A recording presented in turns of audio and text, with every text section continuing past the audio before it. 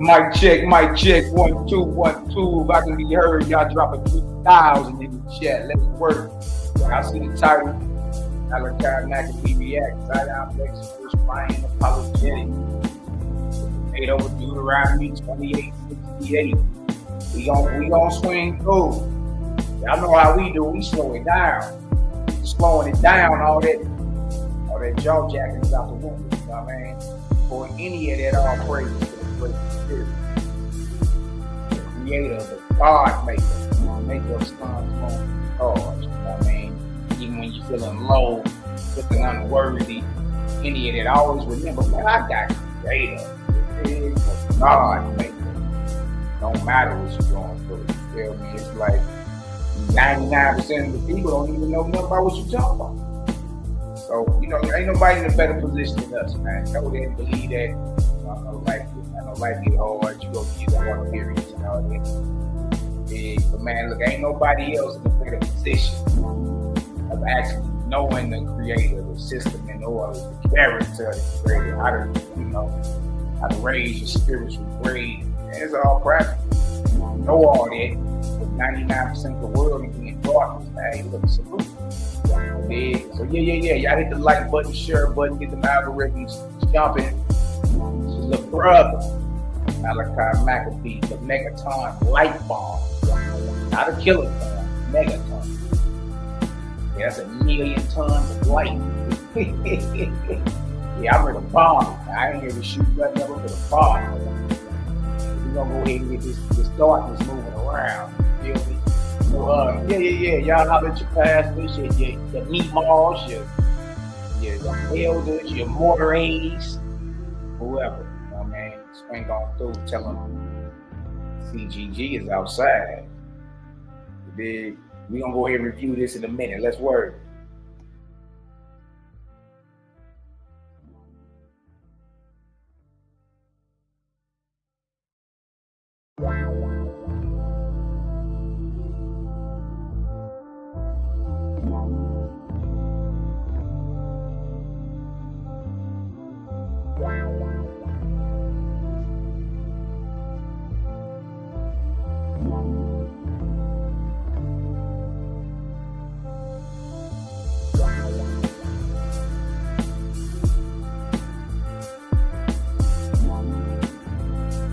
Y'all know the gang got to swing through. We gonna swing on through. We gonna slow it down. We gonna see what's what. We gonna see what's what. We gonna swing on through, slow it down, and see what the skinny is. You feel me? Look, outside of any personal biases or judgments you may have against whoever, I mean, we here to slow it down. And then we can talk about who won after we look at it. After we look at it. You know what I mean? Brothers and them can jump on, sisters too. Sisters, y'all can always jump on too. You know your brother don't bite now. You know what I mean? Yeah, y'all can always jump on. We can talk about who y'all think won and why. I'm gonna hold my opinion or reserve my opinion about the matter to the end. It did, but we about to slow this down though. You know what I mean? Shout out to everybody in the chat. I see y'all. Johnny James, salute, brethren. Salute. Let's go. BC, Brandon Carter in the building. Nap time. What's the word up? It's your little brother. My brother C-La Shalom TV. Y'all go like, subscribe, share. Get you in a watch. We go to this man playlist. Tap in. Tap in, man. It's high level light out here. It's high levels of light. If it ain't that, whatever you dealing with is, is of lesser value, to be honest with you. Shout out to my brother Deut, El Yon, Yahudah. Peace and blessings, my brother. Love and light. You know what I mean? Tap in. Send my love to my sister and your entire family as well. Like y'all already know. We still light bombing. Y'all know how we do. We still light bombing. My brother Kentra Britton, Texas in the building. What's the word? Man, ain't nothing but your regular. Y'all know me. I gotta spin the block. Got to. Because everybody jaw jacking about this. You know what I mean? And once we review this, it's gonna be obvious who was just running their mouth and who was firing. You know what I mean? It's gonna be obvious. But what we gonna do is allow y'all to watch it and draw your own conclusions. I'm gonna be pausing it here and there, you know what I mean? Like, what's up with that? Did y'all catch that right there? We gonna get it going though, you know what I mean? Shout out to Sister Tabitha Keon Cooper in the building. What's the word, sis? Love and light bombs to everybody. Love and light bombs to everybody. That's what's up, my brother Yada. El Young. Shout out to my sister Lisa Edwards. All praises. Let me see. Just Me is in the building. What's the word? Just Me. You still the brother with the archives, even though, your situation got fried, brother. We understand. You got to bag up the bag up sometimes. You feel me? Y'all get them algorithms spinning. Let's go ahead and cook, man. Let me share this real quick, and then we're going to go ahead and jump into this debate and watch it. Dissect it. Y'all know how we do. Right? But until then, nothing but your regular. All right, question for Ease. Would you kill your child, your son, if your God told you to? You said the Most High told me to? Yeah. Or man, the Most High said do it, then that's what it is. Yeah, man, the Most High said do it, then that's what it is. A 22-year-old woman told hotel workers in Holmes County that she had been directed by God. To go on a shooting spree about the solar eclipse, and that not long after she left the hotel in a purple Dodge Challenger driving to the interstate, traveling west, shooting into two cars. One of the drivers was shot in the neck, the other grazed in his arm. If your God came to you right now, tonight, in pomp and glory, shining, and he commanded the death of your child, would you sacrifice your child?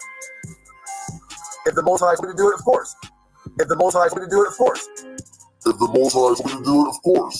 Peter Lucas Moses refers to himself as a radical religious person who is with the Black Hebrews. And he just pleaded guilty to killing a four-year-old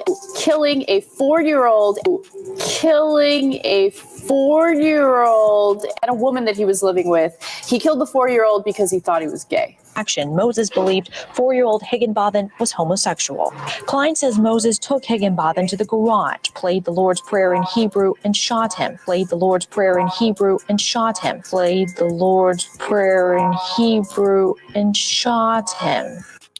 If God came to you and told you to sacrifice your kid, would you sacrifice your kid? Hell yeah. God is called a terrible, demon-like power. God is called a terrible, demon-like power. God is called the terrible, demon-like power. So Napa means empty, you could say, or open. Shita means demon, or demon-like or terrible. Shita means demon, or demon-like or terrible. Shita means demon, or demon-like or terrible. According to the criminal complaint, Polite told investigators God told him to shoot Pastor Germany. God told him to shoot Pastor Germany. God told him to shoot Pastor Germany. And he wanted to go to jail to clear his mind. Would you kill your child or your grandchild if your God told you to? Oh, man. So that's a yes? Yeah, well, it's a yes. It's a yes. It's a yes. But I think that it would be a test. I don't think the Lord would actually tell you to do it. I think it would just be a test because we can see. You'd be willing to go through with it? Or I'll go through any trial the Lord puts me through. Leader Yahweh Ben-Yahweh, the self-proclaimed Son of God, one day in 1981, her North Dade home became a house of death. Banks and her husband, Carlton Carey, had just returned from talking with police about another Yahweh member who had been decapitated. Today, Yahweh Ben Yahweh is charged in her attempted murder and the death of her husband. October 1986, Yahweh's take over an Opelika apartment building. Two residents who were ordered to leave publicly complained. That night, both were shot to death. Wow! Judah, do you hear me? If the Most High Yahweh tells you to kill your family, would you do it? Yes or no? Absolutely yes. Absolutely yes. Absolutely yes. Oh, Judah, no. Damn. Judah didn't mean that, y'all. If the Most High say, put your family down. Hey, that was when them Millie Mouth misfits called themselves gathering a war council for the gang. JJ and them was like, man, we putting together our war council. Yeah, it was look, it was textbook the way we booked these niggas, man. It was, oh my God, it was so classy. They ain't know what the hell was going on. Nigga JJ on camera kissing his biceps. The boy Judah Nasty throwing all types of just undocumented madness out there. It was crazy, man. Your boy Yara he burnt his nigga brew shirt. He had a shirt called Nigga Brew. Yeah. He probably frisbeed that out the window when we got done with him. Old girl on the screen right here, Bobo. We haven't heard a whisper from her since. A whisper. You did, like, yo, I'm telling you, like when that higher light, you did clash. When it, you know what I mean? When that deal become unsheathed, when that light become unhinged, hey, either you with it or you gonna melt. I'm telling you, the conscious community has not been the same since the gang swamped through. Everybody know it. Everybody knows. You know what I mean? So when Sinetta asked Judah, Natsura, that question, that was when these Negroes fancy themselves as gathering a war council. The funny thing about it now, don't none of these niggas even like each other no more.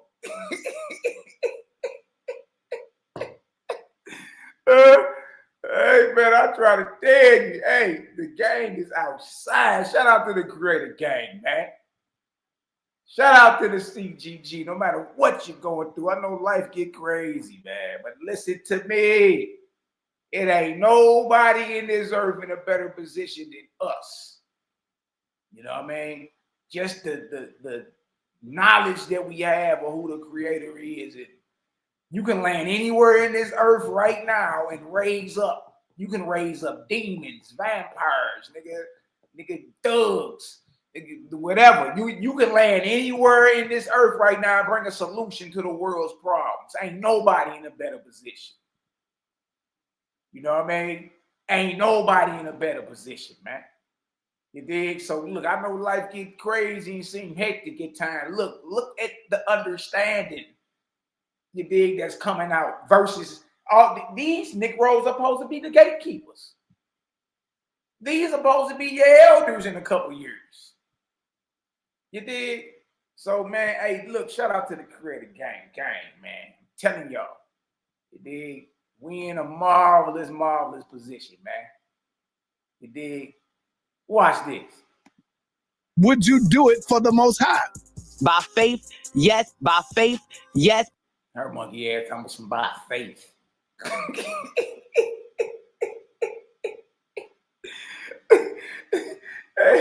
And she thought she was getting, you know, she thought she was giving the politically correct there by faith. Yes.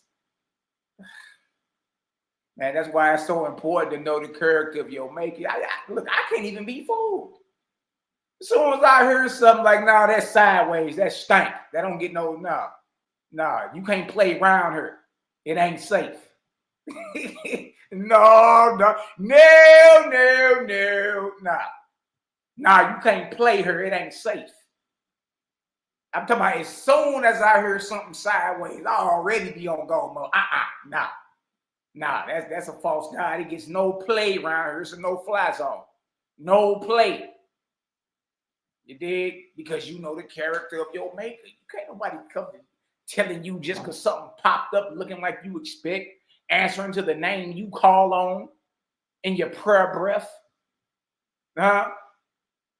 Do a slight little miracle, but then tell you to go do something like, hey, prove your devotion to me and go kill your newborn grandbaby. Look at them babies at the top of that screen right there, man. Look at them babies, man. You dig? You's a sadistic, urine-drinking bastard. Nigga, if you thought for 1 second of nigga ending one of these innocent children of the creator lives because too much atmospheric pressure skipped across your earlobes and you had the nerve to twist your negroidal mouth and call it an inspiration. I'm going to say it again. Too much atmospheric pressure skipped across your earlobes and you had the nerve to twist your negroidal mouth and call it inspiration. Yeah, Key, in your prayer breath. I'm on one today, man. Come on, let's go. By faith, yes. But he's going to tell me not to do it, just like he did Abraham. We have a story like that already. Next. The moral law is that if a child was to be rebellious, okay, towards their parents, they was to be taken down and be stoned to death because of that. You see what I'm saying? Would you do that?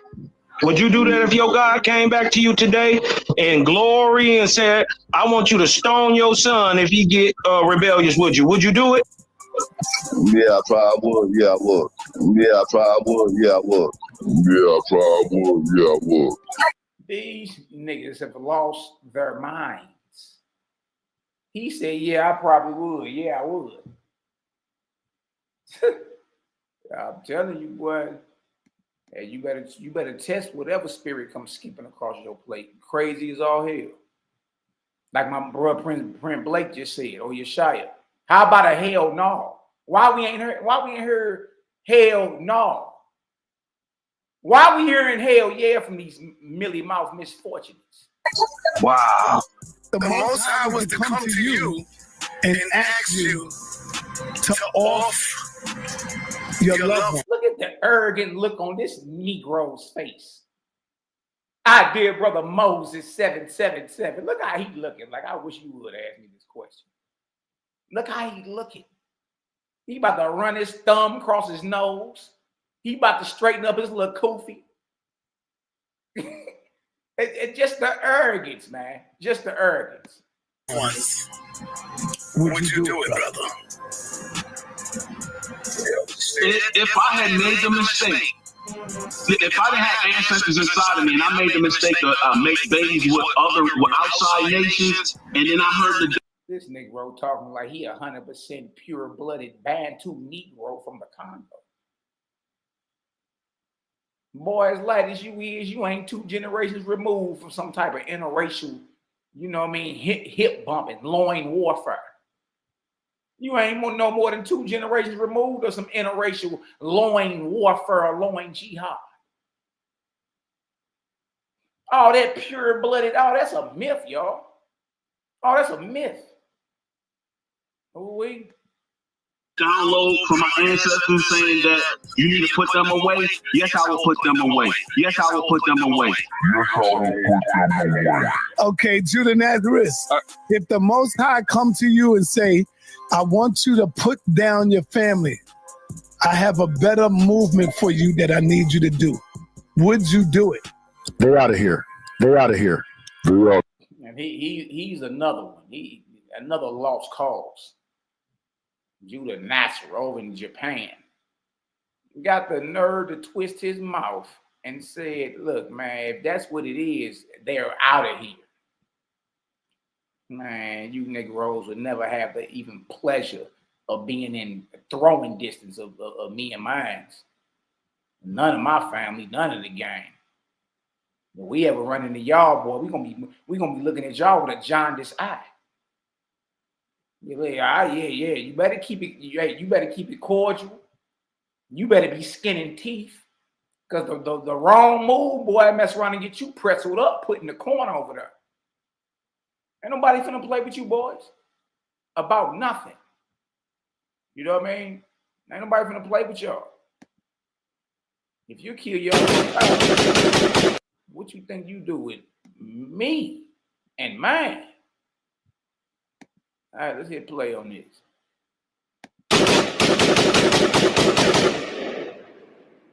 Creative Gang is undefeated. I keep it real, pack the steel if whoever want it. Clap, Judah be running laps when he get confronted. Got Devil Cosmon and knock you off of 500. They hit the club, roll up a Judah dub, forever blunted. Contemplating on who we gonna take out next. Got Cosmon, Cal, Malaki Macabee the best. The 4 horsemen who understand the business. Contract killers won't hesitate to kill a witness. 21 bodies executed on my hit list. JJ trying to watch me, trying to take pictures. Yara working with woods and paint, a bunch of snitches. Peer pressure separate the real from the bitches. Niggas be gang until you start to bang. Let a nigga brains hang on everybody like dang. You thought it couldn't happen. Yara wouldn't smoke 9/11 Manhattan. Bullets in his breastplate, both lungs collapsing. Hands reaching in the air for the air he grasping. The flyer was made, Sila Shalom first captain. But the captain ran away just like if nothing happened. I'm a certified killer. Peel a nigga, cut him open and feed him his own liver. Graphic is how I paint the picture. Shoot shots like a pitcher. Split JJ like a swish. Cut the head off for the lion's den and watch the rest of the body quiver. Core shots I deliver when it's crunch time on the trigger. Got 2 pair of eagles fly like seagulls when it's time. I scoot out, shoot out.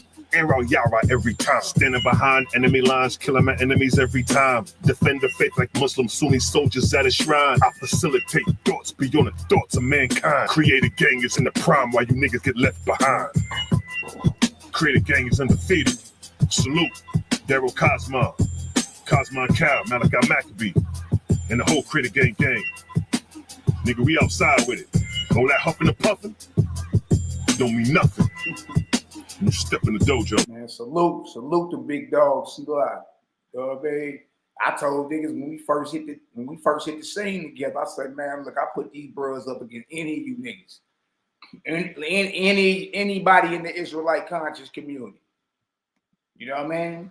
And that means something coming from me. I'm a 20-year vet in this. 20-year vet.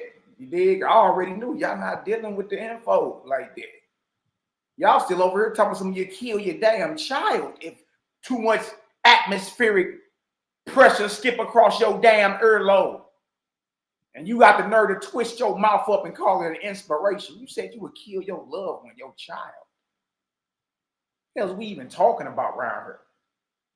You know what I mean? Ain't no comparison. We the ones telling you weapons down. You niggas talking about you ready to go to war and spill blood. And, you know what I mean?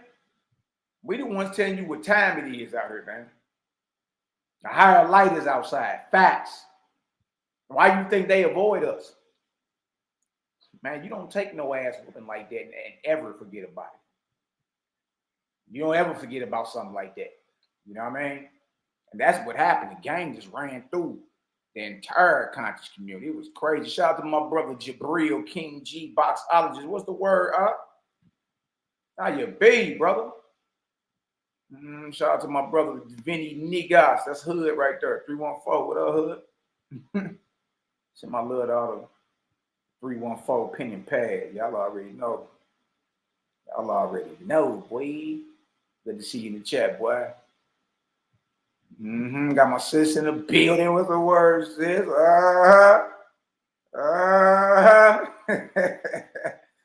What's the word? What's the word? You know what I mean? It's always good tapping in with good people, man. That's why it's one more of these videos, and then we about to dissect this debate that just happened. You know, Negroes around here seal clapping. Yes. And again, I'm gonna reserve my opinion, you know what I mean, to the end on who I think won. I'm gonna drop the link for the brothers and sisters if y'all wanna hop on. You know what I mean? Tell me who y'all think won and why. You dig? Who y'all think won and why? Let's see. Let's see who bumping their chops and who really like standing on what it is they repping. That's what we be looking for. See, we about battle with the holy books.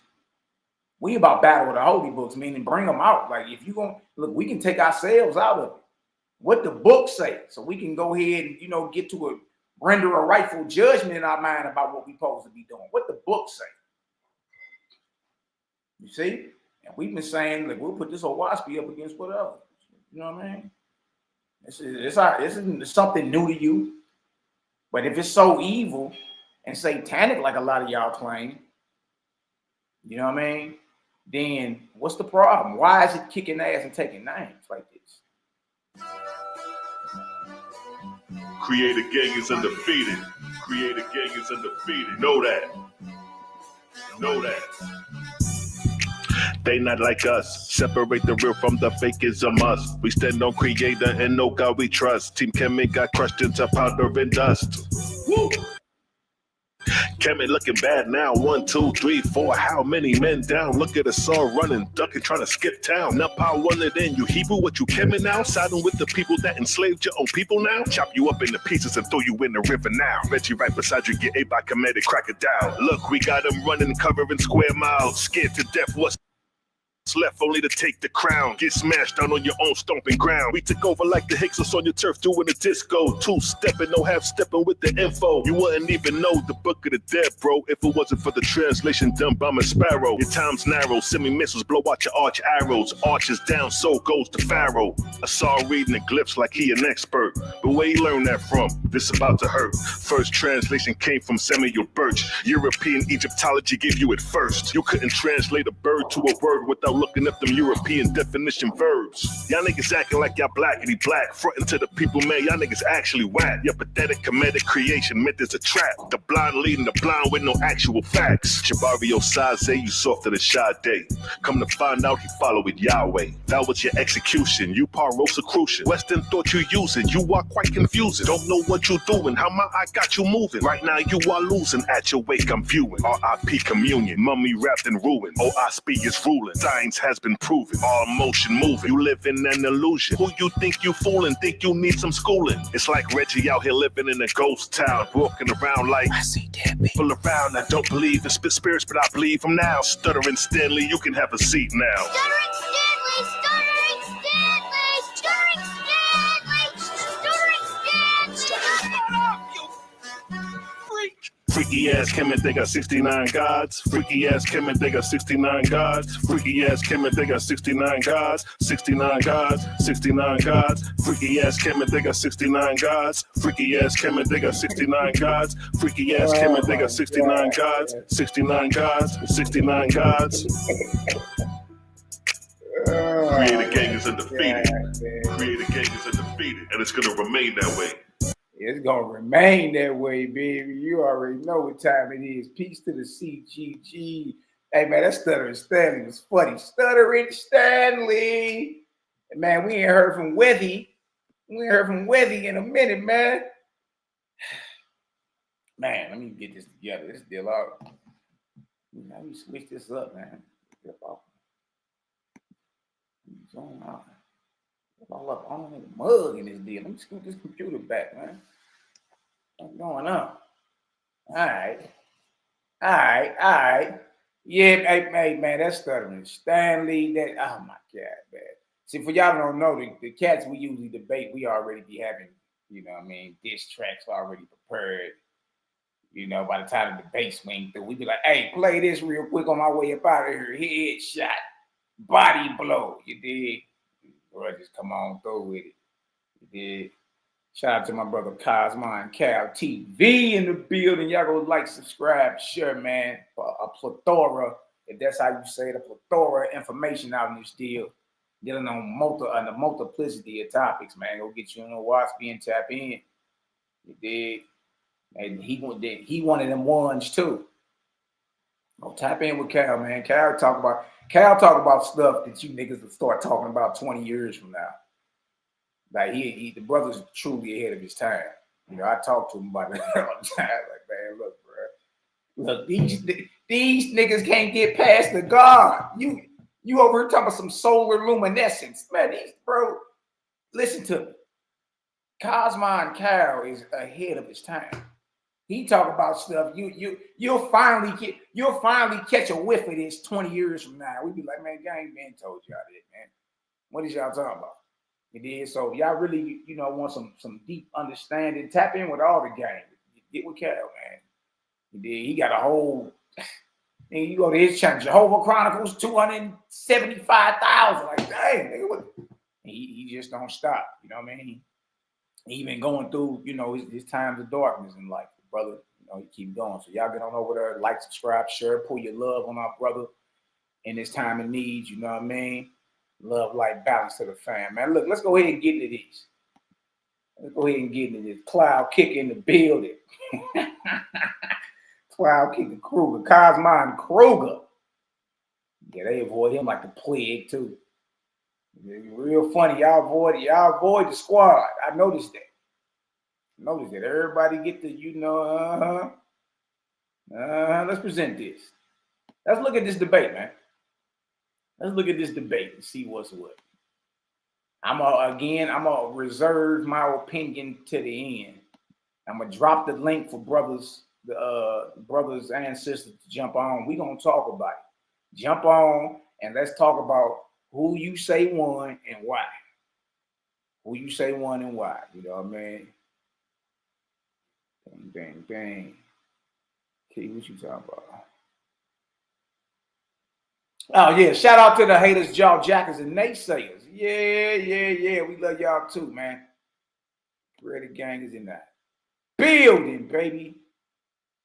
Let's go ahead and dissect this. Who better to dissect it than us? Let's slow it all the way down. And let's see what's what. All right. Let's get to it.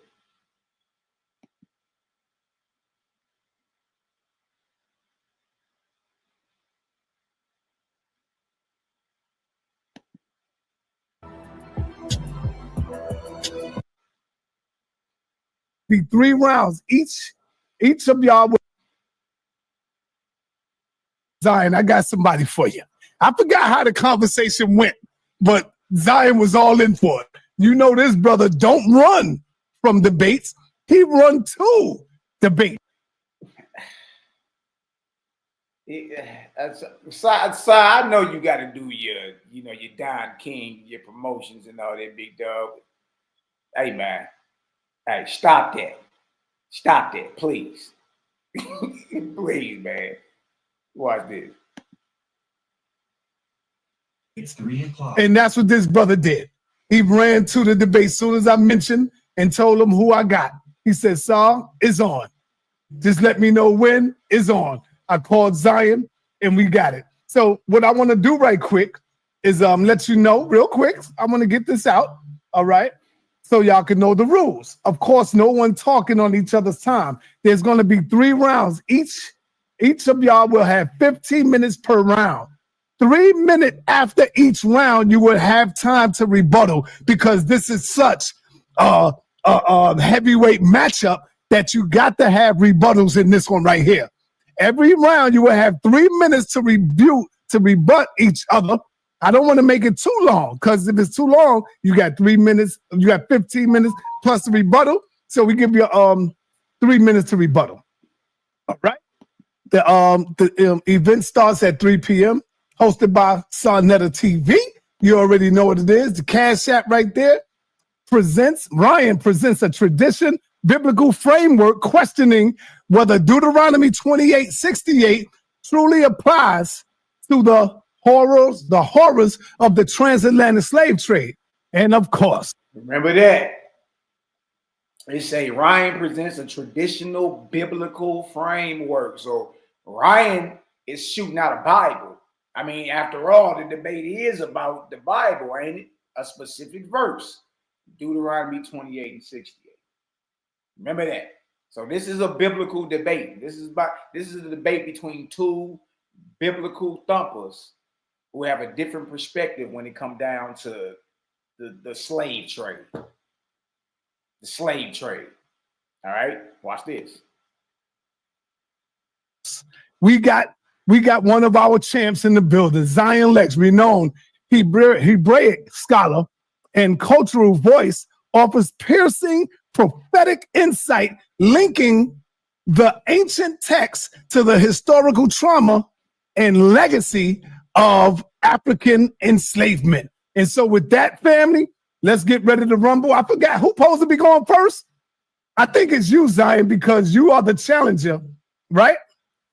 I believe we said we were going to do a coin toss. Yeah, all right, but I forgot about that.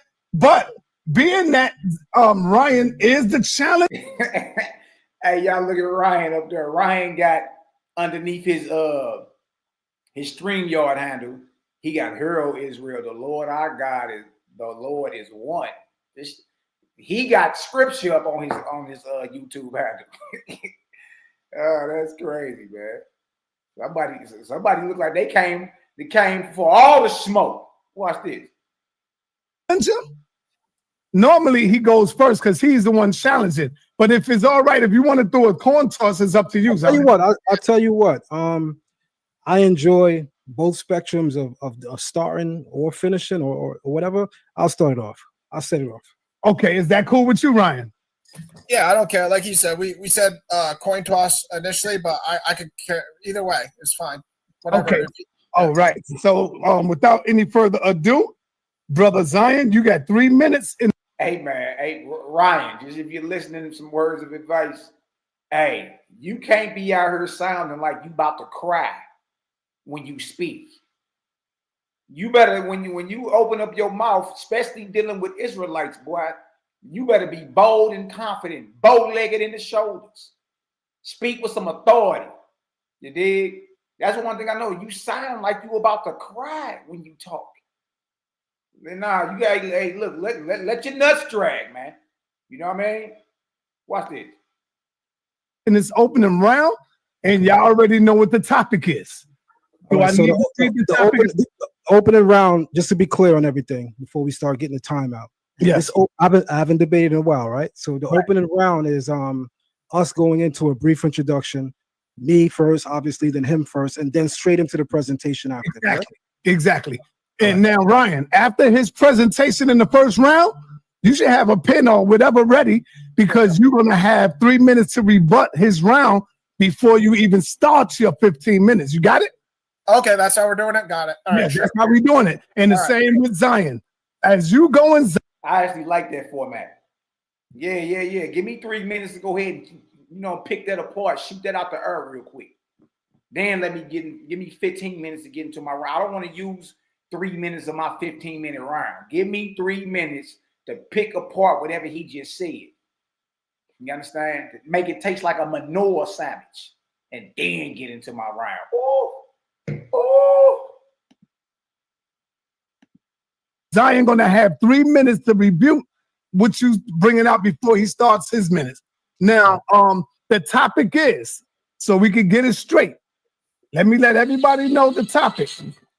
Not now, can't talk now. Here is the topic. Is the transatlantic slave trade a fulfillment of Deuteronomy 28? That is the topic. Zion, the time will start when you're ready, brother. You got. I have my screen shared, and I would love if you could make sure our faces can still be seen. So just they're perfect. Yes. Perfect. All right. This is your opening round. You got 3 minutes to open up. Let the people know what you're here to prove, and let's document your point. Go ahead, brother. Time will start when you're ready. All right. Excellent. So, unfortunately, I'm not that familiar with Ryan. Kudos to him. I'm hearing that he's doing a pretty good job on the HRK platform.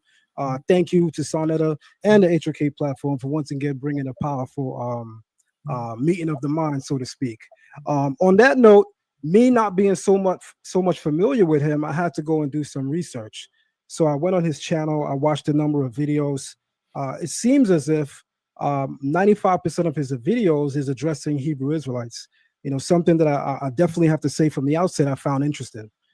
Even after watching one of his videos, he says that it's due to his interaction with Hebrew Israelites that he created that channel. So then it makes sense that most of his channel is about, his interaction with the Hebrew Israelites, because he says that that's, after all, why he named his channel what he named it, and that's why his channel carries the content that it carries. But he kept saying something, Sonata, that bothered me. He kept referring to Hebrew Israelites as self-proclaimed. So I'm going to go into my next slide because I have something to say about that. So Ryan continually refers to the Hebrew Israelites as being self-proclaimed Hebrew Israelites, because the thinking of white supremacy is that a black man thinking greatness of himself can't come on his own. Hey, and that's if you know Zion Licks, you know what he's doing right here. You dig? You want to put the white supremacy tag on Ryan because he don't agree with your narrative about Deuteronomy the 28th chapter. So now it's a white supremacist thing. You dig? He tried to do that before in his debate with Eli, and it was an epic fail. So he up to we've debated the dude before. He's up to the same tactics. You dig? It was an epic fail. It was so bad that the book the cat was reading, we got it. And it don't say, look, he purposely stopped on the left side of the page. He didn't get over to that right side and read down. Because he would realize he was talking about his own deity, his own God. You know what I mean?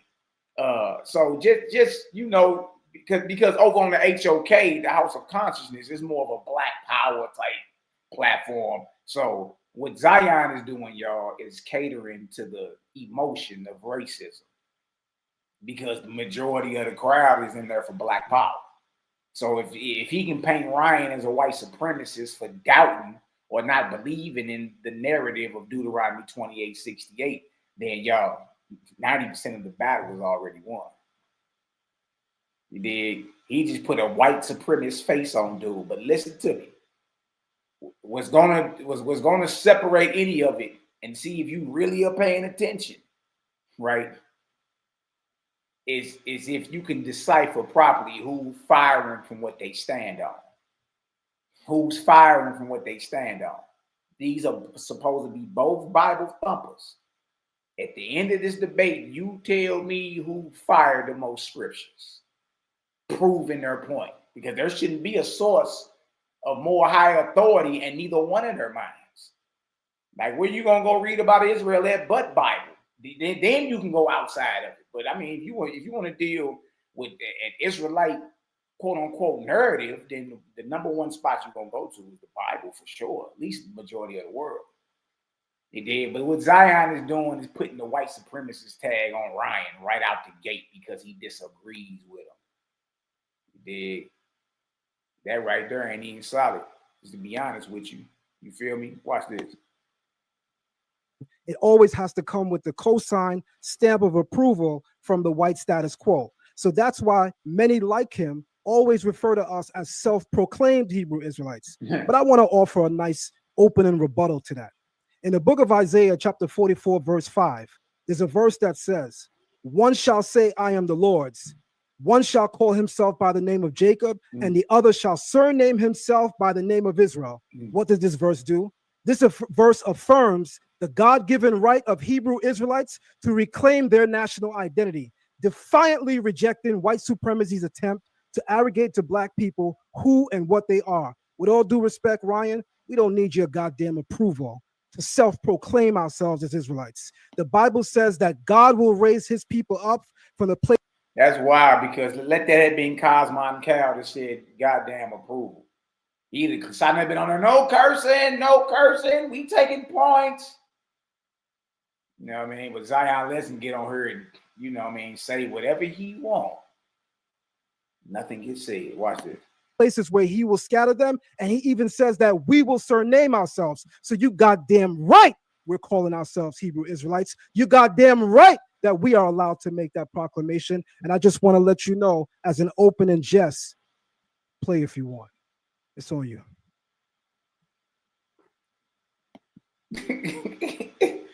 Hey man, Hey, man, I do that. I said, he up to his same old tricks, man.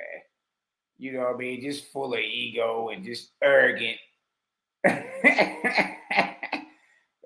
my God, man. Watch this. All right. Powerful opening. You still had a couple of minutes left, but all right. So, Ryan, are you ready? Ryan, are you ready? Hold on, you still got a couple minutes left. What you doing getting back time, Jack? What you doing getting back time? You know, look, we run out of time when we debate. We don't never hit the mark short. We run out of time when we debate. What you doing getting back time? Okay. Unmute yourself. Let's get it. Let's get it. Sorry, I always go to my PowerPoint. I got to remind myself not to go to the PowerPoint before. Yeah. I'm not sharing anything yet, but you know what I mean? I got something written down to prepare. Okay, the time will stop when you're ready, brother. Are you ready? Yes. All right, you got 3 minutes in your opening round. Let's get it. Okay. Yeah, first of all, Zion, I'm not smart enough technology-wise on YouTube to figure out how to put all my videos on videos.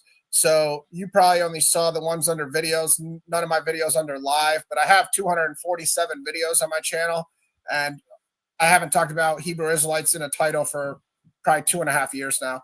So I would suggest revisiting my channel for that. But just to start, most importantly, peace to Sadnetta, peace to Zion, peace to everyone watching and in the chat. I sincerely appreciate Sadnetta's willingness to allow everyone a voice, and I hope everyone else watching understands how invaluable a righteous judge or moderator is for this kind of information. We should never take for granted legends while they are still with us, and there's no other words in the conscious community to describe Sadnetta as a person and his work. Now, to address this debate itself, I just want the audience to realize I will be presenting a thesis about when I believe Deuteronomy 28:68 was fulfilled. And Zion will have a thesis on his version of when Deuteronomy 28:68 was fulfilled. Our disagreement over the time frame of the fulfillment of Deuteronomy 28:68 is a core issue in this discussion. Zion will be taking an affirmative that the transatlantic slave trade is a fulfillment of Deuteronomy 28:68. I will be taking the negative stance that Deuteronomy 28:68 was not in any manner related to or fulfilled by the transatlantic slave trade. I'm going to emphatically, biblically demonstrate that my thesis is more consistent with God's holy word and secular history. I'm going to do my best to glorify God's will to aid anyone who is unsure about this information and struggling for answers. My ultimate goal is only truth and faithfulness to accurately portraying the gospel message. I'm going to be using the ESV translation for all my scriptures within my presentation. I've highlighted key elements of verses for the sake of time. So during my presentation, I won't always be reading the entire verses I'm sharing on the screen. However, the audience is free to read the entire verses. I put the surrounding context of all the key points I'm trying to show.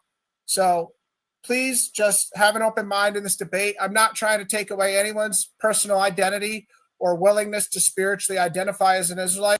I mean, look, it is what it is, regardless of, you know, where you stand at dealing with, you know, you were chosen people because you cursed or not.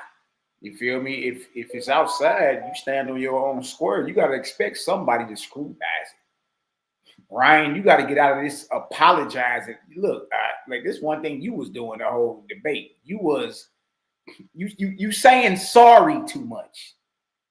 Apologizing. Look, these is Israelites, boy. You won't come on outside. You got to come on outside. You stop tripping off who you done offended, and man, you got to punch an Israelite in the mouth with truth. That's how you got to come and apologize, and every other word you sorry because you may have pronounced the word wrong. They'll be all right. Ain't nobody around here masters of the King's English. You apologizing for mispronouncing words. You apologize. I'm talking about for every little thing. You dig? And you got to be careful with that because that'll make you seem like food. You dig? Amongst a whole bunch of lions, boy. Like, you know what I mean? We don't take weakness. Israelites don't take weakness as a sign of, you know, some benevolence and all. He weak. Okay. Okay, yeah, he full. He fooled. So you can't jump in no lion's den, you know what I mean, as raw as a raw slab of steak and expect not to get ate. So stop all the apologizing. You know what I mean? Lions and hyenas don't apologize to each other. It just is what it is when they see each other. But they ain't apologizing and sorrying, and you got to stop that. You know what I mean? You got to stop sounding like you're crying and stop all the apologizing. You know what I mean? But look, I give you this. Hey, you like, look, I'm coming out of scripture in which this debate is a biblical debate. It ain't no other type of debate. It's a biblical debate. So why wouldn't you be firing out of script? You feel me? Just some words of advice, Ryan. What I'm doing is I'm trying to stay true to what the Bible teaches and to not eisegete in things that can be used or misused. He said, I'm trying to stay true to what the Bible teaches, and which Zion Lex shouldn't have no problem. Look behind his back, up under his TV on both sides of his shoulders. He ain't got nothing. He got Talmuds up there, Torahs, Kamoosh. He got all type of Kabbalahs and Zohars. There should be no problem that Ryan is firing out a Bible. You did? Because after all, Zion Lex totes himself as a biblical scholar. All right? Y'all count who fires more scripture from their rounds. Is it Zion Lex or is it Ryan? Let's see. To demean others, to exert authority over others, or to shut the kingdom of heaven in other people's faces. So nothing I'm doing here is a personal attack at anyone's faith. As I showed in my Yara debate, it's just about truthfulness. I look forward to a competitive but respectful dialogue with Zion. Lastly, I'll say nothing about this disagreement again is personal. It's strictly in the interest of truth and in honoring our shared God, the God of Abraham, Isaac, and Jacob. Hold on. And Ryan the first one to put the God on it. Zion ain't said nothing about the God of Abraham, Isaac, and Jacob yet at all. Ryan done put the God on it, our shared God. So let it be known that we up under the same deity, Zion. So why the different perspectives? Why the different doctrine? It's the same God, right? Same deity, right? Ryan just said our shared God. The God of Abraham, Isaac, and Jacob. And he letting it be known I'm firing out of scripture. And I'm gonna use secular history to verify what scripture say. And Zion Lex has a Learn Hebrew Torah Academy that he got on Patreon. He got all these books back here. These are Hebrew books.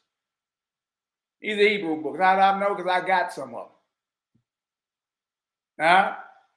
So he should have no problem. This is a biblical debate. If y'all understand that this is a biblical debate and that the highest source in this debate is Bible. So if that's the case, then we as the judges of the debate, we got to go in to see who was firing more out of the Bible. This is a biblical debate. It ain't nothing else. What else is it? Deuteronomy 28, verse 68 is in the title of the debate. So this is biblical. So for us judging the debate, we should be listening for who's going into the Bible more and bringing the understanding versus who ain't.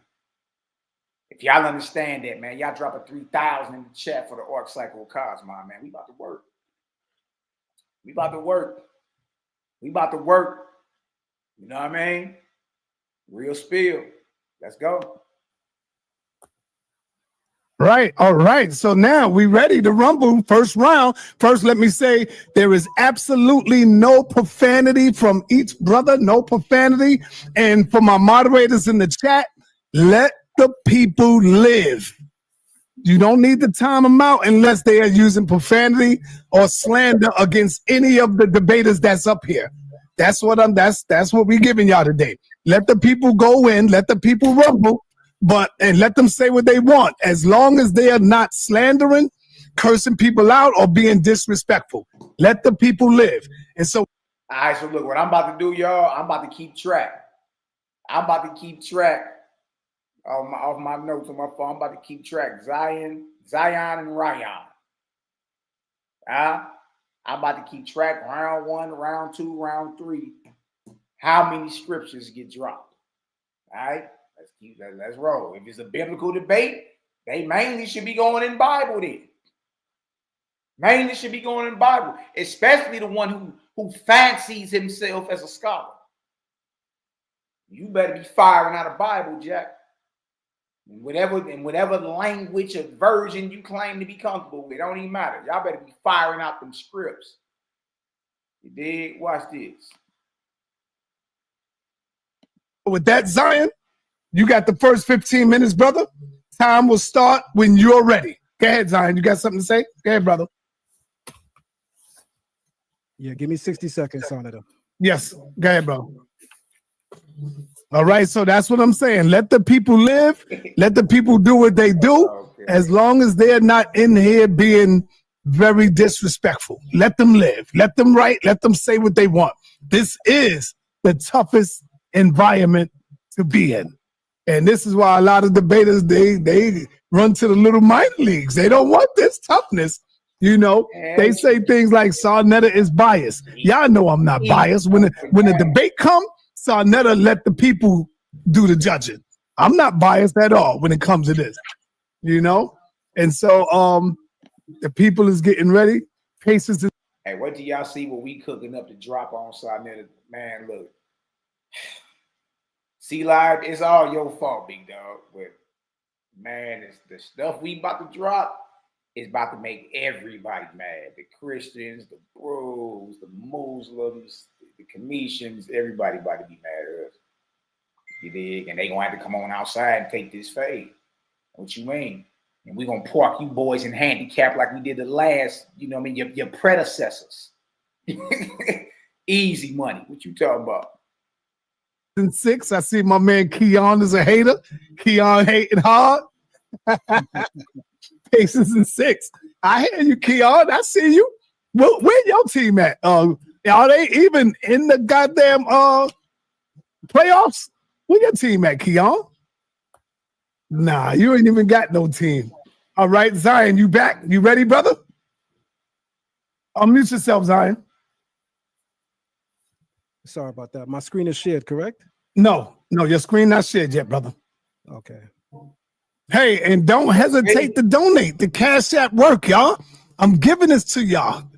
Show some love, and that makes me want to give more. You know, y'all did great with the other debate, and that's why I'm doing this debate with y'all. Y'all did good. All right, Zion, let me know when you're ready. Your screen is now showing, Zion. All right, let's get it in. All right, time will start when you're ready. I'm absolutely ready. Time starts when you talk. All right, so the debate topic is Deuteronomy 28:68 a fulfillment of the transatlantic slave trade? Sonetta, just make sure someone's mic is muted. There's a feedback coming through. Stop the time for a moment.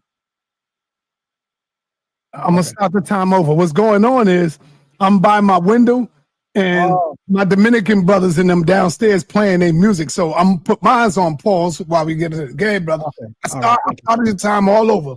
So Thank you. I'm gonna start when you're ready. Okay, thanks. All right, I'm ready. So again, the title is Deuteronomy 28:68 a fulfillment of the transatlantic slave trade? So there's some things that we got to set in place first. The verse begins by saying, "And the Lord will bring you back in ships to Egypt, a journey that I had promised that you should never make again. There you shall offer yourselves for sale to your enemies as male and female slaves, but there will be no buyer." Over the course of history, there's been several commentators that take different stances and points of view as to what this is. It's my job tonight to demonstrate exactly what this is a fulfillment of. The first thing I'll have to do is frame the argument. Ryan acknowledges, as a Bible believer, that when God speaks through the mouth of his prophets, it's a true thing. So God says in the book of Amos, chapter 3-7, "Surely the Lord God does nothing unless he reveals his secret to his servants, the prophets." The Bible is on record, as Ryan knows, stating that God will scatter the children of Israel to the four corners of the world. I would assume that the four corners of the world would possibly include Africa. I would assume that it would possibly include the New World at that time in history, known today as America. So Amos 3:7 says, surely the Lord God does nothing unless he reveals his secret to his servants, the prophets, meaning that if there's something that's going to happen to his people, there should be key passages and verses in the Bible that are revelatory towards describing exactly what that is. Here we go. Throughout the Bible, Egypt is used as a symbol of bondage. This has to be framed first so that people understand when Israelites look at Deuteronomy 28:68 and we say that the Egypt there is symbolic of bondage and not literally the location. No, just to to be clear, some clarity for everybody watching. Zion Licks has an online school called Learn Torah Hebrew Academy. Right? What's that at the top of this page right here? Learn Torah Hebrew Academy, patreon.com, Learn Torah. So is he quoting himself? Is this off his website, off his Patreon? Is this off the information connected to his school is what I'm saying. This is basically something that he put together, a commentary on Deuteronomy 28:68. So he's sourcing himself. You dig? And the reason I'm saying that matters is because when Jabari debated Dr. Richard Carrier, everybody on the side of the HOK and claimed Jabari won that debate, they were saying he won because Dr. Richard Carrier was quoting himself. He was sourcing himself. Right? And niggas were saying, you can't do that. That ain't cool. You can't quote, you can't source yourself. But what is Zion Lex doing right here?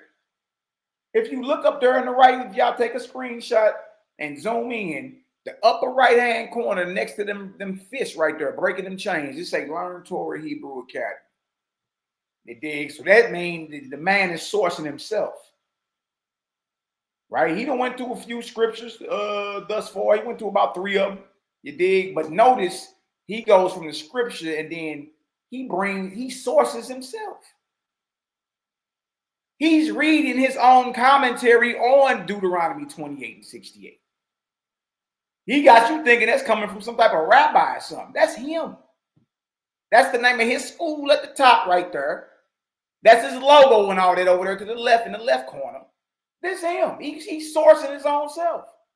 Just thought I'd, look at that, to bring that to y'all attention. Shout out to Cosmon Carey. He brought it to my attention. I said, dang, that is on the screen. He's sourcing himself. Everybody says that we're making that up. Hebrew Israelites are lying. I'm going to show you well over 7 sources tonight, possibly more, that go into depth on Egypt being more symbolic than a location. The most explicit association of Egypt with bondage occurs in the book of Exodus, where the land is referred to as Beit Avadim, the house of bondage. I am the Lord your God who brought you out of the land of Egypt, out of the house of bondage. This phrase frames Egypt not merely as a location, but as a condition, a spiritual and physical domain where human dignity was denied and Israel was enslaved under a tyrannical power. Egypt as a cipher or code for future exiles. In Deuteronomy 28:68, as part of the curses for disobedience, it is said, the Lord will bring you back in Egypt to ships, and there you shall offer yourselves to your enemies for bondmen and bondwomen, and no one will buy or i.e. redeem. Hey, y'all, don't forget he's sourcing himself. Don't forget that, because he starts bringing up certain things that Ryan bring up, and he try to say it ain't no source. But this man is clearly reading off his own little website dealing with Patreon that's linked to his school, Learn Torah Hebrew Academy. It's right there in the top right corner. And at the top left corner is his logo to his school. This is his commentary on the Deuteronomy 28:68 topic. This is his commentary. This passage invokes Egypt not necessarily as a literal destination, but as a return to the condition of degradation and abandonment, symbolizing exile and divine disfavor. Many commentators from Rashi, an 11th century commentator, Abarbanel, understood this Egypt cipher or code to refer to future exiles, where Israel would again know the bitterness of slavery, whether in Babylon. Now he's bringing up Rashi in there, man. You know what I mean? Bringing up all these so-called European rabbinical authorities. You see? But he's not, he's reading off his own website, and he's claiming many commentators from Rashi to Abarbanel understand this Egypt as a cipher for future exiles. But why he don't go quote dude? Huh? Why he ain't go quote dude? Maybe he quoted him later. Maybe you're tripping, Malachi. Let's hit play. Rome or other lands of the diaspora. So that's sources now. Even the etymology of the Hebraic term for Egypt, which is Mitzrayim, captures all of the essential elements for bondage and servitude. The Hebrew word for Egypt is not Kemet. We have our own word. When you go into the Levant and when you go into Mesopotamia, there are words that we use to describe Egypt. Our word is Mitzrayim. The root of the word Mitzrayim is Zarar. Zarar means narrowness, constriction, distress, oppression. This root gives us words like Metzar, which is the Mesopotamian term, a narrow or constrained place. Zar, which is the root, enemy, oppressor, or one who causes distress. Zara, trouble, anguish, affliction. Thus, even without historical context being laid, the linguistic root of Mitzrayim carries the meaning of a place of narrowness, affliction, and restriction, all essential elements of what it means to be in bondage. That's critical and key. Several Jewish commentators explain those interpreting the spiritual layers of the Torah regard Mitzrayim or Egypt not just as a geographic location, but also as a symbol of both physical and psychological spiritual bondage. Here's a list of key sources and schools of thought that interpret Mitzrayim or Egypt in this dual manner. You have the Zohar written by Rabbi Shimon Bar Yochai. This is you have the work of the Ramchal, Rabbi Moshe Chaim Luzzatto. You also have the work of Rabbi Samson Raphael Ersh. You also have the work of Rabbi Abraham Isaac Cook. Yeah, he quoting European rabbinical authorities and the books they've authored. He really ain't in Bible like that. He read a couple verses out of Bible, then he go to his own website. And now he's giving you, look, he ain't so far. He ain't even quoting, like he ain't even going to their books and quoting them. He's just saying it's in there. He just saying it's in there. Several Jewish commentators, especially those interpreting the spiritual layers of the Torah, regard Egypt, Mitzrayim, not just as a geographic location, but also as a symbol of both physical and psychological spiritual bondage. Here's a list of key sources and schools of thought that interpret Mitzrayim in this dual manner. Okay. Again, you're supposed to be proving Deuteronomy 28:68 and the transatlantic slave trade, right? He over here quoting European rabbinic authorities and the books they've written. Why you ain't quoting Bible, boy? Like firing out a Bible, proving this. Like, what's up with that? Cook. And all of the references are on the screen so everyone can see exactly what they're saying. In each of these cases, they're all describing Egypt not simply as a Zohar, so the Kabbalah, because Zohar is a commentary on the Kabbalah, or vice versa. Rabbi Moshe Chaim, Rabbi Shimshon, Raphael Hirsch, Rabbi Ibrahim Isaac, Rav Kook. He ain't, and trip off this, Zion, for this to be black, because you played the white supremacist card, only to quote white European Jews. How you pull the white supremacist card, label Ryan a white supremacist, but you're quoting white European Jews to prove your point. Make that make sense. How you gonna put the white supremacist tag over Cud and then run to the white boys and them to prove your point? And you ain't even really proving it. You just saying it's in there. Physical location, but as a spiritual condition, being symbolic of oppression, judgment, and bondage. This is key because now we would understand that when Hebrew Israelites make this argument, it's not innovative, it's not new, it's not unique. In fact, it's rooted in scholarship that has been traced for over 1,000 years. Ryan also is aware of what's called dual fulfillment prophecy, which is the idea that a prophecy that is given in the Bible can repeat itself or it can happen more than once. Why is that key? Ryan is going to argue that Deuteronomy 28:68 has a separate or possibly earlier fulfillment. My question is, well, does that negate that it can have a dual fulfillment? If you are to posit tonight, and if you can demonstrate that it has an earlier fulfillment, are you negating the fact that within the Bible's teaching, there's something called dual fulfillment prophecy? Let's go into that really quick. Dual fulfillment prophecy, also known as double reference or prophetic layering, is a concept in biblical interpretation where a single prophecy has more than one fulfillment, one in the near future and another in the distant future, often with messianic or eschatological implications. He's back quoting himself. He's back quoting himself. Man, I don't know who raised you niggas, man. I just don't. This is examples of dual fulfillment prophecies in the Bible. Isaiah 7:14, behold, the young woman shall conceive and bear a son and shall call his name Emmanuel. The immediate fulfillment is in Isaiah's time. This likely referred to a sign to King Ahaz that the child will be born as proof that Syria and Ephraim would not destroy Judah.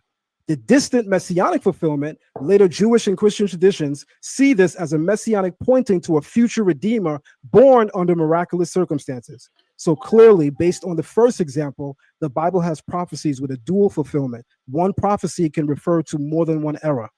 Joel 2, I will pour out my spirit on all flesh. Initial fulfillment. This may have been partially realized in revivals in ancient Israel. The greater fulfillment. Rabbinic and later messianic interpretations associate this with the messianic age where divine knowledge and prophecy are that deal say, Joel 2, the outpouring of the spirit. This deal say, I will pour out my spirit upon all flesh, right? And then it say initial fulfillment. This may have been partially realized in revivals in ancient Israel. Oh no. This deal say initial fulfillment of outpouring of the spirit. This may or might have been partially realized in revivals in ancient Israel. There's no type of source, no type of scripture, no type of that. Just throw it on the page. Just put an ad in the paper. Hell, we're gonna invite everybody. Then it say greater fulfillment, rabbinic. That boy love them rabbis, boy. Zion Lex loves the rabbis. It is rabbinic and later messianic interpretations associate this with the messianic age, or divine knowledge and prophecy are restored globally. Okay. Stored globally. Psalms 22, the suffering servant. Though written by David, much of the psalm describes a person being mocked, pierced, and surrounded by enemies. The obvious immediate fulfillment is David's own suffering during times of his persecution. The future fulfillment, or the dual fulfillment, is that Jewish and Christian interpretations see layers pointing to Israel's serving or the Messiah's redemptive pain. Clearly a dual fulfillment prophecy. And then the fourth example is the very topic at hand, Deuteronomy 28, curses of the covenant. Many of these curses were fulfilled immediately in the Babylonian exile, the Assyrian invasions, or Roman destruction. But later again, as in the transatlantic slave trade, exile and dispersions experienced by later Israelite descendants. This shows the pattern of prophetic cycles, repetition of punishment when covenant is broken or where greatness is repeated, such as David and the Messiah. Duly note this, everyone. This is paramount and key. These are a list of ancient rabbinic sources that all agree that Deuteronomy 28:68 specifically points towards a dual fulfillment. Okay, the more European rabbis, rabbinical authorities, Jews. He's not quoting any so-called Negroes with the same type of pedigree. You know what I mean? Coming out of Africa during the same time. Rabbi Samson Raphael Hirsch, Germany, will not be made from the land of Israel, nor from after Israel was scattered. Nachmanides Ramban, 1194 to 1270. You will find that all the curses befell them, and yet they are still a nation. The dude he quote, it ain't saying nothing like they're waiting on a future fulfillment of Deuteronomy 28 and 68. You will find that all the curses befell. This is 1194 of the Common Era. And this is somebody he quote. This is somebody he quote. You know what I mean? Look at this. Like, dude, what is you do? And you got the nerve to put this up on the screen. Who was that? Sforno, Rabbi Obadiah ben Yaakov Sforno. You shall return to Egypt up the Nile in ships as stinking exiles and captives.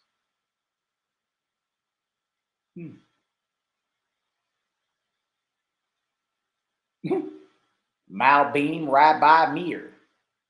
The matter of the exile seems like a large sea. It will be likely they will have returned to Egypt. 1809 to 1879. This is after the transatlantic slave trade had already kicked off. I'm saying he the one putting these guys up on the screen. But it ain't saying what dude's saying. It having elements that were fulfilled at the 1st and 2nd century Common Era, and it having elements that yet remain unfulfilled in the lifetime of these men. And as you can see, their years span. So you have Rabbi Samson Raphael Hirsch, the Ramban, Rabbi Moshe ben Nachman, Seferno, Rabbi Ovadia ben Yaakov, and you also have a person known as the Malbim, Rabbi Meir Lebush ben Yechiel Michael. These 4 rabbinic sources all agree in what's called dual fulfillment, but more specifically, Deuteronomy 28:68. In all of their writings, they all agree that this specific verse has a dual fulfillment. So when Ryan tries to stop Hebrew Israelites from saying that this has a fulfillment that is relative to the transatlantic slave trade, he's wrong. Here we go. By the way, Son, does it stop the time for a moment?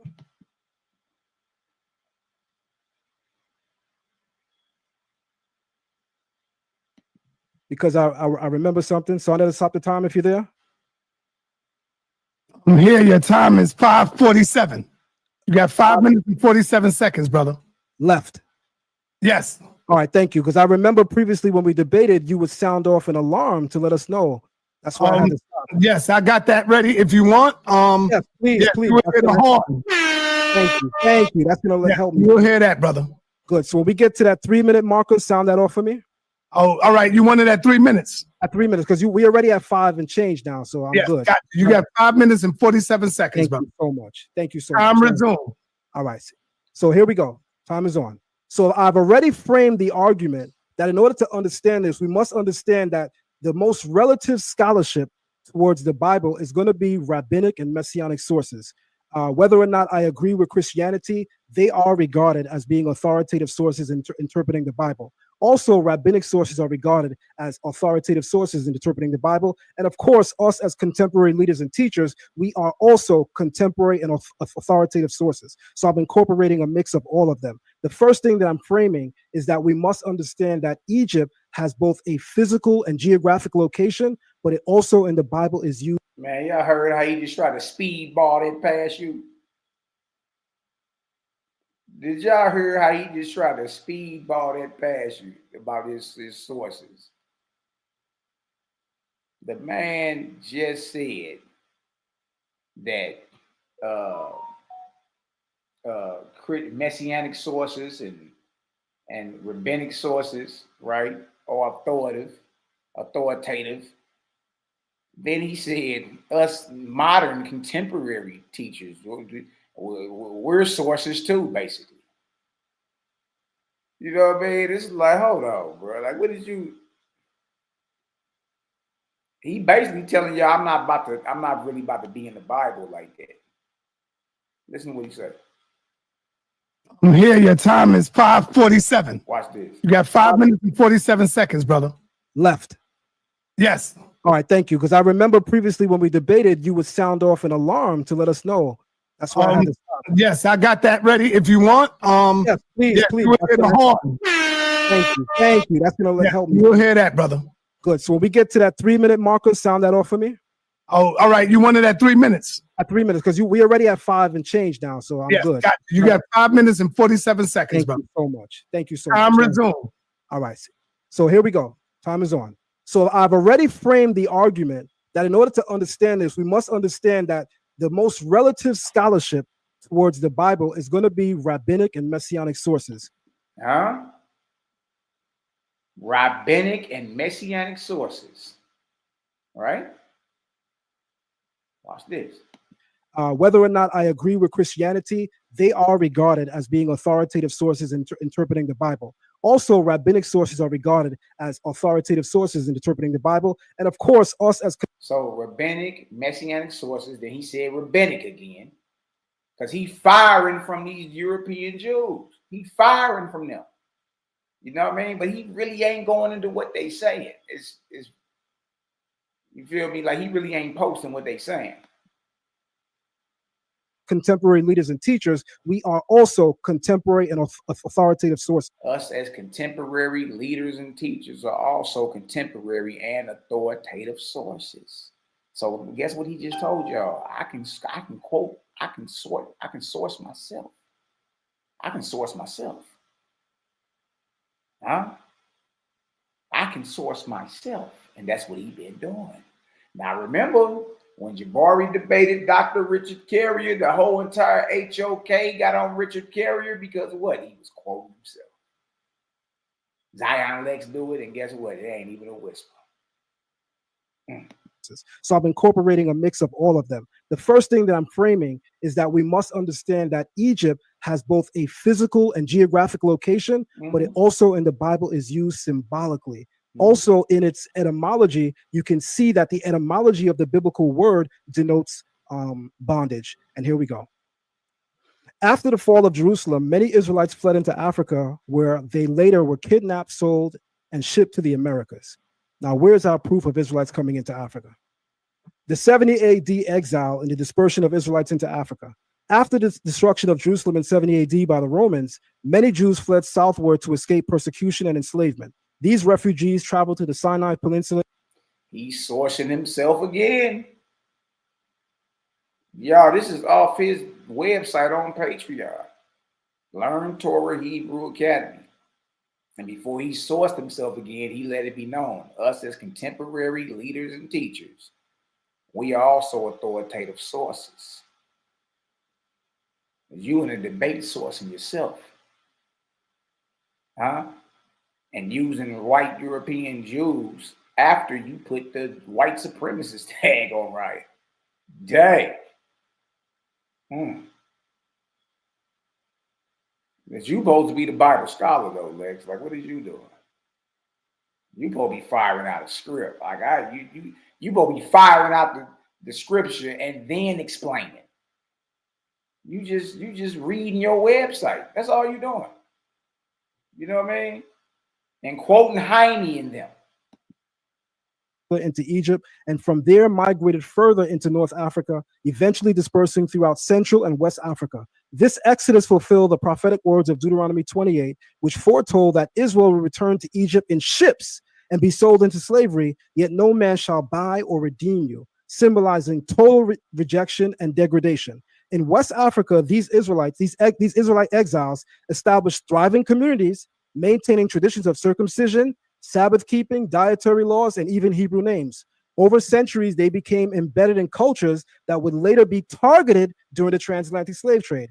Many of those kidnapped and sold into slavery came from regions with clear Judaic cultural markers, including the Igbo of Nigeria, known for traditions like circumcision on the 8th day, Levitical purity laws, and claim descent from the tribes of Israel. The Ashanti of Ghana practice laws of inheritance and purification, echoing Torah commands. The Lemba of Sierra Leone maintain oral traditions of being descendants of ancient Israelites. The Beta Israel of Ethiopia preserve Torah, kosher laws, and sacred Hebrew texts for centuries. The Yoruba held beliefs in a singular, all-powerful. Remember, so with Zion Lex is saying, the proof that these are Israelite nations or Israelite tribes in Africa, and these are tribes that's there today. So they didn't get on the slave ships. They didn't get on the slave ships. They there today. The Igbo, the Ashanti, the Lemba, the Beta Israel, the Yoruba, they are all in the land today. They didn't get on the slave ship. Right? And being that they're in the land, look what they're practicing. You saying they're preserving and upholding Torah. Remember that. Remember that. Right? That's the only way they knew they was Israelites, right? That means they was obeying Torah.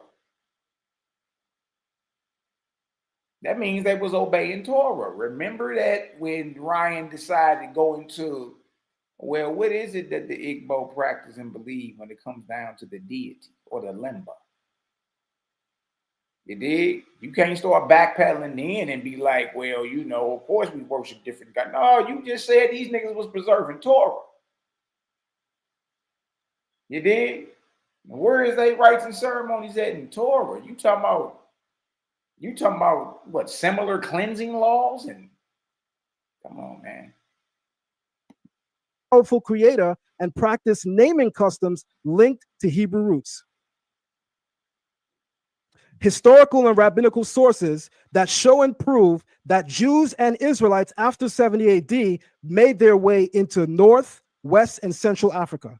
Beginning with Eldad Hadanite, the 9th century, a legendary Jewish traveler from East Africa. Eldad claimed descent from the tribe of Dan and reported that lost tribes of Israel lived in parts of East and West Africa, practicing Torah. Thank you. 3 minutes left. Practicing Torah and speaking a form of Hebrew. His writings were accepted and preserved by Jewish communities across North Africa and Europe. The Jews of Bilad al-Sudan, the land of the blacks. Arabic and Islamic sources from the 10th to the 16th centuries, including Ibn Khaldun, documented Jewish communities living in West Africa, particularly in the regions of Mali, Timbuktu, Songhai, Nigeria, and Ghana. These Jews, often referred to as the Jews of Bilad al-Sudan, the land of the blacks, maintained their identity until Islamic pressure and enslavement fractured their visibility. The Vilna Gaon, a European rabbi in the 18th century, wrote a letter addressed to the lost tribes of Israel, acknowledging that they had been seen and located in Africa, particularly in the regions of Sahara and West Africa. His references validated earlier claims about Israelite presence on the African continent. This is known as the Vilna Gaon's letter to the 10 lost tribes, specifically tribes in West Africa.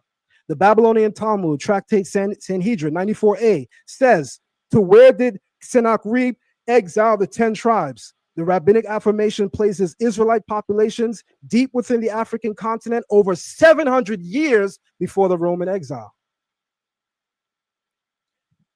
Historical and rabbinical sources agreeing that after 70 AD, thousands of Jews fled into Africa. Flavius Josephus, St. Jerome, Moses ben Isaac of London, Rabbi Ovadia ben Abraham, Rabbi Abraham ibn Ezra, Rabbi David ben Solomon.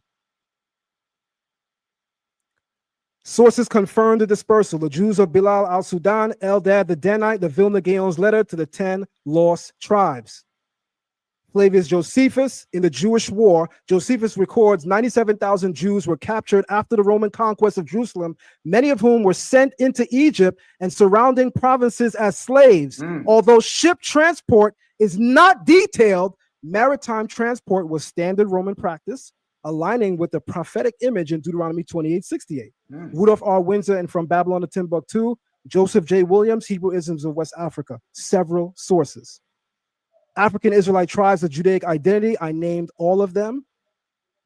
The migration of Israel to Africa and the transatlantic slave trade, historical sources that support it, Eldad the Danite, the Jews of Bilal al-Sudan, the Vilna Gaon's letter to the 10 lost tribes, the Babylonian Talmud.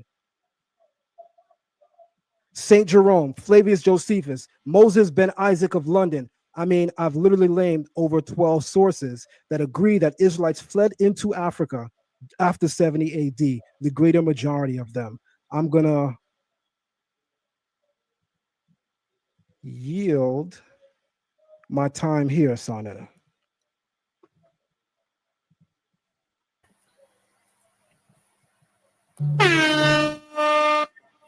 That was right on time, too. Right on time, man. Right on time.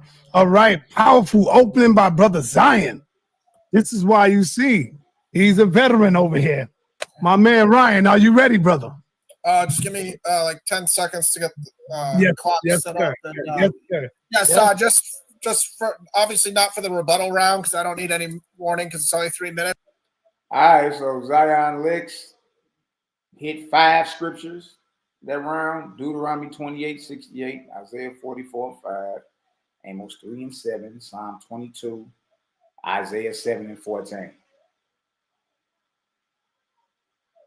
Yeah. All right, let's see what Ryan do.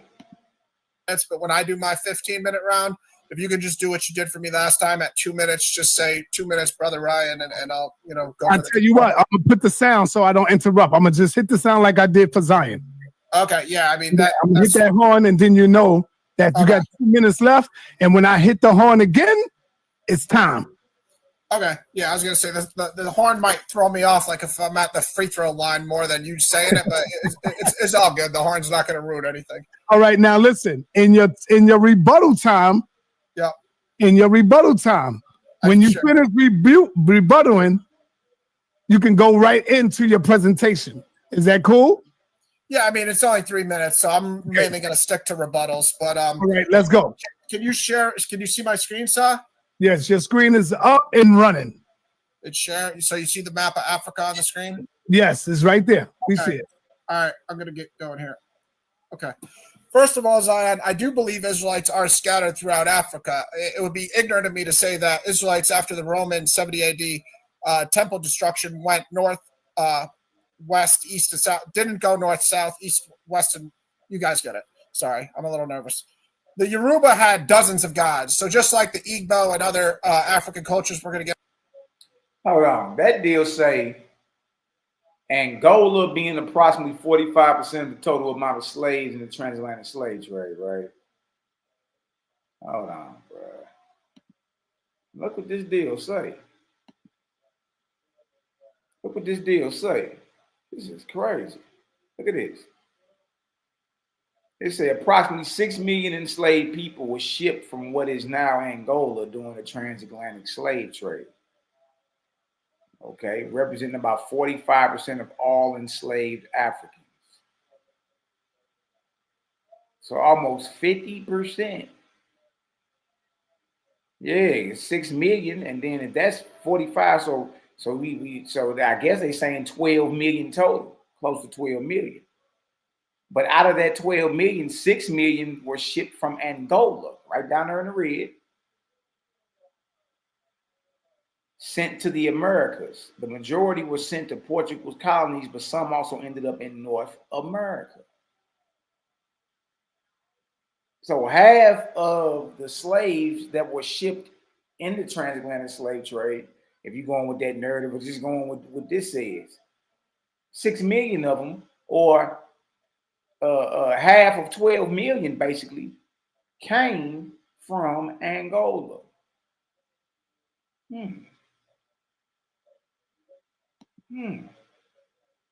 Really? Get into this debate. They had more gods than I can even mention. So they believed in one creator God, but they had a God for every single function of life: thunder, rain. I'll show it later in my presentation. Next, this is a map of Angola. I didn't hear you mention Angola within where Israelites were scattered, Zion. Approximately 6 million people, or 45% of the enslaved Africans, came from Angola. So I was actually wondering why Angola wasn't part of where the Israelites are, because that's literally almost half of the entire African slave trade. Next, I'll say that rabbis, and I don't like to say rabbi because we're only supposed to call Jesus rabbi, so I'll say famous Jewish teachers. Yes, they're credible Bible sources, but they're far from the authority over the scriptures when they don't even understand that the Messiah. Hold on. Ryan got a good point there. You got a good point. Yeah, I hear you with all these rabbis and all them, but they're not authority over the scriptures. They're not authority over the scriptures. And then he go on to say they don't even know who the Messiah is. And again, these are two Bible thumpers. Y'all heard Ryan in the beginning say our shared God. You know what I mean? These are Bible thumpers. You feel me? So when Ryan tell you like, well, when he said, yeah, man, they worship all type of different gods and all that. That's because he went into their worship. Well, hold on, they supposed to be upholding Torah. What they doing this? This is violation. This is violation. Then he like, look, your so-called rabbis you quoting ain't even got enough sense to tell you who the Messiah is.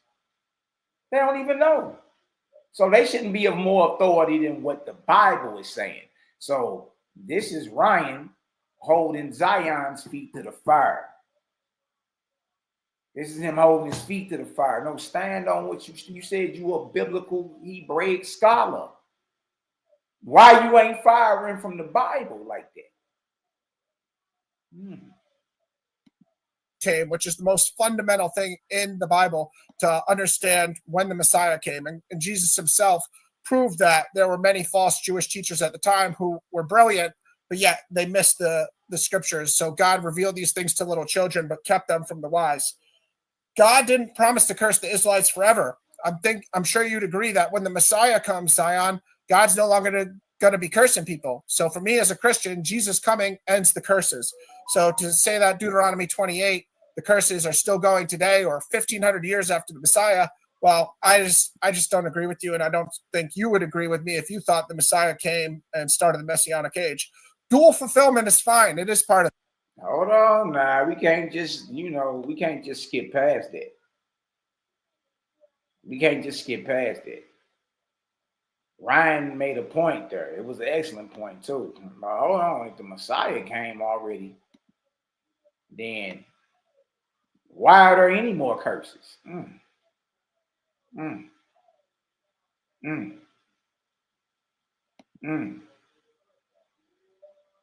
Wait till you really find out what's going on. Wait till you find out what's really going on. It's what Bible say. I mean, look, if you messianic, you got to stand on it. This is what it is, which you got to stand on it, man. You know what I mean? Or it may be time to question some of the stuff that you thought it is, but it really ain't. Galatians 3:13. Christ have redeemed us from the curse of the law. The curse of the law is what you read in Deuteronomy 28, and specifically verse 68. So you've been redeemed from the curse of the law. The curses in the Torah. If you don't fulfill them, then the curse shall you be here, curse shall you be there. So Ryan's point is a valid point based off scripture. If you trip off of it, if Christ or Jesus, you understand, redeemed, because it says no man will redeem you, redeemed us, and this is past. Redeemed us from the curse of the law, being made a curse for us, for it is written, cursed is everyone that hangs on a tree. Good night, boy. Good night. So that means that the curses of Deuteronomy 28:68 became null and void. Deuteronomy 28 chapter period became null and void once Jesus died, according to what that says. Christ have redeemed us. All right, hold on. You can be playing. Hold on. Let's look at a different yeah. Ain't no thing. Let's go ahead and look at a different Bible version, just in case that the King's English don't sit well with you. No, man, look what that say right there. Right up here. But Christ has rescued us from the curse pronounced by the law. Ain't one of the curses pronounced by the law You shall go back into Egypt by ships. That's what they debating. So if you believe the Messiah has already come, right, and through his death, you've been rescued from the curse of the law. The transatlantic slave trade didn't happen 1,500 years after the death of Jesus. I'm talking about the biblical narrative, y'all. The Arab slave trade probably started 800 years after that. So if through Christ's death, you've been rescued from the curse pronounced by the law, when he was hung on the cross, look at that. He took upon himself the curse for our wrongdoing, for it is written in the scriptures, curses everyone who was hung on the tree. So Brian got a valid point there. Got a valid point. Like, hold on, Messiah came, so all the curses is null and void because his quote-unquote blood is what, redeems you from the curse of the law. The transatlantic slave trade is 1,500 years later. And Paul is speaking, rescued, not going to rescue, it already happened. That's an excellent point. Just to be real. That's okay. I see where you coming from, Lil Ryan. I see where you coming from, Lil Ryan. Watch this. That's an excellent point. In the Bible. Yet again, not 1,500 years after the Messiah came, and also not after God told us verbatim that Christ's blood paid for our sins and the curses. So Galatians 3:13 will say Christ redeemed us from the curse of the law because he was cursed, like Deuteronomy 21, 22, and 23 states, cursed is any man who was hung on a tree. Jesus fulfilled that by hanging on the cross. Egypt is bondage. I'm fine. I'm going to show you within my presentation that Hosea refers to Egypt as bondage over and over again for the Assyrian captivity, which was the true fulfillment of Deuteronomy 28:68. Another good point. Yeah, I'm also fine with Israelites going into the entire world, as I said. The four corners of the world was used by all the ancient cultures. So the Assyrians called the four corners of the world the Middle East and that surrounding area. Yet it does refer to the whole world also, because we know that the four corners of the world will eventually mean that. That doesn't mean that Deuteronomy 28 curse was putting them there. That just means they were scattered there over time, over the thousands of years that would occur. So that's pretty much everything I wrote down as my rebuttals, and I'm right at 3 minutes. So after that, I'm going to get into my presentation once Sal says time here. I'll yield. Time. You have 15 minutes in your first round. Time will start when you're ready. All right, just let me reset my clock, please, and just get a quick breath.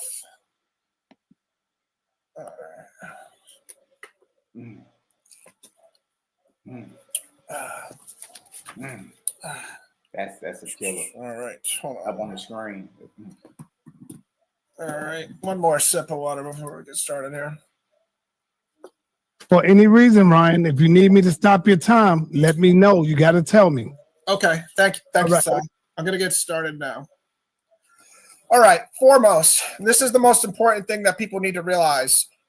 God cursed Israel when they sinned and rebelled against God, so the curses were a direct result of the Israelites' behavior. Then God had a plan to restore the Israelites, which was sending the Messiah. That's how you gather the Israelites, and that's when the curses are over with, when God sends his Messiah. Also, some of my slides are going to be filled with a bunch of different verses and information, and some of them are going to be more direct like this. Doesn't mean one is more important than the other. This concept, I want the entire audience to keep in mind the entire debate, because if Zion can't show where these people in the 15th century were committing sins that would lead to curses, he's failing a big part of the Deuteronomy 28 prophecy. All right. Let me just do it like this. Jeremiah 4:18, your ways and your deeds have brought this upon you. This is your doom, and it is bitter, and it reached your very heart. This is to speak to the character of God, again, holding them accountable for their sins. This is Deuteronomy 28:15, which tells us all the curses from 16 to 68, why they...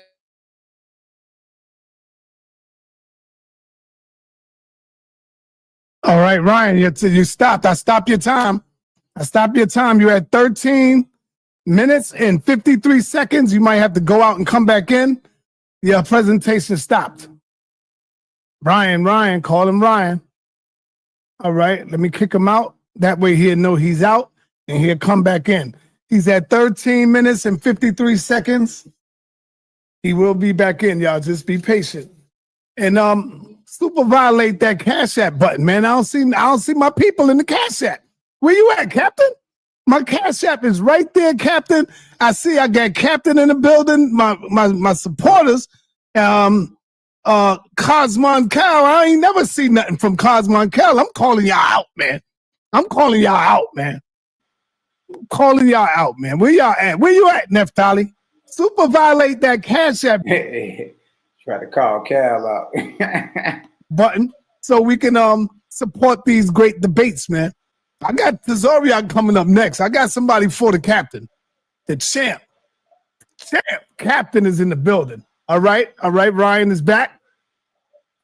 All right, Ryan, you got 13 minutes and 53 seconds. Yeah, obviously that's nothing I can control. Thank you for stopping my time, Si. Right. I'm sorry about that. I'm waiting on you to put your slides back up. Okay, sure. All right, let me get entire screen. Here we go. Yeah, as soon as you went out, I stopped it, so you ain't really lose nothing at all. I'm watching. Yeah, I appreciate that. Thank you.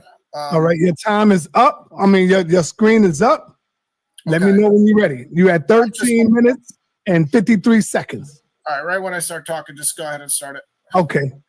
Okay, so again, in Deuteronomy 28:15, you'll see, but if you will not obey the voice of the Lord your God or be careful to do all his commandments and statutes that I command you today, then all these curses shall come upon you. So again, it's a cause and effect. The Israelites sinned, then God cursed them. Zion's going to have to continually show us in history where these Israelites sinned and then they got cursed from God. Yeah, real spill, because you just said the Limba, the Yoruba, the Ashanti, Nigeria, and different parts of Africa are Israelites, and they were upholding and preserving Torah. That's how they knew. That's how they knew. You dig? So if they're upholding Torah, what sins are they committing to where the slave trade got to reoccur, got to repeat itself? Why do it got to repeat? You know what I mean? If they are not, if they are upholding Torah, they not sinning.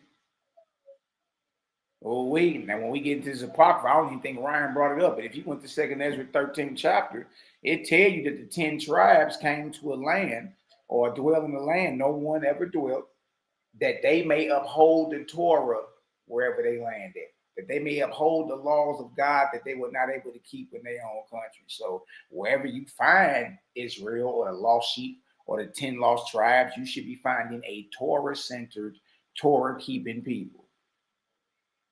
Period. That's what you should find. And if that's the case, then they're not sinning against God for them to be enslaved. Especially if, you know, these things happen dealing with Rome, dealing with Assyria. You know what I mean? How the hell else you about to get all these slaves from Jerusalem to Rome? You finna walk these niggas? No, you about to walk them right on over to a little ship, a boat, and y'all about to, and they about to use their slave labor to row themselves to Rome. That's what's about to happen. They about to get on some ships, you dig, on some maritime status, and get to where they supposed to be getting to. So that's another excellent point. I gotta keep it real. If we know these are Israelites like the Limba, the Ashanti, the Yoruba, all right, well that means they and you going over traditions that they uphold in Torah. Oh, really? Well, if they uphold in Torah, if they're observing the covenant, then they're not sinning against God. And so, and if these people are still on the continent, like we love to say, Limba and all them, they still there. Well, they didn't go through the transatlantic slave trade. So they the ones that helped sell us to the so-called, you know what I mean, colonial powers. Well, hold on. Why would they sell us if we all upholding Torah? Really? Specific sins are important. All right. What major events? Again, 15th century, the transatlantic slave trade, they say started 1526. all the way up to the 19th century. I'm fine saying it started a little earlier, which I'm sure Zion will agree with, in the early 15th century when the Portuguese started in 1441 taking slaves. So what major events or event led to ethnic Israelites in Africa provoking God to severely punish them? Again, this would have to be a very significant sin in order for slavery to become a curse. Why weren't the Israelites all over the world gathered in slavery? So why were just Africans put into the transatlantic slave trade? Why weren't Israelites that were in Ethiopia or Asia or Europe? Why weren't these people also put on ships and put in slavery if God was cursing all the Israelites for their sins?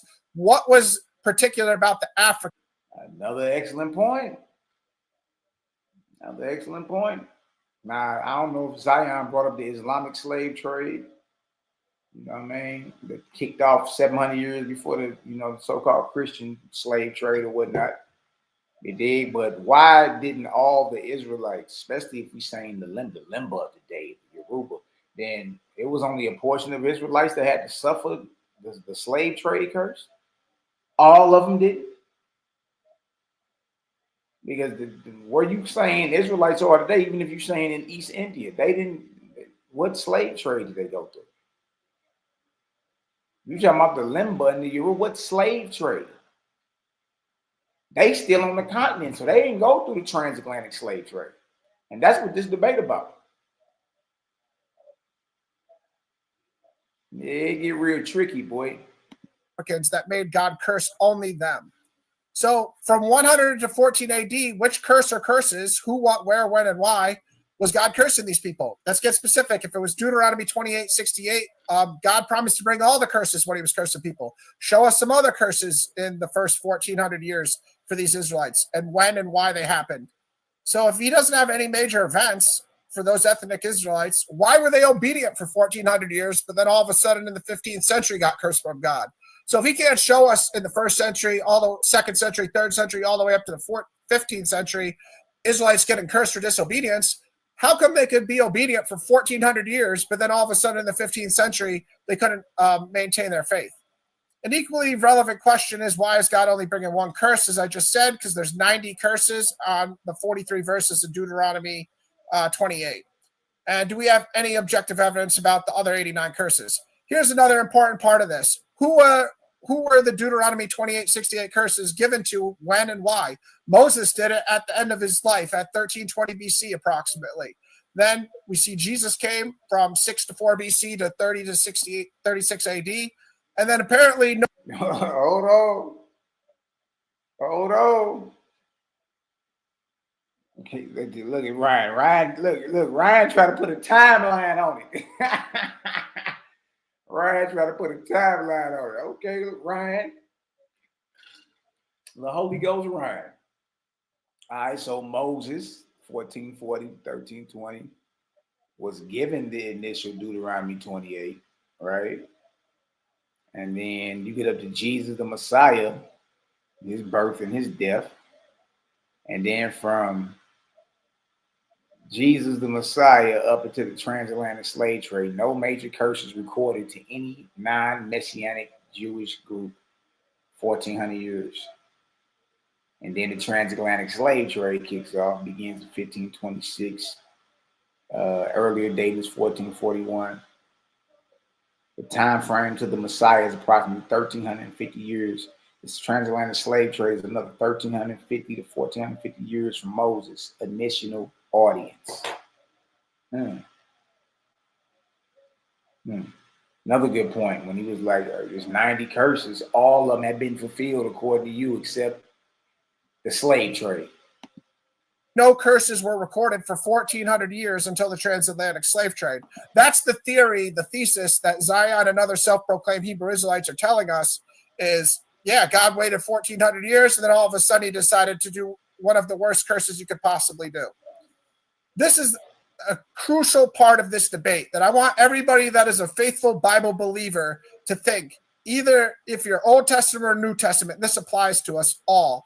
So think about this. In Genesis 18:22 to 33, this is the famous story where Abraham spoke to God before God destroyed Sodom and Gomorrah, which was one of the most wicked cities on earth, doing all sorts of sins.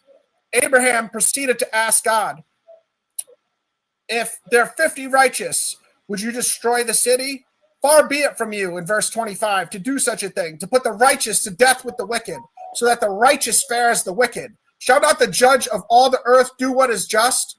And the Lord said, if I find at Sodom 50 righteous in the city, I will spare the whole city for their sake. This continued down from 45, 40, 30, 20, where finally God said, for the sake of 10, I will not destroy it. So if there were even 10 righteous people in Sodom and Gomorrah, God would not have destroyed the city for the sake of 10 righteous. Yet I just showed you 6 million Africans in Angola that were put through the horrors of the transatlantic slave trade, according to Zion, saying that God cursed the Israelites. So think about that. Millions of innocent people put in the most atrocious slavery and horrors possible because God was orchestrating his justice, his wrath against the Israelites. It's not math class, but it's not adding up. So again, approximately 12.5 million Africans were forcibly put in the transatlantic slave trade, and only about 10.7 million survived. So approximately 2 or 2.5 million died in the Middle Passage. Again, is God making those people die in the Middle Passage? No. Okay? So now is a very important part of this debate. That's another good point. When he like, hey, God wouldn't have destroyed Sodom and Gomorrah if it was 10 righteous people in it.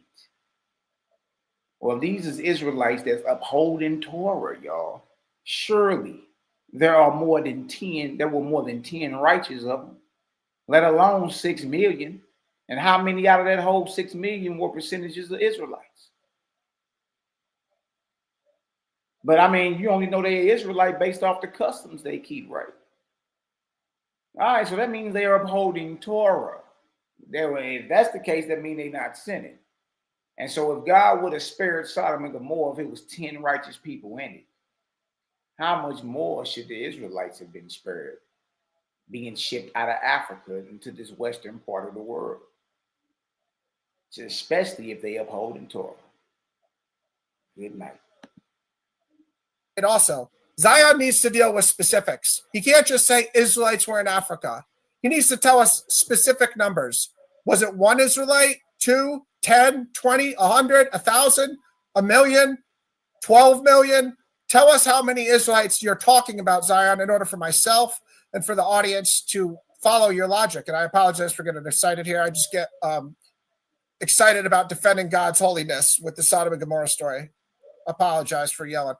But anyways, we need specific, Zion. You can't just say Israelites in Africa. You have to give us a rough estimate. I understand it's impossible for you to give a specific number, but give us a rough estimate if we're talking about 1,000, 10,000, 100,000, or 1,000,000 here. You got to show us this. Hey, that's not too large of a demand. Give us some numbers. All right, how many percentage out of them was Israelites?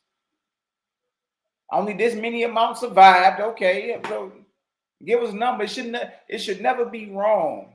You know what I mean? Bringing some numbers and putting time on it and counting up it.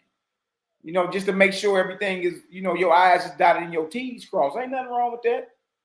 He not asking Zion to bring him the sun or the moon. He just saying put numbers on it. You the one claiming this is what happened. How many was it?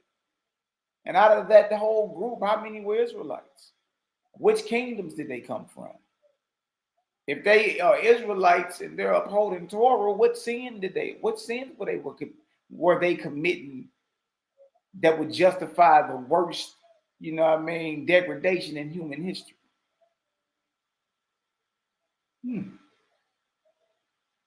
Because after all, they was upholding Torah. You got to make it clear for myself and the audience. Can you show us in the Old Testament when God cursed the Israelites, when he also cursed other nations at the same time, and on the mass scale of millions of innocent people, like I just showed you, were involved in the transatlantic slave trade who were Israelites? And do you have any New Testament information that shows us the Deuteronomy 28 curses were continuing? So obviously the Bible being a source, can you show us in the New Testament? Hey, another great request. Do you got any New Testament scriptures that can validate that the curses of Deuteronomy 28 continued basically after the death of Jesus. Hold on. If God was still punishing the Israelites in the New Testament, especially when they're denying his son as the Messiah and they're killing his son, that would probably be a good time for him to curse them, right? All right. So again, this is the original audience. So this is how you exegete Deuteronomy 28:68. Moses was talking to the children of Israel who had come out of the wilderness, their children. So the first generation, the literal Egyptian slaves, that the Egyptians who were Egyptian slaves came out through the Passover. They stayed in the wilderness for 40 years and weren't allowed in the promised land because they were rebellion. So Moses is speaking to their children, including still Joshua being alive and Caleb. Obviously, Joshua and Caleb were the only non-children who were allowed to go into the promised land. So Zion's trying to tell us that Moses, speaking to Joshua, Caleb, and all the people who were children of the actual slaves in Egypt during the Exodus 10 plagues, he's trying to tell us that God was prophesizing slavery in the Americas 3,000 years later and 1,500 years after his Messiah came. I want to know if he thinks any biblical prophet would think that God is going to be cursing the Israelites for 1,500 years after the Messiah came. And also, if he really thinks mathematically it's likely that Moses was telling the children of the enslaved Israelites from Egypt that they're going to be cursed into slavery into the Americas, because it doesn't sound very likely to me.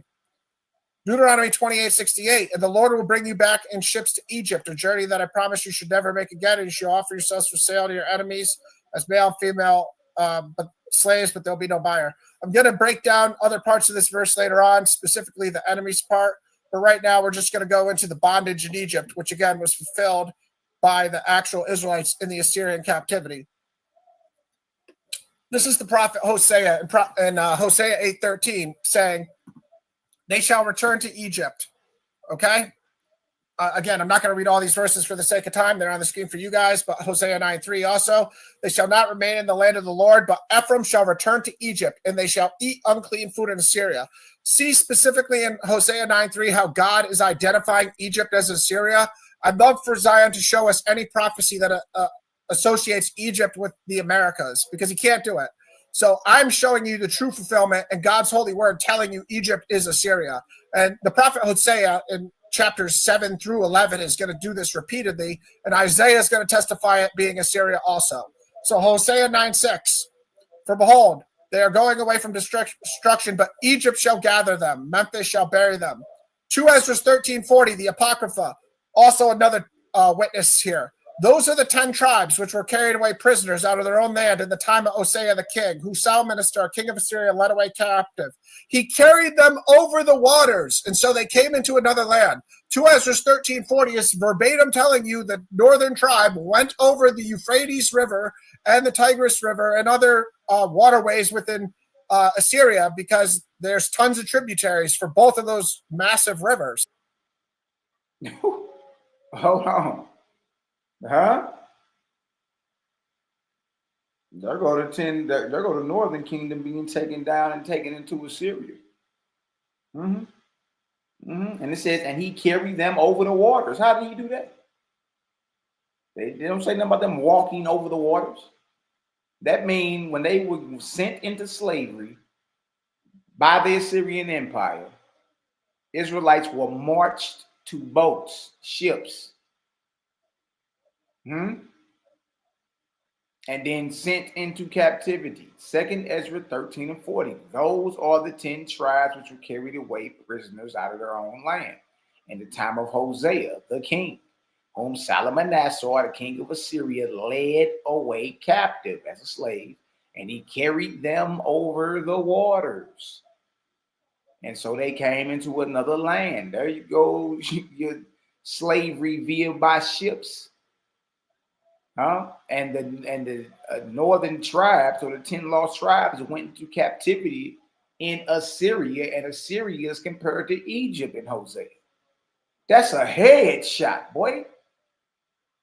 That's a headshot, biblically speaking. He ain't quoting no rabbis and all that. He letting the Bible tell you where Egypt is. Tell you and compare Egypt to Assyria. And when you get into the Apocrypha, it tell you how they got to Assyria. Did they walk? No. How did they get there? They were carried over the waters. What do you use to carry someone over waters, genius? Huh? What do you use? Come on, bro. Niggas got to stop playing. He's using the Bible to prove his point. He using Bible and somebody ain't. Huh? Somebody would rather quote themselves. Ooh-wee. Let me get this other one down too. We're gonna readdress that second Ezra 13 because if you would have kept reading, it straight tell you when they came up out of their captivity, it was a miracle, like leaving Egypt. The waters were held back, and then it took them a year and a half, you know what I mean, to migrate to wherever they was migrating to, that they may keep the Torah that they never kept while they was in their own land. Which makes sense. Now you saying Israelites are being found practicing Torah or Hebraic culture. Okay, well that means they not in violation then. Come on, man. We got to be real with this. That's all I'm saying. Stop playing around. That's a headshot right there, to be honest with you. I mean, Egypt in the Bible was compared to Assyria, or Assyria compared to Egypt. You did. You go right down there to that second Ezra 13. It tell you that the 10 tribes of Israel were carried away prisoners out of their own land in the time of Hosea the king. Salmanassar, the king of Assyria, led away as a slave, and he carried them over the waters. How the hell are you carrying millions of Israelites over waters if it ain't via ships?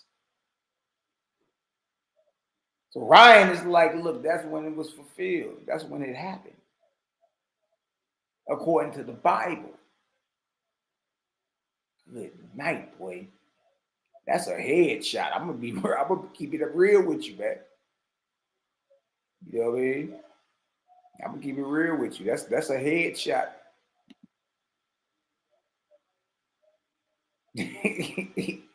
Hold on. What that deal say? So 2 Ezra 13:43-44 testifies that they went over the waters in boats, because it's telling you that God had to stop the flow with a miracle to return them. So if he had to stop the flow like the Red Sea or the Jordan River with a miracle, and Isaiah's going to testify to this too, how did they get over it the first time? Clearly it was boats. The only other way is a bridge, and they didn't have millions of bridges in Assyria to transfer all. Ryan cooking, man. He talking kind of fast for the mental misfortunates. But he cooking. Now that verse 43-44 says they went in through the narrow passage of the Euphrates, which is still a river. Then the Most High gave them signs and stopped the flow of the river until they had passed. So after the Assyrian captivity, the 10 northern tribes went back through the waters. You dig? But this time, the Most High stopped the flow of the river, similar to when Israel came out of Egypt, according to the biblical narrative. They walked up out of Assyria on foot via a miracle with the Euphrates River. If y'all understand that, you know what I mean, drop a 4,000 in the chat. You know what I mean? And if you would have kept reading, we would have showed that wherever they went, it took them this long to get there, right? And they were there to keep the Torah. They were there to keep the Torah. So this is what distinguishes them from the, you know what I mean, wherever anybody else is around. They keep the Torah. If they keep the Torah, they're not in violation of it. They're not in violation of it. You feel me? All the plunder, slavery, and cattle. Now, here's the testimony of 2 Kings 17:3-7, saying the same thing that 2 Ezra 13:40 just said. So if you don't like the Apocrypha, well, here's the book of Kings, 2 Kings 17:3-7. The same king of Assyria shall minister during the time of the northern kingdom king Hoshea. For 3 years he besieged the city. Again, one of the major curses of Deuteronomy 28, are besieging the city. You see the Assyrians besieging the city, fulfilling this. He carried the Israelites away to Assyria and placed them in the Halah and on the Habor. The river goes on in the cities of the Medes. So again, this is the book of Kings testifying to it. These are the same verses just in the book of Kings, but this is the history for the king of Judah, Hezekiah, instead of the northern kings history. Anybody familiar with the Bible knows they tell it the same story sometimes for the king of Israel, but also for the king of Judah. So again, look where they're getting transported to the Halah, the Habor, and the river goes on. Now I'm going to show you where that is. So we just saw it in 2 Ezras, 2 Kings, and now also in 1 Chronicles 5:26, we see King Shalmaneser's father, Tiglath-Pileser, so the generation before, he even started doing this before King Shalmaneser did it. So he took, specifically, it says, the Reubenites, the Gadites, and the half-tribe of Manasseh to the same areas, the Halah, the Habor, the Harah, and the river goes on. So Tiglath-Pileser is the father of King Shalmaneser, and you can see he already started the process of moving Israelites to these areas. Where is the river goes on? Google it. It's the Kabor River. It's a tributary of the Euphrates River. So why were they moving them by these tributaries? Well, take a guess. It's because moving people on boats is the fastest way to transport them and all their gold, silver, plunder. Do you want to carry all the gold on your back or on your horses, or do you want to put it in boats and sail it? Think about it. So this is where the river goes on is. Obviously, showing you guys the Euphrates River is a massive river is redundant. It's called one of the 2 great rivers in the Bible. Same. You definitely need some ships or some boats to carry people over those rivers right there, man. Carry them over the waters. Good night, boy. With the Tigris River. Look where the Euphrates and the Tigris River are on the map if you're coming from Israel. Yeah. It's unavoidable. You would have to go. Yeah. This is the Tigris right here. This is the Euphrates right here. They run parallel to each other. Israel is all the way over here.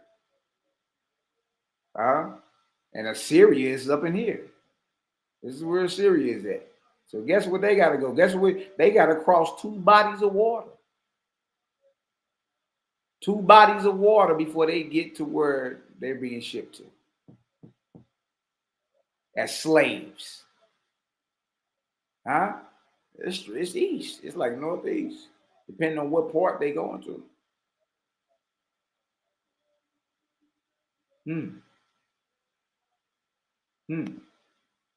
Totally out of your way to the north and then hook back around. And even if you did that, you'd still have to go over the Tigris River. So clearly both these, the Assyrians had to become familiar with using boats in order to transport people. 2 minutes. 2 minutes. Thank you, Sal.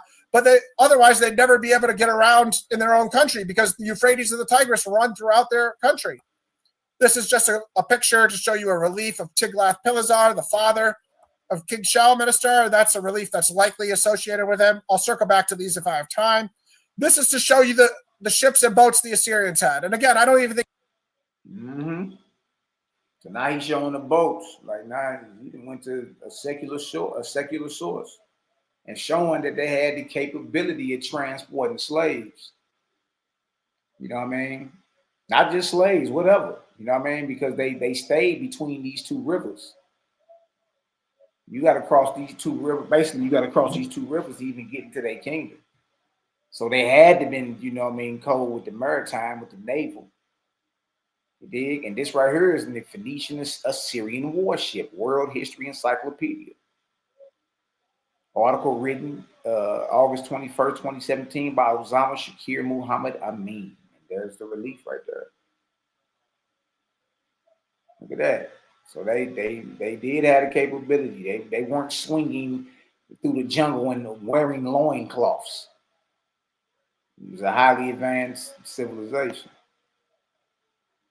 I think Zion debates that this was a fulfillment in Assyria, but I just want to show people that it was. So this is a relief, and it's half broken, so it's fragmentary. But you can see that there's two layers to this boat. It's not just a little boat. So even though it's broken, you can still get that. Here they're transporting wood. You can see them with logs. So clearly these boats are trying to depict that they're moving logs, huge, massive trees on their boats. These boats were capable of moving huge objects. Here's a similar relief of them moving the logs, and you can get a better perspective here because this isn't zoomed in as much. So you see them moving massive logs. Here they are with slaves on a boat. So this is a relief of the soul. Oh, there they go with slaves on a boat.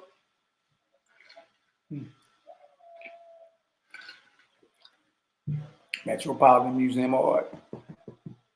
Zion over here, down here, up on the side, net of skin and teeth. Just smiling. You know what I mean? But that lets you know he cut. What was wrong with him? I remember during this debate, Zion tried to make a mockery of him pulling this out. What the hell is wrong? That's right, Calvin. People rowing the boat of slaves. Absolutely. Yes, the Assyrians had slaves. The 10 northern tribes, right?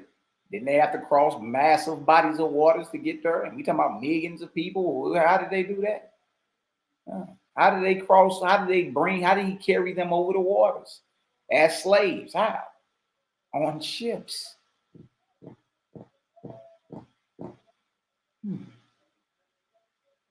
A relief fragment of a Syrian soldier leading captives or slaves over water.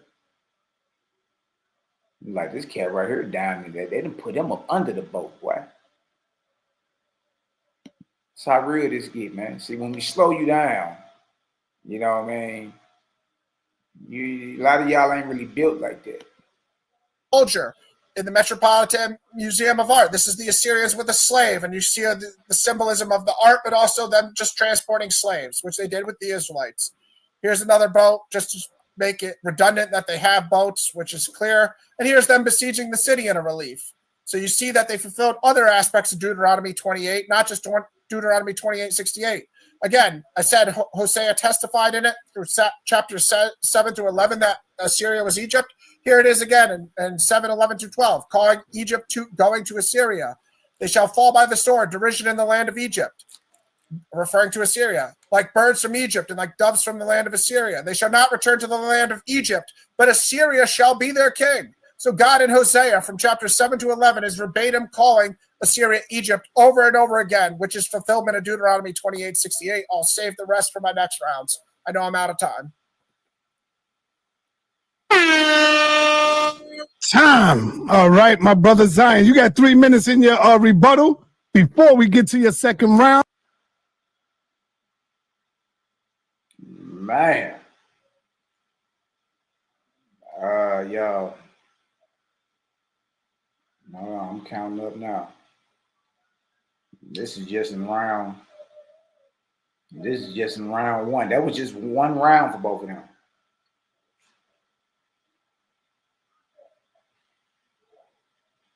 This is crazy. It's a biblical debate. Y'all drop it. Look, y'all drop a 7,000 in the chat if y'all agree with your little brother that this is a biblical debate. Hell, Deuteronomy 28 is in the title. Drop that in the chat for me. All right. So the count is in. All right.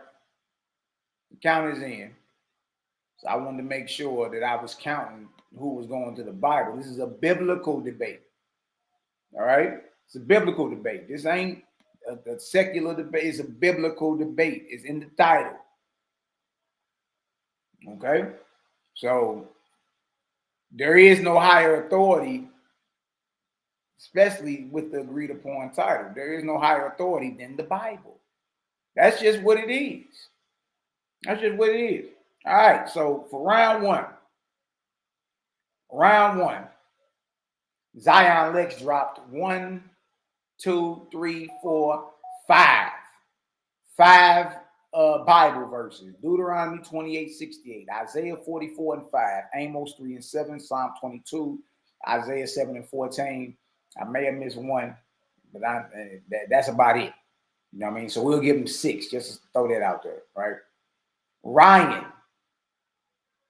for round 1.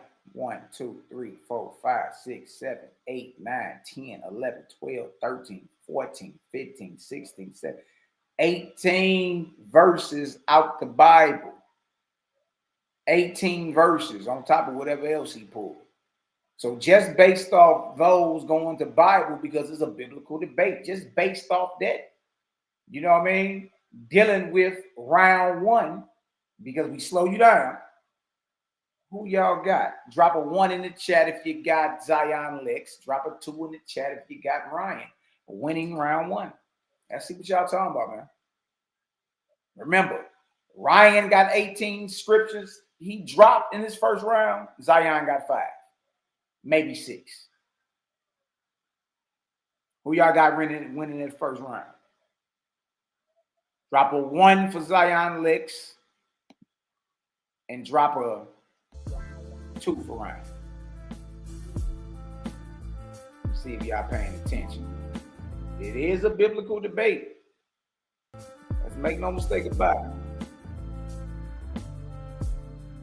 It's a biblical debate, but there ain't nothing outside of it. You know what I mean? Yeah, Zion Lex, you need to be going into Torah, Bible more. All right? Now, you doing a lot of talking. You dig? You're doing a lot of talking. Let's see if you answer any of this. I see y'all in the building, man. Love and light bombs in this deal. You feel me? All right, we good. All right, let me go ahead and let's keep it moving. All right.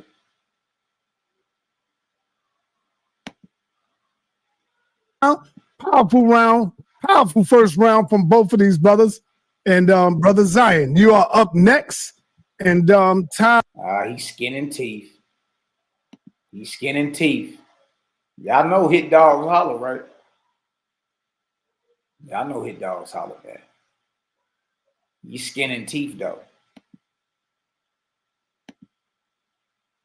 Time will start when you're ready, brother. Okay, I guess I'm ready. All right, you got 3 minutes in your rebuttal. Okay, so I didn't expect this, but put up this slide. You got anything you showing? No. All right, go ahead. Time will start. Start now? Yes. Okay. I definitely didn't expect this. I expected that if he was going to have a presentation, that he would have sources that verify him. Even other biblical scholars that. He said sources. Hold on. This man fancies himself as a biblical scholar. What source you got that's higher than that? The man went to the Bible 3 times more than you. Look the way Ryan look at it. He got it. He biting his lip. Ryan look like, man, I dare you open up your mouth and talk about I ain't bring no sources. Showed you reliefs from certain museums and all that. Zion Lex, you came with you sourced yourself off your own Patreon website. This man dropped Bible on you. And you got the nerve to twist your mouth and say, he ain't bring no sources, man. Are y'all hearing this? And this supposed to be your man's in there. This supposed to be, this the guy who's basically the lead professor over at Learn Hebrew Torah Academy. This dude, him right there. And he got the nerve to twist his mouth and say that this man didn't bring sources and he was dumping out of Bible. And y'all both stand on Bible. Come on, man. Like niggas ain't out here in the field for real, man. It's all fluff. That's what it be. That agree with his position, he cited none. So he's given so far 0 sources and 100% private interpretation. Wow. You see how Zion Lex, and look, people claiming dude won just based off of him responding right here. He convinced the whole crowd that Ryan didn't pull any source. And the man went to the Bible 3 times more than you. You went maybe 6. Ryan went 18. He let the Bible tell you where Egypt is and how it's compared to Assyria and that the Bible show you how he carried them away over large bodies of water. Why the hell he do that with millions of folk? They had to get on the ship, genius. That's it. But to sit here and say the man ain't bring no source when y'all both stand on the Bible as the source. You know what I mean? That's disingenuous. That ain't solid at all. You know what I mean? And it's sad because it's a lot of people that, you know what I mean, look up to you, and it's crazy. You feel me? Once you skipped across the gang and I saw you for your true colors, and I seen how you purposely deceive and lie just to make it seem as if you won something. Nah, you the type to sacrifice your integrity. You know what I mean? Just to sound right, even though you know it's a lie. Yeah. See, we gonna keep it real first. How dare you, a self-proclaimed Bible scholar, all them books over your shoulder blades behind you, all the commentaries on Bible. They all commentaries on Bible. Every book you got behind you is some type of biblical book written in Hebrew, and it's a commentary on Bible. How dare you say he ain't bring no source? He brought the Bible out. But you supposed to be big dog, though.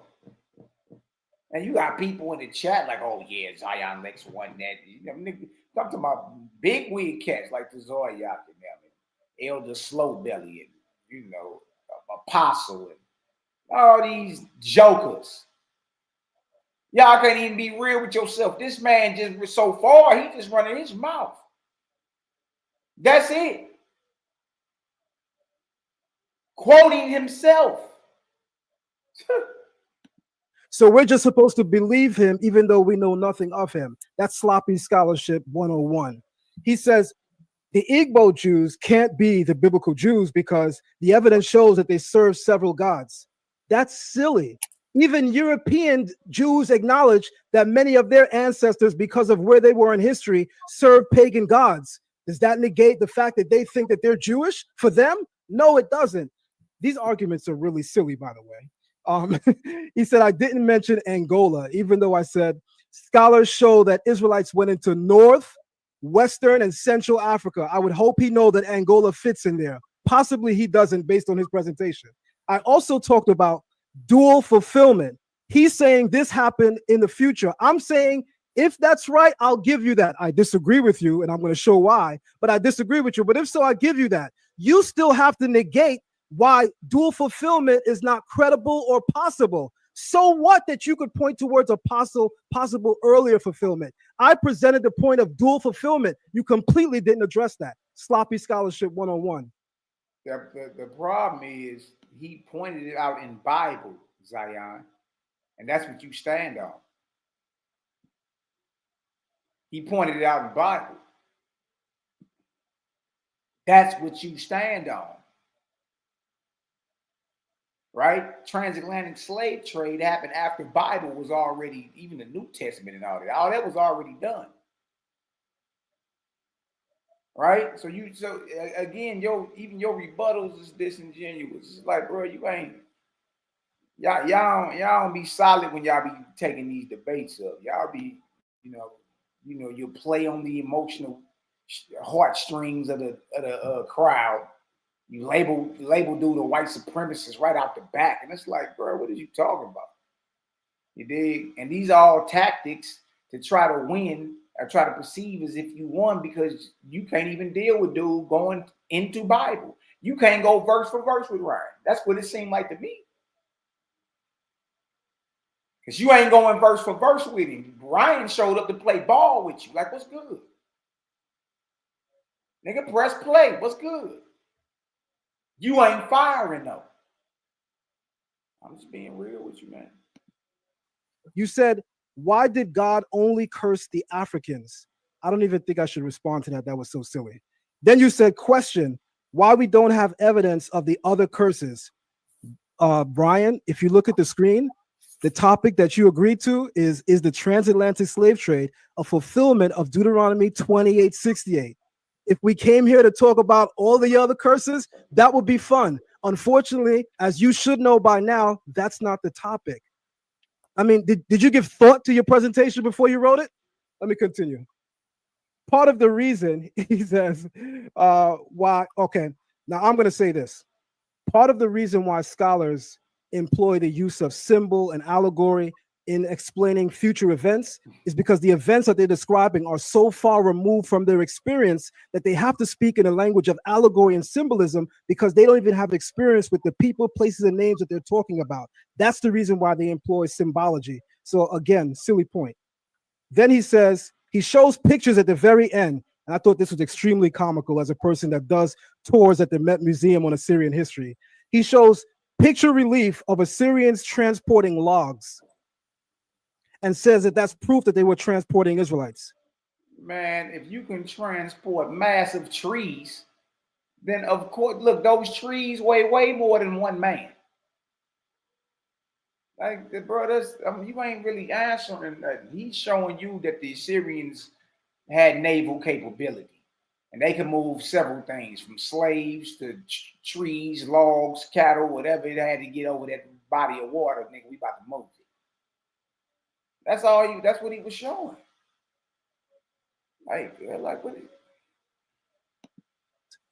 Even though in any of the reliefs that he showed, none of them actually stated that these are Israelites on the ships or Jews on the ships. No scholar saying that.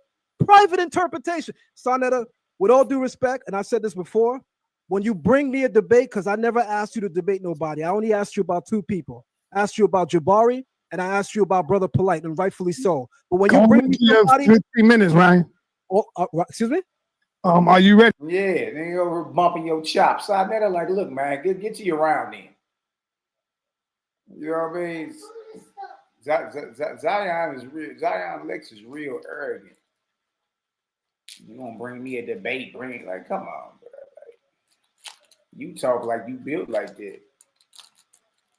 Shit, Holy Ghost Ryan dumping our Bible more than you. And it's supposed to be your book. He dumping. So I said, man, we ain't trying to hear all that madness. It cut you off, man. Get to your round. Shit. Ready, get your presentation up. I'm on my last point. This is the last point I'm making, and then I'm gonna go to the presentation. So my last point, I'm saying you gotta bring me somebody better. Zero sources, private interpretation. You gotta bring me somebody better. Zero sources. The man saying the Bible ain't a good enough source, y'all. The Bible ain't a good enough source. The Bible ain't that. I ain't saying it. Zion Lex saying it. Your beloved hero that all y'all was seal clapping for. Yeah, y'all was seal clapping like it was feeding time at the zoo, man. Oi, oi, oi, seal clapping. This man basically done told you that the Bible ain't a good enough source to talk about this topic, but the Bible was in the title of the debate. Yeah. Yeah, boy, we slow you down. Dude shows a relief of Assyrians transporting wood and logs. Is this final destination or actual debate? Time. That was corny. Time, brother. Let's move it. You got 15 minutes in your second round. Zion, time will start when you're ready, brother. Okay, I'm gonna go to my share screen. This is amazing. I thought I was gonna have to fight a little bit. You heard this though? My screen is up, son, and let me know when you're ready. I see it. Your screen is up. Everybody can see it. Time will start when you're ready. All right. And I'm gonna let you know when you got 3 minutes left with the horn. He's back quoting himself. And the second horn will be time up. Okay. So from a biblical and Hebraic perspective, many within the Hebrew stop my time, Sonetta. All right, go ahead. You said something while I was speaking. I'm not sure. No, I said time start when you started talking. Okay, my apologies. Right. I erased that. You right back to 15 minutes. Time starts now. Thank you, sir. From a biblical and Hebraic perspective, many within the Hebrew Israelite tradition interpret Deuteronomy 68 as prophetically pointing to the transatlantic slave trade. Let's examine this view carefully, focusing on the Hebrew language, the context of the verse. And the Lord shall bring you back into Egypt in ships by the way of I said to thee, you shall no more see it again. And there you shall sell yourselves unto your enemies. Sonetta, please stop the time.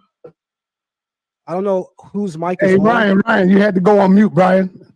Ryan, you had to go on mute, brother. You want to start this whole thing? You're around overtime? Yes, so you can start it over. I apologize. My computer froze, so I turned the TV on just to hear his information. I apologize. I was trying to get to mute to do it.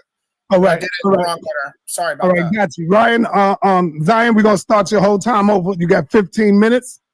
All right. Time will start right now. Thank you, son. From a biblical and Hebraic perspective, many within the Hebrew Israelite tradition interpret Deuteronomy 68 as prophetically pointed to the transatlantic slave trade. Let's explain why.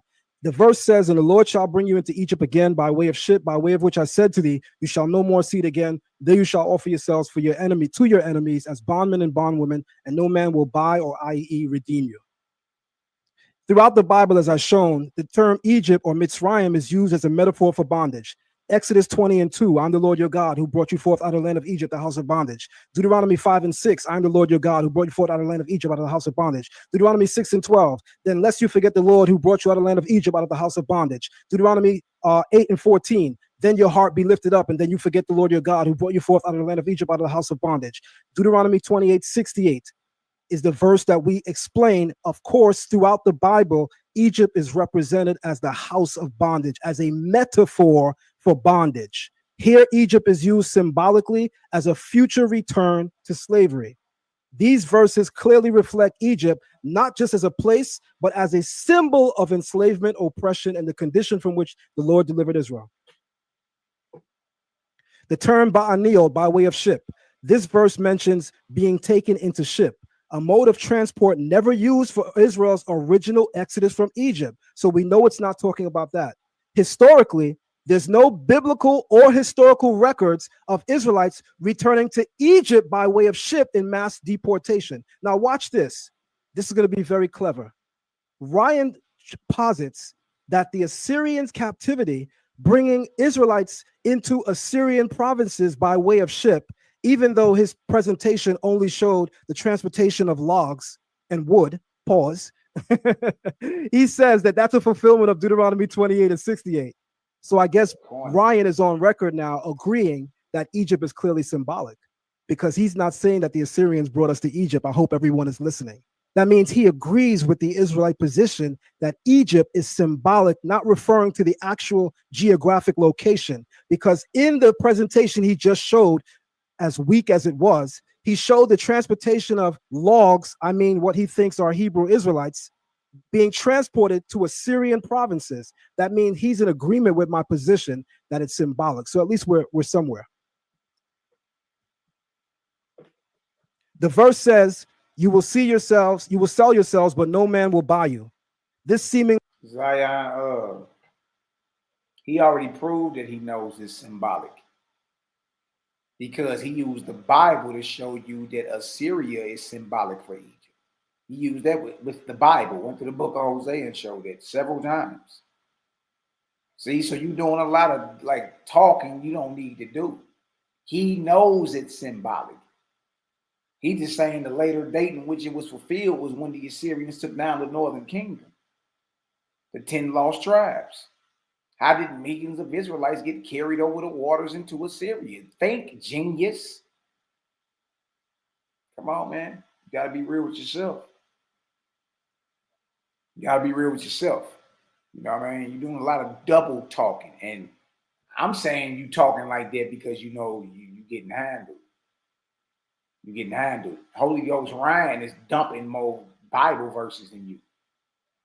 And now you're back to quoting or sourcing yourself, all while claiming he ain't got no sources. As if what you say is of a higher authority than the Bible you stand on. You're back quoting yourself. Learn Torah Hebrew Academy. It's right on the screen, right on this slide. That's his online school. He's quoting himself. Ryan didn't quote himself. Not so far. Paradoxical phrase is better understood when you examine the Hebrew. In Hebrew, the term is we'en kone, and no, we'en kone, and no buyer. Kone also means no redeemer. In the Bible, if a Hebrew is sent into slavery, or servitude, he must be redeemed. Anyone that studies the Bible knows that. That's in the book of Exodus as well as the book of Deuteronomy. Any Hebrew that goes into servitude or i.e. slavery must be redeemed. So by saying there's no buyer, no kone, ain kone, there will be no one that will come to redeem you, no one that will come to change your position. This is not a contradiction, but Hebraic idiom. They would be offered as slaves, but no one redeem or would deliver them from this condition. Slaves were purchased, yes, but no political or spiritual power redeemed them from the status of slavery. Historical parallels, Africa to the Americas. Millions of West Africans were transported in ships under horrifying conditions. Auction blocks, men, women, and children were sold like cattle in foreign lands. Loss of identity, just as the verses predict exile and loss of inheritance. Deuteronomy 28, 41, and 64. The slave trade resulted in cultural and spiritual disinheritance. By the way, if he posits that the fulfillment is in the Assyrian, we were not stripped of our identity in the Assyrian captivity. Deuteronomy 28 describes us being stripped of our language, our culture, our religion. We were still serving our God in the Assyrian captivity. So that means what he posits as the fulfillment of it doesn't capture the essential tenets of what Deuteronomy 28 is describing. But let me move on. Hebrew grammarian and etymologist Rabbi Samson Raphael Hirsch, he says in his commentary to Deuteronomy 28:68, and by the way, all I come with is sources, so everybody pay attention. Though mainstream Jewish commentators like Rashi and the Rambam applied this verse, the 68th verse of Deuteronomy 28, to Roman or Babylonian exile. So they say that's the Roman or Babylonian exile. Because how the hell else you finna get all these millions of Judean slaves from the land of Israel to Rome? By ships. How the hell else you about to get there? That you not about to walk? Not the whole way. Rabbi Samson Raphael Hirsch, a 19th century Torah giant among Europeans, says, this will not be from the land of Israel, commenting on Deuteronomy 28:68. This will be, but from distant lands where Israel had already been scattered. So Rabbi Raphael Shimshon Hirsch says, Deuteronomy 28:68 is not a fulfillment of us going from Israel to Egypt by way of ships, but us going into captivity by way of ship from lands we had already been exiled and scattered.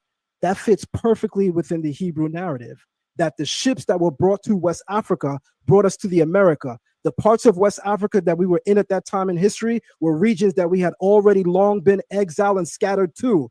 This commentator clearly states that it is from regions that we had been exiled and long scattered that this would take place, not from Israel to anywhere else, but from the lands that we had already been scattered. That's key.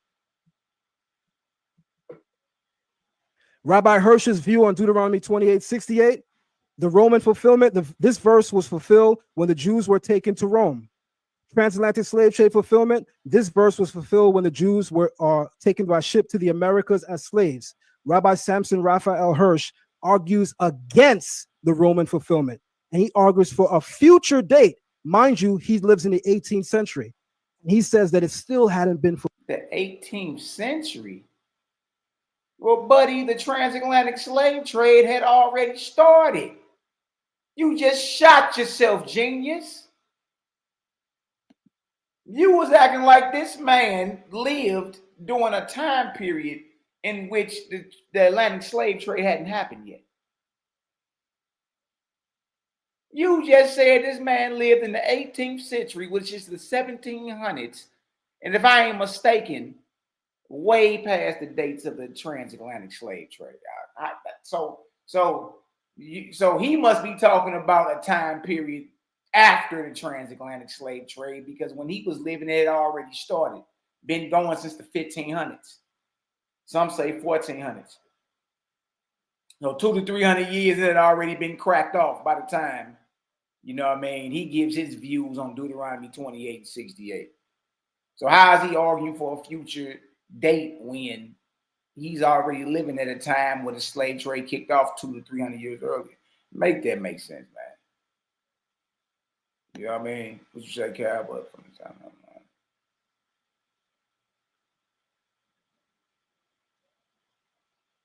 Yeah, yeah, but from the time of Babylon, that means Assyria had already happened prior, exactly.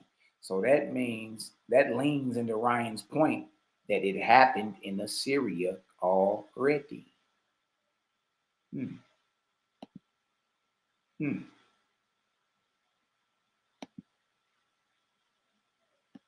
Fulfilled. By the way, Ryan, I'd love to see you come with any sources to substantiate the views that you're saying, because so far all we're hearing is private interpretation.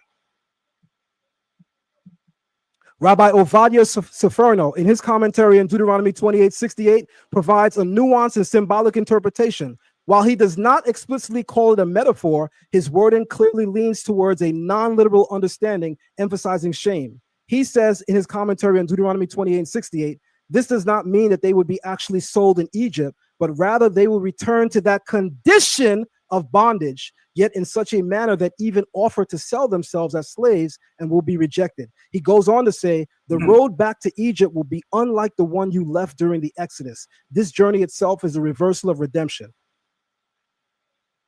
What this means, Seferno emphasizes that this return to Egypt is not primarily geographic, but a return to the condition of Egypt, namely slavery. So aren't Hebrew Israelites saying the same thing? But let me guess, when a European says it, he's right. But when Hebrew Israelites saying it, we're identity thieves. I get it. Oh, boo. How you gonna say that and you quoting European Jews? The whole debate, or yourself? Come on, you see how y'all see how if y'all see Zion trying to pull the race card, you know what I mean? Because he know he getting handled. Man, y'all dropping 5,000 in the chat, man. What's wrong? What's wrong with him, Ray?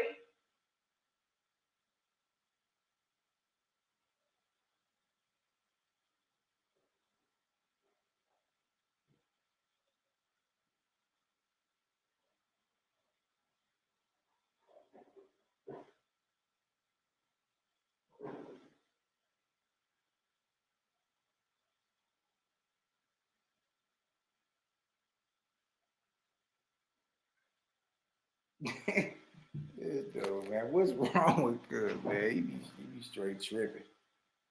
I'm telling you, man, them light bombs start dropping from the game. Cats start doing all types of madness. That's gas money, Ray. What's Hey, Zion Lex, bro. You gotta come on, man. You gotta do better than this, man. Let's listen to him again. Hold on. Hold on. Yeah, come on, man.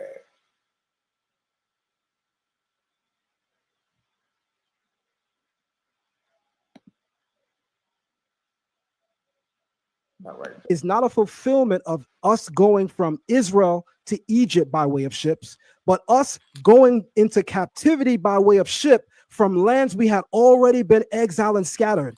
That fits perfectly within the Hebrew narrative, that the ships that were brought to West Africa brought us to the America. The parts of West Africa that we were in at that time in history were regions that we had already long been exiled and scattered to.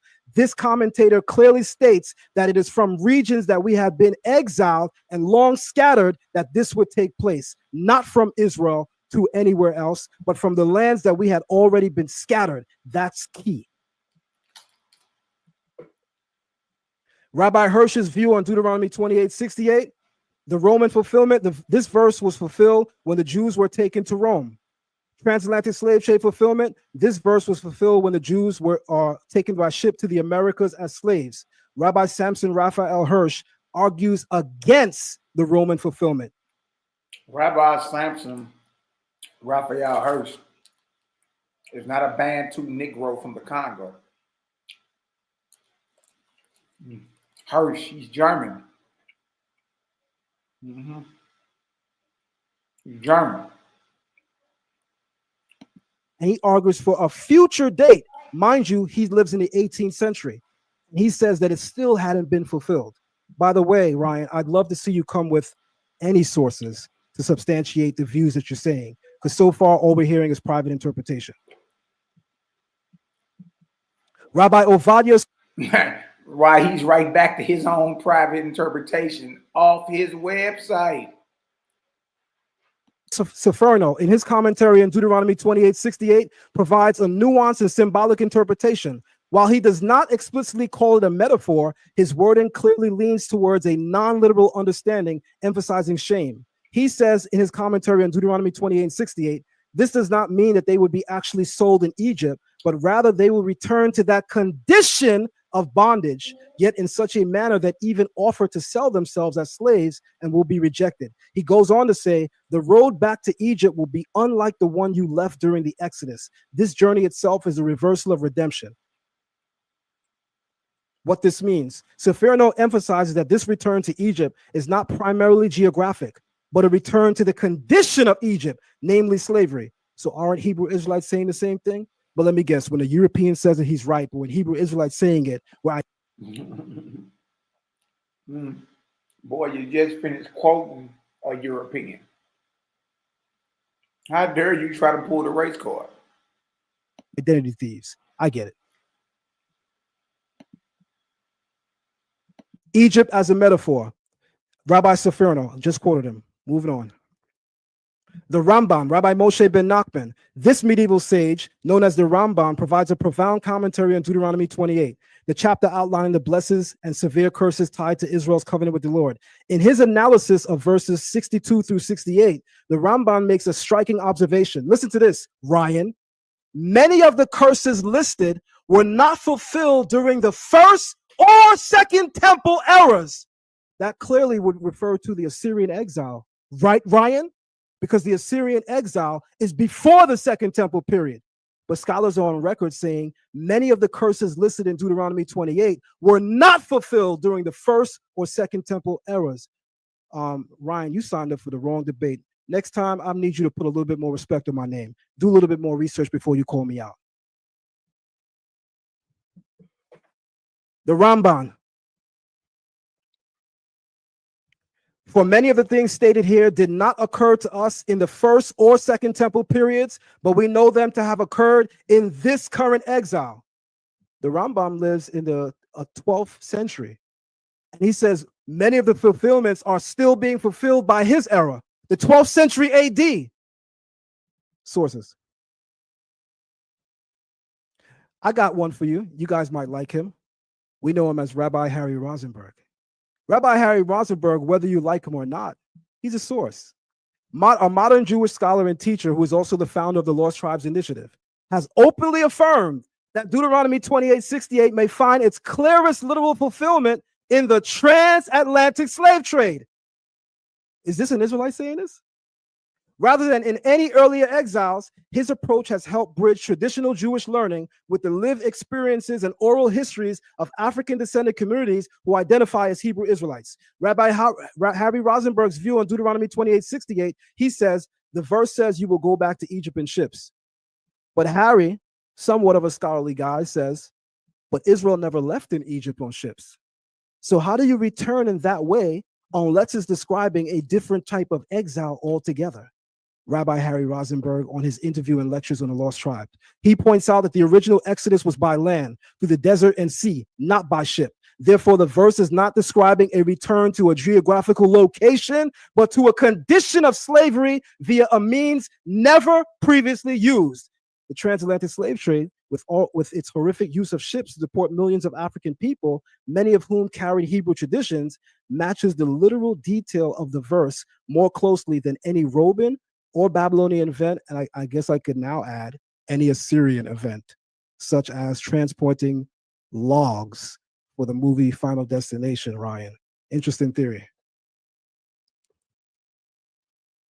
Rabbi Harry Rosenberg, to surmise his views, he sees Deuteronomy 28:68 as spiritual and national degradation, not necessarily a geographical location. Excuse me, that's Seferno. The Rambam's views, this section refers to a future time. The curses did not occur to us in first or second temple period. That clearly wipes out the Assyrian fulfillment, Ryan. I think you would want to try for the Roman one. But when you try that, I got a nice bomb for you. But I hope that you draw for it. In fact, Ryan, I dare you. Not the Roman exile, says Samson Raphael Hirsch, but rather a later time, after the people of Israel had been scattered all over the world. Now, Rabbi Harry Rosenberg says, This verse mentions being taken into ships, a mode of transport never used for Israel's original exodus from Egypt. Historically, there's no biblical or historical record of Israelites returning to Egypt by ships as seen. And Sonetta, I own this video. I'm closing my time by playing it. Another area in Africa you have something big happening is in Nigeria. You have the Igbo people, or Igbo, pronounced either way. There's 40 million of them. Also Christians, like I spoke about before, how that could happen to the children of Israel very easily. But also a lot of them are now coming out and converting back or adopting the rules of the Torah without all the paganism that they've been practicing for hundreds of years. There's been books written about it from scholars in Nigeria, from scholars from the Jewish people. And where it gets interesting is, in America, there was a slave trade. And a lot of the slaves, a very high percentage of them, came from Western Nigerian ports. And in America today, you see a very large movement of African Americans who say that they're the real chosen people, that they're the children of Israel, they're the Judeans. You know, so what are they just trying to create an identity for themselves because they were slaves, or is there really something here? And the answer is most likely there is something there. And most likely, maybe that they were the original Israelites, and maybe that the Jewish people today who are white, Caucasian people came in a little bit later on. We know that some of the greatest sages of the transmission of the Torah were converts from Rome. You have a man named Unclus who wrote a commentary on the Torah, unprecedented, that we still learn today. He was a convert.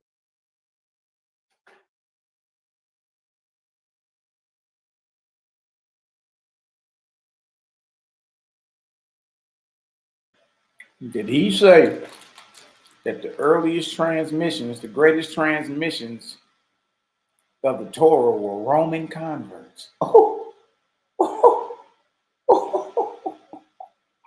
Good night, boy.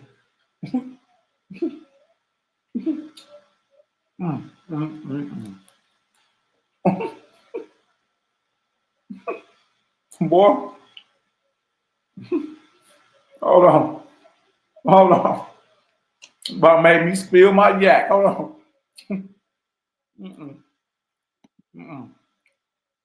I gotta hear that again. I gotta hear that one again.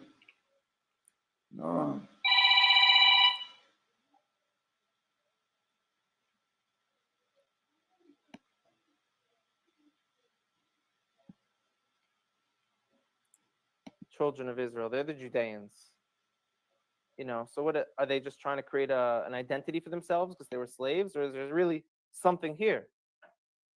And the answer is most likely there is something there.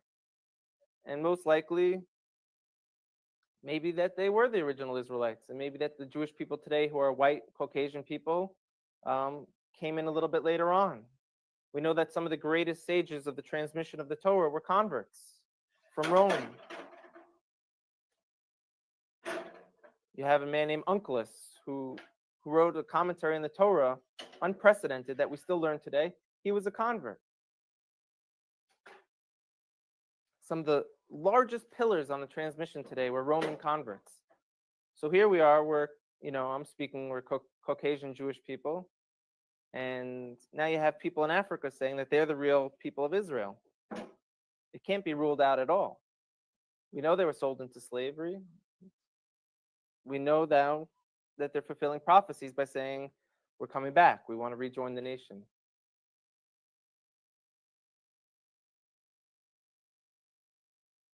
I'm going to stop. How much more time do I have left?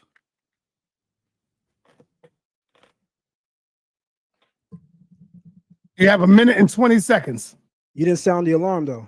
I know, because you was playing the video. My bad. Okay. I got sidetracked. My bad on that one. All right, that's fine. So I want to make something clear. I was too busy looking at the thing, listening, and I ain't look at the time. All right, so I want to make something clear. The topic, you have 1 minute, 20 seconds. Time resumed. The topic of the debate is the transatlantic slave trade a fulfillment of Deuteronomy 28:68? So Ryan mentioning, why aren't we talking about the other verses? Ryan, pay attention to the topic. The topic is verse 68. If you wanted to talk about the other verses, you should have said that at the head of the last week when we decided to have the debate. We agreed on verse 68. I believe so. Stop me if I'm saying something that's not accurate. Lastly, I want to say this. For your next round, Ryan, come with sources. But so far, as a pointer towards you, you're doing horribly great, if that's possible to be. Boy, the oil of Olay is very arrogant, ain't he? He's an arrogant one. Told that man he doing horribly great. How many scriptures y'all think Zion lays him into his whole round? This is sad. Well, at least you dropped more scriptures than you did debating Selah. He went to 5 verses that whole round. 5. Let me get ready. I think the second round is when Ryan unload. I think. Be horribly great. Time. Man, wow, powerful second round. Ryan, are you ready? You got 3 minutes in your rebuttal before you get to your 15 minutes. Yeah, just give me one moment so I can keep track of time myself with you. All right, no problem. I want everybody to know that the Cash App is working. Come on, show some love, family. Show some love. Cash App is working, man. All right, you'll just start it once I start talking, sir? Yes. Okay, here we go. All right, Zion said we shouldn't listen to what the European man tells us. Then he proceeds to quote nothing but white ancient Jewish rabbis and modern Jewish rabbis like Harry Rosenberg. You shouldn't listen to the European unless Zion's presenting it to you as the white people he likes, I guess. Then we're going to get into the point that Zion's saying, Ryan, show sources. Well, I'm showing you a Bible that has 66 different books in it. I showed you the Apocrypha. I'm quoting the transatlantic slave trade statistics. I knew you were going to say that because I watched your Vocab Malone debate. I have thousands of years of writings in this Bible because it's 66 different authors, Zion. So this is a source. And yes, it is fulfillment of the curses that were done to the Israelites. You haven't even showed us Israelites on a slave trade yet because you don't have pictures of anything. I'm showing you ancient reliefs of the Assyrians having the transportation necessary to fulfill the curse and also showing you besieging the city. And I'm showing you the history of both kings that did so, King Shalmaneser and Tiglath-Pileser III. And I'm sorry, I'll mispronounce that. I'm sure that'll be your next best rebuttal you have here. So if you want me to show you Israelites in 4K, Zion, I'm sorry they didn't have HD back then. So I'm giving you what is necessary. It's also interesting that you're trying to claim that God brought all 89 curses in Deuteronomy 28, except he just didn't do Deuteronomy 28:68 for some reason. So he waited 1,500 years after he sent his Messiah and 3,000 years from when he prophesied it to the children of the actual slaves of the Exodus. That's an interesting theory. So God brought 89 curses, but he didn't bring the 90th curse because you want it to fit your narrative. Interesting. Even though Isaiah 10:24-27 says, be not afraid of the Assyrians when they strike with the rod and lift up their rod against you, as the Egyptians did. And his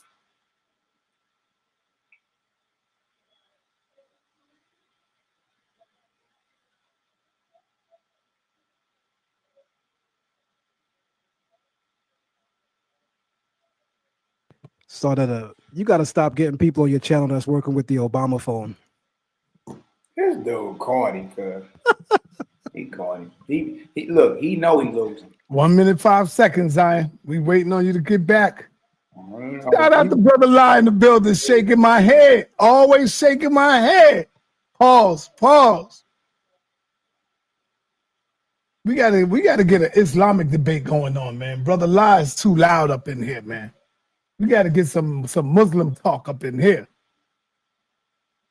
That's what I'm calling. I'm calling for an Islamic debate, y'all.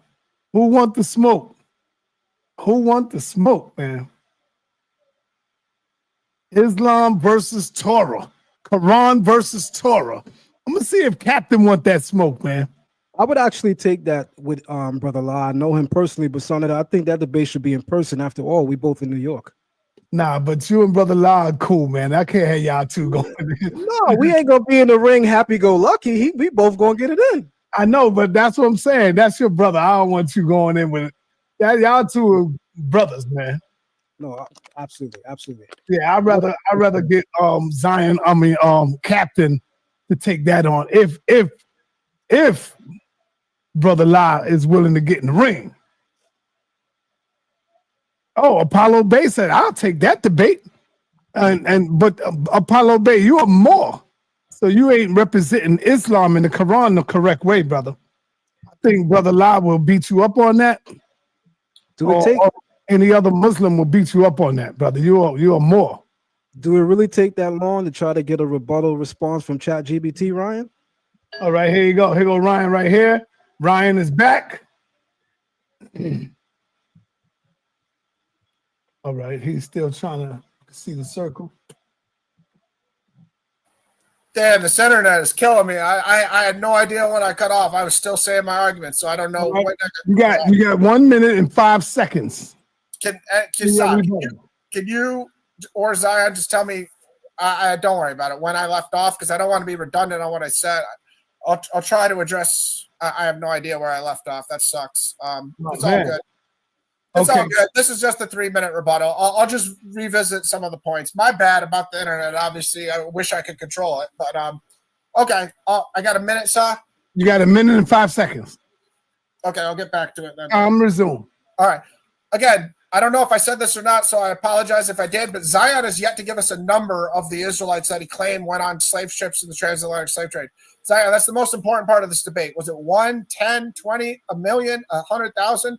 Give us an estimate. You have to. You can't just say Israelites went on slave trips and not give us a number. That's the most important part of your thesis. I don't know if you're unaware of that or not, but it is.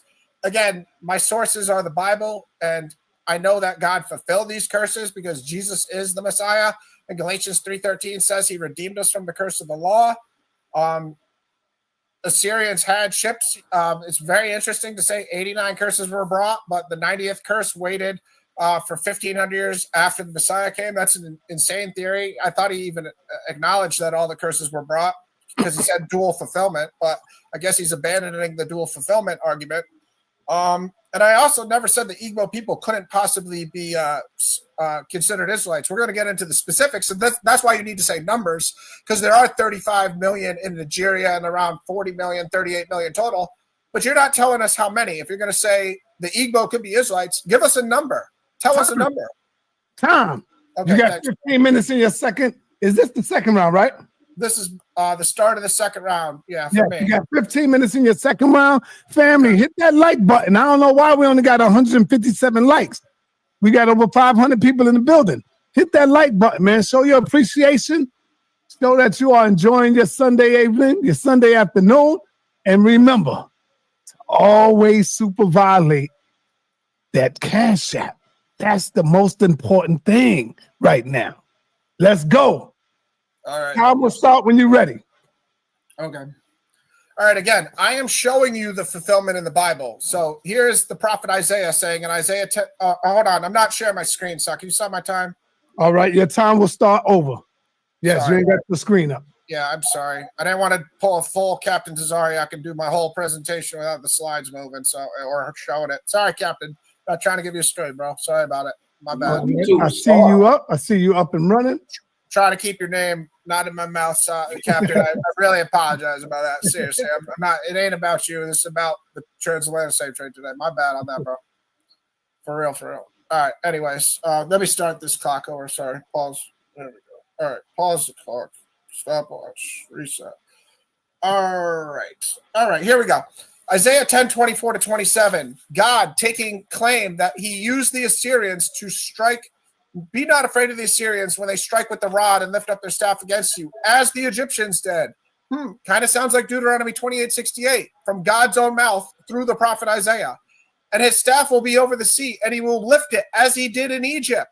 As 2 Ezra 13:43-44 said, God had to do a miracle to get him out of Assyria, because when Shalmaneser carried them over the waters in boats, not on his back. God had to do a miracle like the Red Sea or the Jordan River and stop the Euphrates River from flowing, if you read 2 Ezra 13:43-44, to allow the Israelites to walk out of Assyria, Zion. So, yeah, they didn't go over the first time by walking. God had to do a miracle. God takes claim that the Assyrians were his wrath, his rod of anger. So they were fulfilling Deuteronomy 28:68 curses because God was claiming that he used the Assyrians, the rod of my anger. The staff in their hands is my fury. Isaiah 10:5-6. Down to the bottom. Shall the axe boast over him who hews it, or the saw magnify himself against him who wields it? God is saying the Assyrians are only exercising his wrath. Again, what the Deuteronomy 28 curses were God using other nations to punish the Israelites.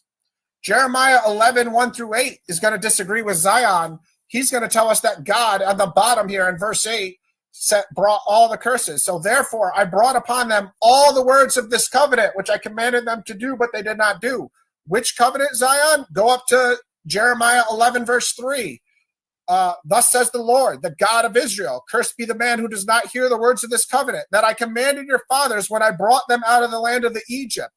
When was that covenant given? Oh, it was given to Moses, and he gave it to the children of Israel and their children in the book of Deuteronomy. That's the audience of Deuteronomy 28:68, Zion. God saying that is the covenant. And at the bottom here, verse 8, Zion, Jeremiah thinks, therefore I brought upon them all the words of this covenant. So why are you saying Deuteronomy 28:68 wasn't fulfilled all of a sudden? Here's Daniel 9:9-14, that it be proven in the mouth of 2 or 3 witnesses what is true, right?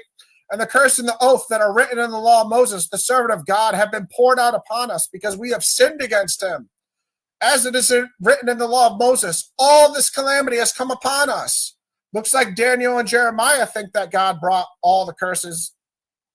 All right? And here's why, as a Christian. Hey, that's a headshot. That's a headshot. I gotta be real with it. Because now he's showing. Let me see. Hey, boy, be quiet. Look at this right here.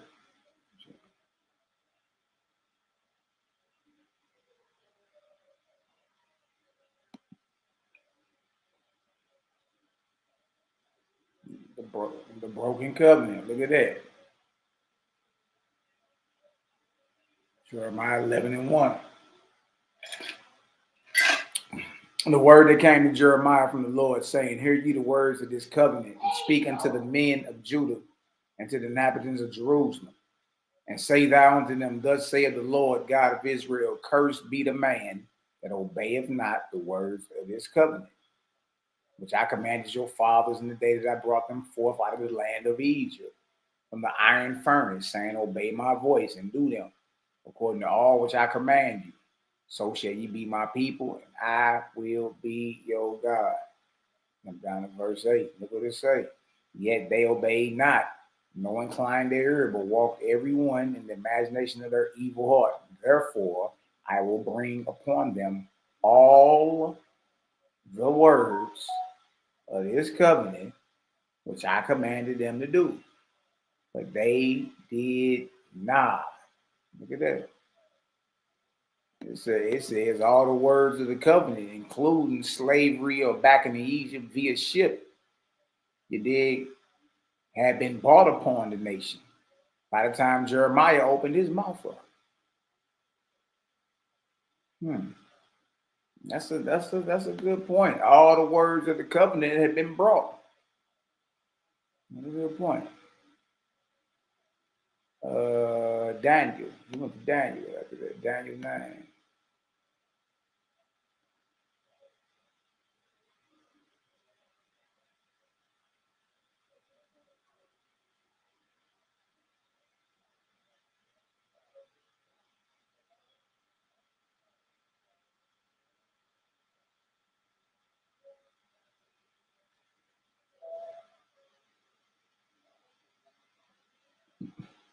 Daniel 9:10. Neither have we obeyed the voice of the Lord our God to walk in his laws, which he set before us by his servants, the prophets. Yea, all Israel have transgressed thy law, even by departing, that they might not obey thy voice. Therefore, the curse is poured upon us, and the oath that is written in the law of Moses, the servant of God, because we have sinned against him.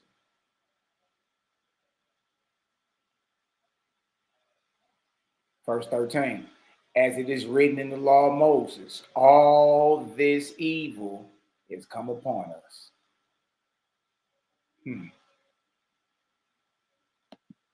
So he's showing, like, if it's a biblical debate, he's even showing that, you know, when the curses had already been poured out upon the nation of Israel, and that those curses were made null and void at the death of Jesus. That's Ryan's point. And he's using the Bible to bring his point.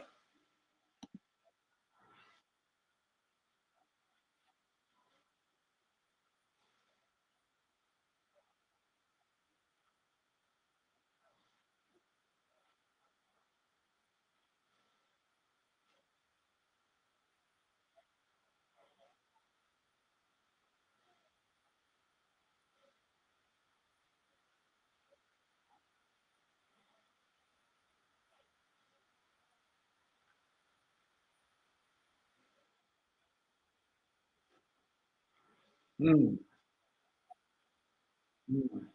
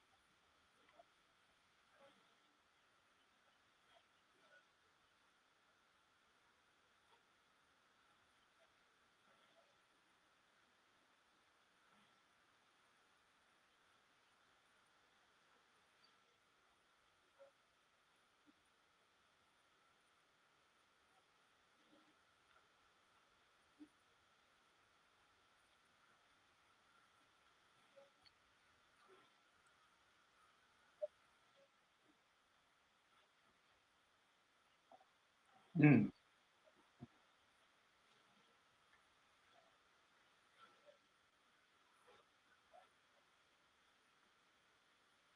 Ooh. Ooh. And he got him. He quoted, look, Zion, you can't even be mad.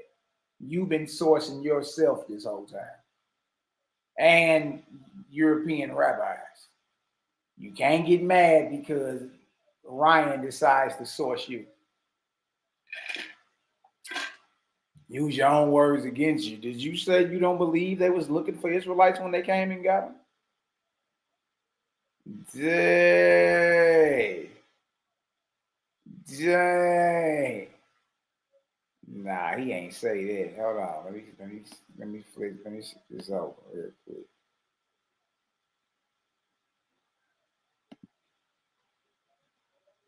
Ships to Egypt, a journey that I promise you should never make again. And there you shall offer yourselves to sail for your enemies. I want Zion to show us what West African nations or what European nations are the enemies of the Israelites. Not everybody in the slave trade, but the Israelites. I think he's going to have a problem because I'm going to quote him right here from a show on his channel when he was talking about the Igbo with Shimon Sabrina Samadi, and I apologize if I mispronounced that. But as you can see, here's the transcript from his show on his YouTube channel from 1907 to 1926. Zion states, I don't believe that the people that came to take us were specifically looking for Israelites. They were looking for slave labor. So Zion, you yourself don't even believe that these nations in the transatlantic slave trade were looking for Israelites. So you're telling us that God, who is somehow doing curses, is doing the most careless, ineffective methodology possible to curse the Israelites by not even making the nations that he's using as the rod of his anger aware who the Israelites are. So these people are just accidentally going to get Israelites in the slave trade, according to your thesis. This is your own quote, and I agree with you. These nations weren't looking for Israelites. You want to know why? Because it's very hard to identify who were Israelites in the 15th century. It's very hard, and these nations weren't looking for Israelites, so we agree on that. These are the actual enemies who did specifically target Israelites, according to the Holy Bible. All the prophets testify. God used the Assyrians. God used the Babylonians. Again, that fulfills, I'm mentioning Babylon, because they fulfilled all the other curses of Deuteronomy 28. So it's tied in with the other curses that Assyrians fulfilled. So Zion needs to tell us what nation of the transatlantic slave trade were enemies of the Israelites. Was it Portugal, Great Britain, Denmark, Spain, Uruguay, France, Netherlands? So from 1400 BC to 14 AD, where were these nations enemies? Or did it just automatically start in the 15th century? So they were no enemies. They didn't even know each other existed. But then all of a sudden in the 15th century, they became enemies without any prior history. So define the term enemies for us, Zion. Did the Israelites ever invade Portugal, Great Britain, Denmark, Spain, Uruguay? Can you show us the enemy component here? Did the Israelites ever invade them? What events caused them to be enemies? Or do you agree with your quote and say that these nations weren't actually enemies of Israelites because they weren't even looking for Israelites? So it's kind of hard to be at war with somebody that you don't even know exists. You're just grabbing slave labor. Let's think about that. Who was the leader of the king of Israel when they were enemies? Well, there wasn't any king when they were enemies, obviously, because it was 15th century from your thesis. I can tell you the kings of Israel when they were enemies in the ancient Bible, but you can't tell me kings of Israel. No-way. And you know what? That was something I used to always trip off of. I used to always trip off this, man. Yeah, and again, the quote-unquote curses. I used to always trip off this. Yeah, I think Ryan, they kind of went over everybody's head. Hey, grab me some water. Here, right here, my cup right here. Man, this Deuteronomy 28, blessings and girls, ain't. All right, when you get down to verse 15, it's the curses, right? Consequences of disobedience, right? Now, one of the curses, which is a kill shot. Which is a kill shot. Where is it?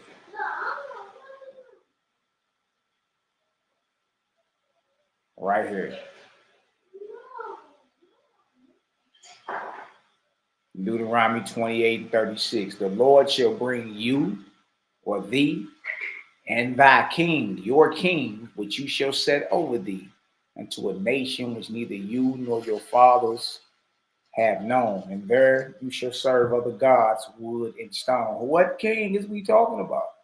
It ain't been no king since the, you know what I mean, the Babylonian captivity. Before that. So in order for this to be fulfilled, this would have had to happen in Babylonian captivity or Syrian captivity. You ain't had no king after that. You ain't had no king after that. The kingship was done. You dig? Even after the return from the Babylonian captivity, nobody said it's a king. So who is the king? If this applies to America, who is the king that was brought with us over on slave ships to the Americas? The Lord shall bring you and your king, which you shall set over you, unto a nation which neither you nor your fathers have known.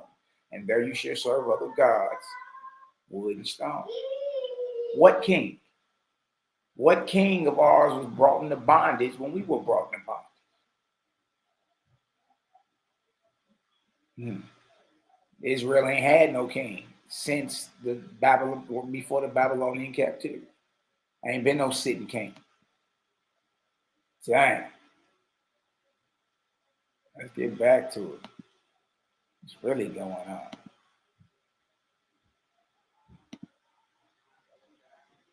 when you have your thesis? Why is any country considering them enemies? And was this a religious persecution thing? Because I know you might try to say some Jews are supposedly Israelites. Why are these West African nations Israelites? If not the European nations, of course, we know West African nations sold slaves too. So when did they become nations, enemies with the nation of Israel? What events led to that, Zion? How can the West or Central African nations also be called faithful Israelites if they're selling their brothers into slavery? So if you're saying there are Israelites in these West African countries that ended up selling the slaves, Deuteronomy 15:12-14 tells us, a Hebrew man or a Hebrew woman is sold to you, he shall serve for 6 years. In the 7th year, he shall be let free. You shall furnish him liberally. Leviticus 25:39-40 tells you, you shall not make your brother a slave. So if you're saying that the people in West Africa that were selling the Israelites or the people in the slave trade were Israelites, they're breaking the Torah, and they're clearly not faithful Israelites themselves. So they should be sold into slavery for breaking the Torah. What foreign leader is involved in this transatlantic slave trade? Again, I don't want to be redundant on this point. Some of these are just more questions to break down how this is not true. It's a logical fallacy. I also still, again, in the middle here, want the minimum population to get an idea of what Zion can say constitutes being an enemy. Is it 1 person, 10 people, 100,000, 1 million? I know in his third and final round, he's going to tell us the number of Israelites that went into slavery, at least in a rough estimate, because we're all still waiting. Because if he's going to say you're enemies if only 2 people disagree, I have a problem with that. Okay? You have to constitute a nation of Israel. You have to constitute at minimum scattered Israelites. Tell us what size group and tell us why they're enemies. And did they share the same enemy, or were these nations and scattered people at different times enemies for different reasons? All right. Again, he's not going to show us any of the other curses. He doesn't think that's relevant, but it is, because when God promised to bring the curses of Deuteronomy, he didn't say, I'm only going to bring 1 curse. He promised to bring all the curses on the Israelites for those acts of disobedience. So he thinks that the other curses aren't part of the debate. No, it is part of the logic of the debate, because God's not going to just bring 1 curse, Zion. He's not going to just curse you in the city and not curse you in the field. He's not going to just bring 1 curse. So that's why I'm asking for this logical thesis to make sense. It's not because I think we're debating all the other verses. All right? Show us when these curses were fulfilled, and show us when God uses them as instruments of his wrath, as the second to bottom thing here says. Because I just showed you when God claimed that he used the Assyrians as his rod of anger. Show us when God used Britain or Portugal or America as his rod of his anger. Show us in history or in the Bible. It's not going to be in the Bible, so I guess show us in history. These are just some statistics about slave trade when it flourished the most in the 1700s to 1850s.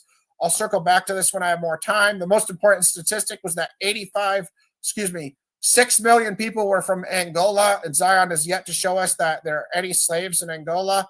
This is a brief summary of the destinations. Brazil, 45%, British Caribbean, 22%, Spanish America's 13, French Caribbean 11, Dutch America's 4, North America 3.8, and then the Danish Western Europe 1% and 0.1%. Those are the destinations. Here again is a map of where the people were taken. These are sources. You asked for some sources, so I'm showing you some sources. Again, you see that big bubble at the bottom there of Angola. That's a source telling you that 6 million Angolans went into slavery. I guess God forgot what he told Abraham in Sodom and Gomorrah, because according to you, God didn't even tell these nations they were looking for Israelites, from the quote from your show. And then they inadvertently swooped up 6 million innocent Angolans, even though he was only looking to curse the Israelites. So God saying to Abraham, I won't destroy Sodom and Gomorrah, a wicked city, if there's 10 righteous people in it. I guess God changes. He forgot that because he put millions of innocent Africans into slavery and death because he was looking for Israelites. He just didn't tell the nations how to find them or what they look like. They just were going to accidentally curse the Israelites, I guess. All right, so here we see Portugal. These are just some more statistics. I'll circle back to these if I have time. Here is why, as a Christian, I don't believe in Zion's thesis. The gospel is literally translated the good news. Eugalion, Romans 1:16, for I am not ashamed of the gospel, for it is the power of God to everyone who believes, to the Jew first and also to the Greek. Luke 24:44 tells us that everything written about me in the law of Moses and the prophets and the Psalms must be fulfilled. That's Jesus speaking. Jesus is telling you every prophecy spoken about him must be be fulfilled, including the fact that it was prophesied that he must redeem us from the curses of the law. As Galatians 3:13 said, Jesus fulfilled that. 1 Peter 1:3-5, God, the Father of our Lord Jesus Christ, and his great mercy, born again to a living hope through the resurrection of Jesus Christ from the dead, to an inheritance that is imperishable, undefiled, unfading, kept in heaven for you, who by God's power are being guarded through faith for a salvation ready to be revealed in the last time. So according to 1 Peter 1:5, God is guarding the Israelite people, and that he's keeping their salvation in heaven. So God is guarding people, yet he's cursing them into slavery simultaneously 1,500 years after he sent his Messiah. Okay, Matthew 26:28, for this is the blood of my covenant, which is poured out for many for the forgiveness of sins. If you believe in Jesus Christ, you have forgiveness of your sins. You're not redeeming, you're still not getting cursed. 2 minutes. Thank you, sir. Romans 3:23-26, grace as a gift, redemption that is in Christ Jesus. Again, I'm not reading all these verses for the sake of time. People are on the screen for you guys to read them. You can screenshot them later too. Propitiation by his blood, divine forbearance. He had passed over former sins. It was to show his righteousness at the present time. Whose righteousness? God's righteousness. God the Father's righteousness. Romans 4:25, who was delivered up for our trespasses and for our justification. You're asking me to show sources, Zion? These are actual Jews. This is the Apostle Paul from the tribe of Benjamin, who learned under the high priest Gamaliel. He's testifying to what I'm talking to you about today. These aren't my private interpretations. This is scripture interpretation. Prove it's wrong if I'm reading these verses wrong. Romans 8:3-4. For God has done what the law, weakened by the flesh, could not do by sending his own son, fulfilling the righteous requirement of the law and allowing us to walk in the Spirit. Again, paraphrasing there, Ephesians 5:2, and walk in love as Christ loved us and gave himself up for us, a fragrant offering and sacrifice to God. So Jesus Christ's death on the cross is a fragrant offering and a sacrifice to God. So God just takes this fragrant offering of his own son's blood, which he had prophesied throughout the entire Bible, and he says, oh, that offering's not good enough. I still got to curse a bunch of people and put them in slavery 1,500 years after this event, after I sent my own son to die on a cross from crucifixion, which is called crucifixion because it's excruciating. A fragrant offering and sacrifice to God, Ephesians 5:2. That's what Christ did. He gave himself up for you and me, Zion. Bear that in mind. Daniel 9:24, speaking about what would happen in the Messianic time, to finish the transgression, to put an end to sin, to atone for iniquity, to bring in everlasting righteousness. Isaiah 11:6-10, the wolf shall dwell with the lamb, the leopard lie down with the young goat, the calf and the lion, the fattened calf together. The little child shall lead them. These are messianic prophecies. This is what God is. Thank you, sir. All right, man. The completion of the second round. We are now going over to my. Oh, wait. Who y'all got? Who y'all got all the way up into that second round? Let me read y'all how many scriptures have been read off. This is a biblical debate, right? It is a biblical debate.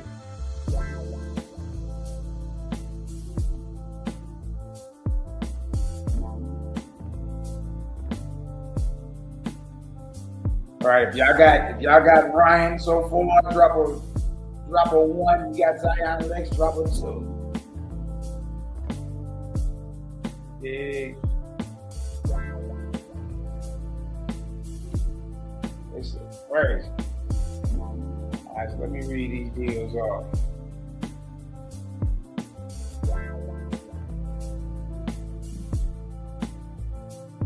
And then put up if you got 1-1, 2-0, you know, all that stuff. You know, there's been 2 rounds. They both got 2 rounds off. Who y'all got winning, right?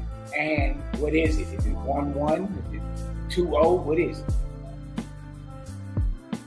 All right, so I got Zion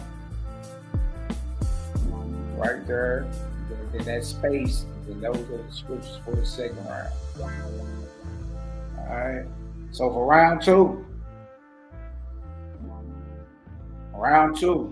Zion got 1, 2, 3, 4, 5 scriptures. Deuteronomy 28:68, Exodus 20:2, Deuteronomy 6:12, Deuteronomy 5:6, Hosea 11:5. 5 for a total of 10 scriptures, maybe 11 in 2 rounds. Okay. For the second round, Ryan right there. Scroll. That first space right there is round 2 started. All right, so we got 1, 2, 3, 4, 5, 6, 7, 8, 9, 10, 11, 12, 13, 14, 15, 16, 17, 18, 19, 20, 21, 22, 23. Good night. He had 18 in the first round, 23 versus the second round for a total of what? 41? It's 41 verses coming out of the Bible in 2 rounds. And Zion, he's got 12. It's just not a biblical debate. That's what I'm saying. So in 2 rounds, Zion Lex got 11 Bible verses, and that's giving him some mercy, right? But Ryan got 41.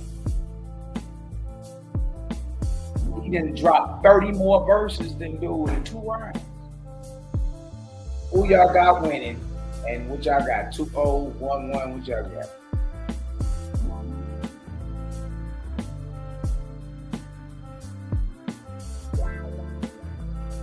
Yeah, Ryan, as of right now, right? I mean, it's crazy.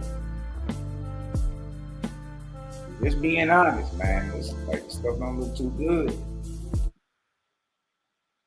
Stuff don't look too good, and then all he keep doing is being, condescending. Brother Zion for his 3-minute rebuttal. Brother Zion, the time will start when you're ready, brother.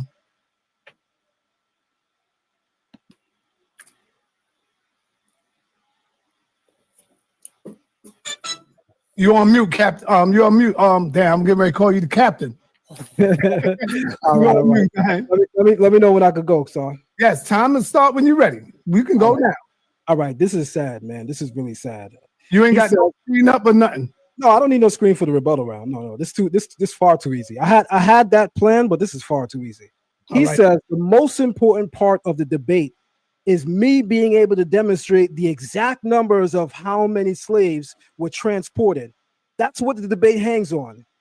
With that logic and the kindergarten PowerPoint presentation that he's given so far, it's clear that this dude shouldn't have been in the ring with me. So that you called him a heavyweight. This dude is not even light featherweight. Zion arrogant. But he go in the Bible more than you, scholar. He go in the Bible more than you, scholar. You supposed to be the Hebrew biblical scholar. He done dumped 30 more verses than you. So somebody is speaking out of their own private interpretation and somebody ain't. He dumping Bible. You ain't dumping. You ain't dumping. We ain't dumping. And everybody just was seal clapping for you because you already know, especially with a topic like this. Israelites that don't like you gonna say you won. Come on now. But we slow you down, though. Slow you down. Throwing shots at Tazariak while debating me. You struggling with me. Don't worry about Tazariak. Then the only source he quotes the whole debate is me. I got Zion here in the video saying this. Even Zion agrees that they didn't. What's wrong with him quoting you when you quote yourself?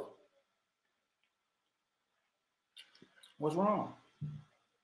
Y'all, Zion Lex knew he got his ass whooped. All of this is just theatrics. This is just theatrics. It look cute to some folk. It's theatrics, though. That's all this is. Hey, little Joker. It's all theatrics. The hit dogs holler. Always remember that. He hit.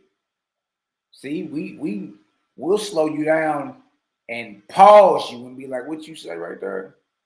Hold on, what? Zion Lex is up here acting all out of character.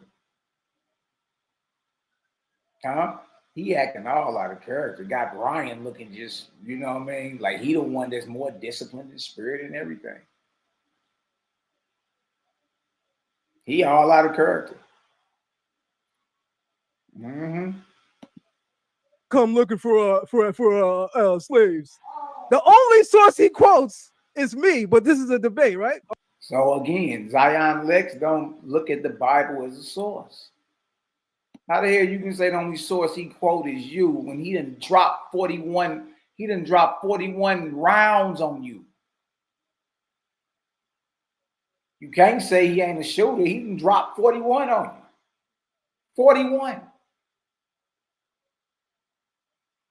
You dig? Bro, you acting all out of character. And again, you don't believe the Bible was a source, because if you did, you wouldn't be twisting your mouth saying, dude ain't come with no source. To be honest, yes, he is. He coming with the highest source. He coming with the highest source because you supposed to be the most intelligent one in the room, because you are a self-proclaimed biblical scholar. So for sure you think the Bible is a source, for sure. After all, it's a biblical debate, Deuteronomy 28. Okay. Then he shows a map where slaves came from and says, you asked for it, Zion, you asked for it. There's your source. You can't make this stuff up, man. Then, to top it off, he continues giving private interpretation. And that said, Zion says, I'm giving private interpretation. This is the Bible's interpretation. I'm not giving private interpretation. Ryan, let me explain. Do y'all hear those? That's crazy. He ain't even been dissing Lex the whole time. He ain't even dissed him. Just something real quick. If you don't have enough logic or reason to understand something basic and fundamental. Private interpretation is you giving your opinion outside of any academic consensus, outside of anyone having anything to say in agreement with what you're saying. No, private interpretation is in the Bible. That's what it's talking about. I ain't got necessarily talking about, you know what I mean, the wisdom of the world or certain knowledge you can go pull, you know what I mean, to fit your narrative. The private interpretation got to do with the truth of who everybody called God. There ain't no private interpretation, and it ain't supposed to be no private interpretation when it comes to the word of God. It ain't supposed to be. I'm saying this is a biblical debate. What is we even talking about? You feel me? Straight biblical. Hold on, y'all.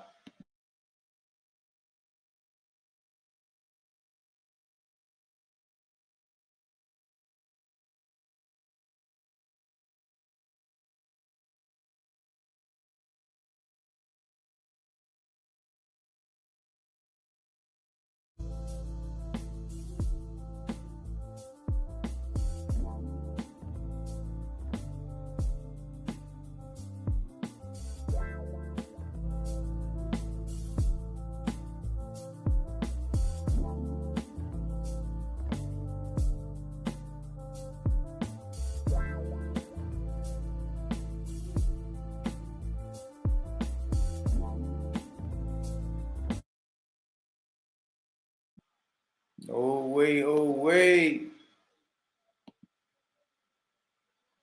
That's your own private interpretation. You looking into the Bible and giving your opinion, that's your own private interpretation. If you don't understand that, don't debate, period. Not just me. Don't debate, period. You're doing horribly great, if that's possible. Time. Oh, damn, this easy. You still have a minute and 14 seconds. Oh, start my whole time over. Let's go into the next. Look at him. He all emotional, waving his wrist. Yeah, waving his wrist. You know what I mean? Giving back time. The holy Ryan just sitting back there, laid back on that leather ass couch, boy. You better not fall asleep on that deal, boy. You sweating. You gonna wake up glued to that deal. Look at Zion, bro. You are all out of character. All out of character. Round. This is ridiculous. Okay, Zion, in 15 minutes will start. When you ready, brother. Let's hold on, son. I got one thing to say.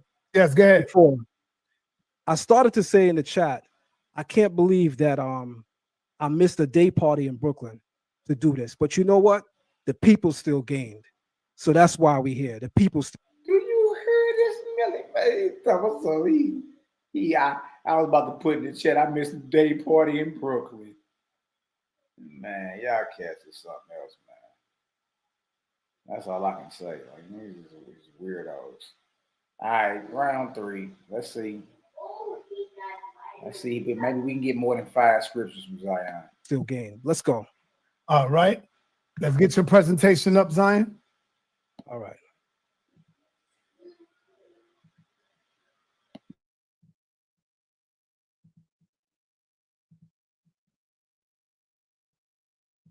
All right. I see it. Your presentation is up. Your PowerPoint is up. Time will start when you're ready, Zion. Okay. He wants to talk about the other curses. So I threw this in there really quick since he wants to talk about some of the other curses. In Deuteronomy 28:50, it describes the nation that the children of Israel will be sent to. It says, the Lord shall bring a nation against thee from afar, from the end of the earth, as swift as the eagle flies. By the way, the symbols on the image is very telling, right? America and the symbol of an eagle. As swift as the eagle flies, a nation whose language you will not understand. A nation of fierce countenance which shall not regard the person of the old, nor show favor to the young. So let me bring something to our attention right now. One of the reasons why this debate is significant for this day, today marks the 5-year anniversary of the brutal murder of George Floyd, which occurred on May 25th, 2020. Shout out to our deceased and lost ancestor, George Floyd, and the horrific and brutal murder that he had to undergo through the hands of white supremacy in this country. Also, the Tulsa, Oklahoma massacre.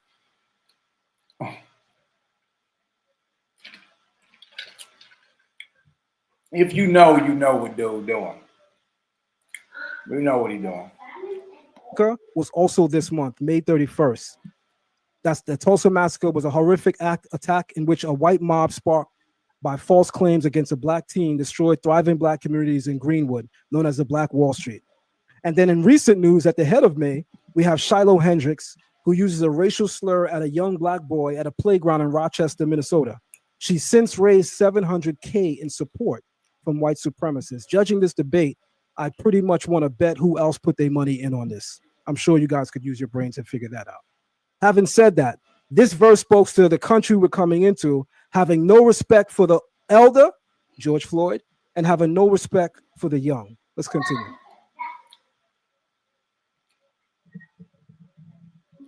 The question of which historical event more credibly fulfills the prophecy of Deuteronomy 28:68. Authoritative sources are not arguing, by the way, for the Assyrian fulfillment. There's no consensus view that Deuteronomy 28 is the Assyrian fulfillment. I actually thought that he would come and give the consensus view. And you know what? From a point of scholarship, it's okay to defer away from the consensus view if a person has enough credible information to introduce a new theory. But this, he's sourcing himself again.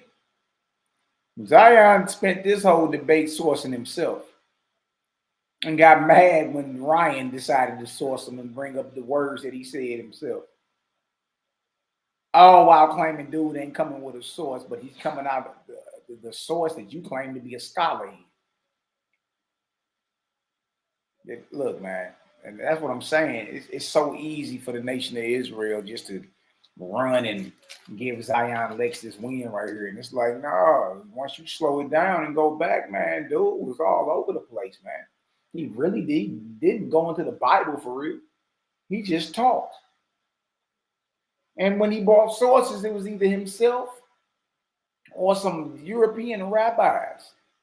But he bring the European rabbis out after he puts the face of Ryan under a banner of white supremacy.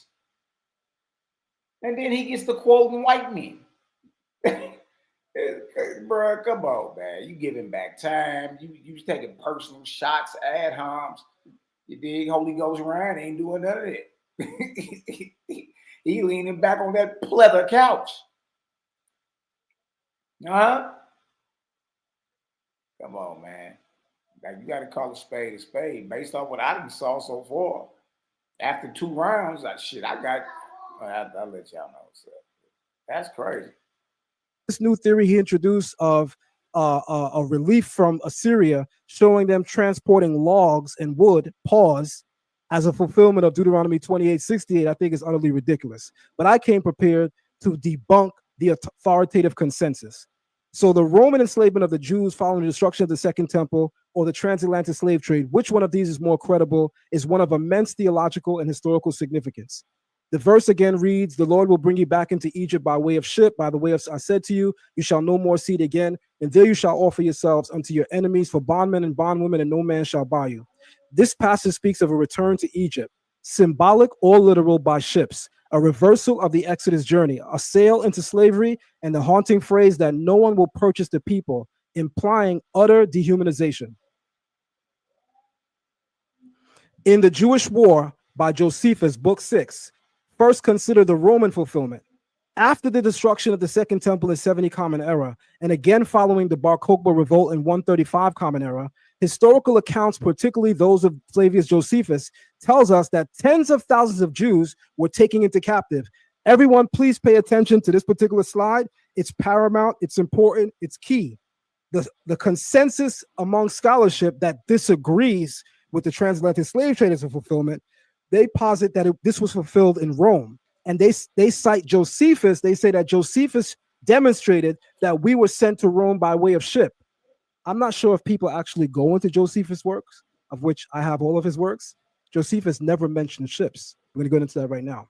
Some were sent to Rome, others to Egypt, and many were sold into slavery. Josephus specifies the numbers and destinations, but he does not explicitly mention the use of ships. While it is likely, given the geography of Rome, naval capabilities, that captives were transported by sea, that is an inference, not an explicit historical record. Nowhere does Josephus say they were transported by way of ship. He just said that the Romans took them and brought them into Roman provinces. On the other hand, the transatlantic slave trade is uniquely characterized by its reliance on ships. Every aspect of this brutal enterprise depending on maritime transport. Slave ships were meticulously logged, insured, named, and documented. This is an overwhelming volume of direct evidence from European records, port manifests, shipping logs, and first-hand accounts that details the capture and forced movement of millions of Africans by sea. In contrast, the silence of the Roman records on this detail, the transatlantic fulfillment, matches the prophetic language with stunning clarity. So while Josephus does detail the Jewish revolt against Rome and the capture of the Jewish people, including those carried away captive to Roman provinces, he does not specifically mention ships as a mode of transport. He describes the capture and subjugation of individuals and groups, but the method of transporting them to different provinces is not explicitly stated as being by sea or ships. Furthermore, the identity of the people must be considered. The Jews of Roman Judea were undeniably Israelites. Their capture, sale, and exile are a matter of historical fact. However, recent scholarship, we're always supposed to be in the updated scholarship, right? Why is Ryan using outdated thinking? I can't even say sources because he didn't present a source. Their capture, sale, and exile are a matter of historical fact. However, recent scholarship, oral traditions, and cultural practices point to a substantial Israelite heritage among the West African peoples, particularly among the Igbo, many of whom were targeted during the transatlantic slave trade. These communities practiced circumcision, observed dietary laws, etc. The theological implications deepen this perspective. The Roman exile was largely regional, primarily affecting Judea and surrounding lands.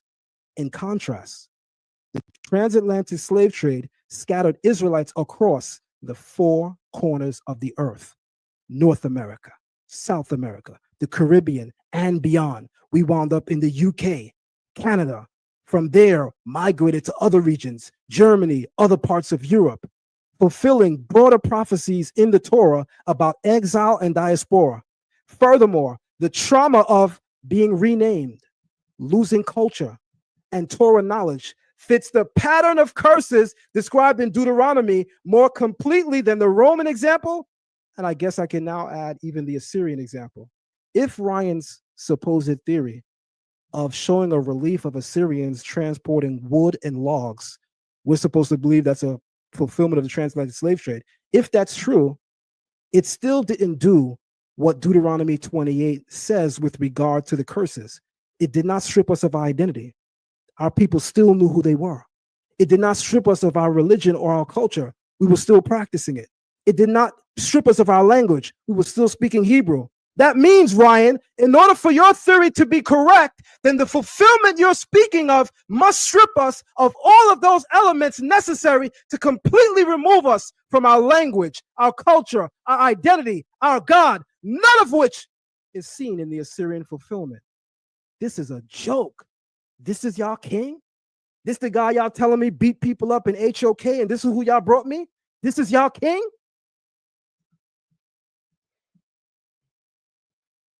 Lastly, consider the symbolic and spiritual parallels.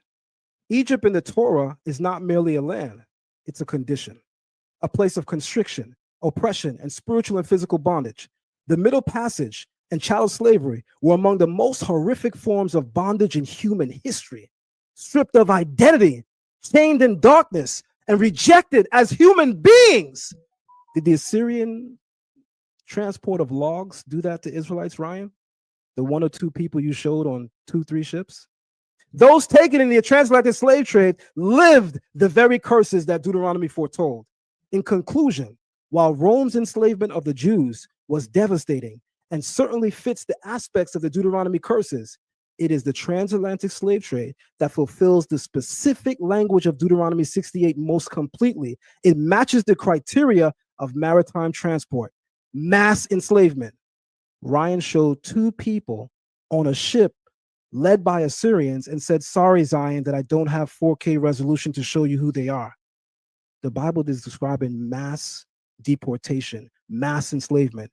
You showed us two people across from a boat carrying wood. Are you serious? It matches the criteria of maritime transport, mass enslavement, identity erasure, and global dispersion. It fulfills not only the letter of the prophecy, but its spirit, the total alienation, degradation, and exile that the Torah warned would come upon a disobedient Israel. From this perspective, the ships of the Atlantic became more than vessels. They became the tragic proof of prophecy being fulfilled in real time. I'm not sure how many of you follow this guy on Instagram, but I actually know him personally, right? His name is Will Mills. Y'all watch his stunts online. Y'all watch his skits where he says, pack you up, son, pack you up. You know, Ryan, in the spirit of jest, in the spirit of debating, I want to say something to you as a closing afterthought.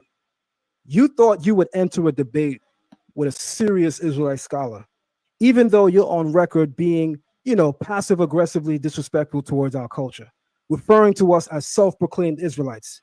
And look what happened. Look what actually happened when the debate was said and done. Looks like them Israelites done packed you all the way up, son. Pack you up and get the out of here. Time. No. No. That was corny. That was lame. What the hell was all that? Hold on, man. That was goofy. Zion Lex dropped a total of 2 verses in his third round, and then he just called time. That wasn't even 15 minutes.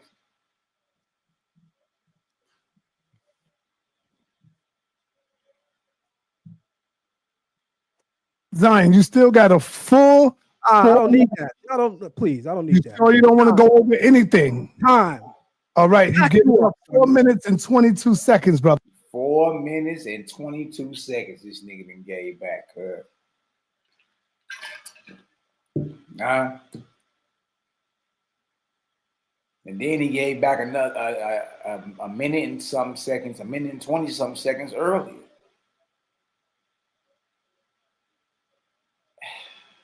He all out of character. He giving time back. He throwing ad homs. He ain't dumping no script. That last round, he just talked and quoted himself again. How y'all got this man winning anything? How? How? I just want to let you know. All right. All right. Ryan went out just in time before he gets started. Okay. Let me move on over to Ryan's time. The nerve of you. Pack you up, son. The nerve of you. Yeah, Ryan froze. Ryan will be back in a minute, y'all. He'll be back. This is where the Israelites say the Most High done stopped him. This ain't him or the Obama phone. The Most High working. With a bomb, Sonata. Insert Mortal Kombat. Fatality. Pack you all the way up. I don't want to give no bombs to nobody because I don't want to influence the people. This is between. No problem. You know what I'm saying? I'm just having fun. That's all. Yeah, I know. So, Ryan, you got 3 minutes in your rebuttal before you get to your last and final round. After your round, y'all will have, and it's up to y'all if y'all agree, you would have 10 minutes to question each other. Sure. Is that cool with you, Zion? Repeat that last part. You will have 10 minutes to question Ryan. Ryan will have 10 minutes to question you. 5 and 5? No, 10 and 10. Nah, I'm not doing all that. All right, that's too long. Look at him. He's trying to get up out of there. He's trying to get up out of there. What you mean you ain't doing all that? Not only is he giving time back, he done gave back over 5 minutes of time. Each round only 15 minutes. He done gave back over 5 minutes of time, and then when asked the question Ryan for 10 minutes, he said, "No, I'm not about to do all that. 5 and 5, no. 10 and 10, no, I'm not." Yeah, already it's been a huge waste of time. Right, so it's a huge waste of time. I'll explain. Our rebuttal round is shorter than that. That doesn't make sense. If that's the case, our rebuttal round should have been longer. I think 5 and 5 is enough. Okay, 5 and 5 is cool. That's why I'm asking y'all. Sure. You're going to find out that 5 minutes is going to go by like that. Trust me when I tell y'all. Well, because I went first, Ryan goes first. Yes.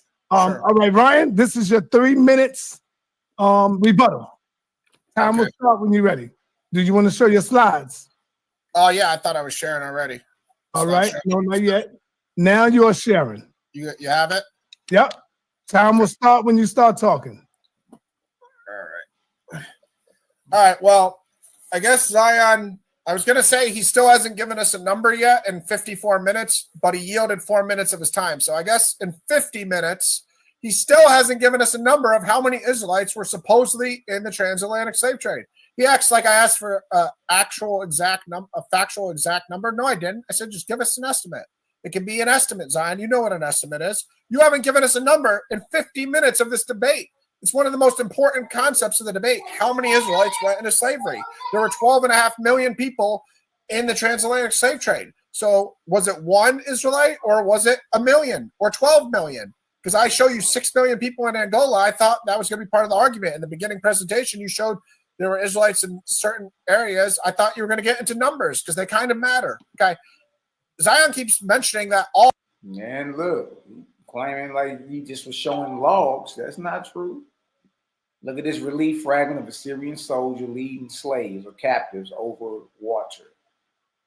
And the one cat down here, like he even got thrown overboard. You see that?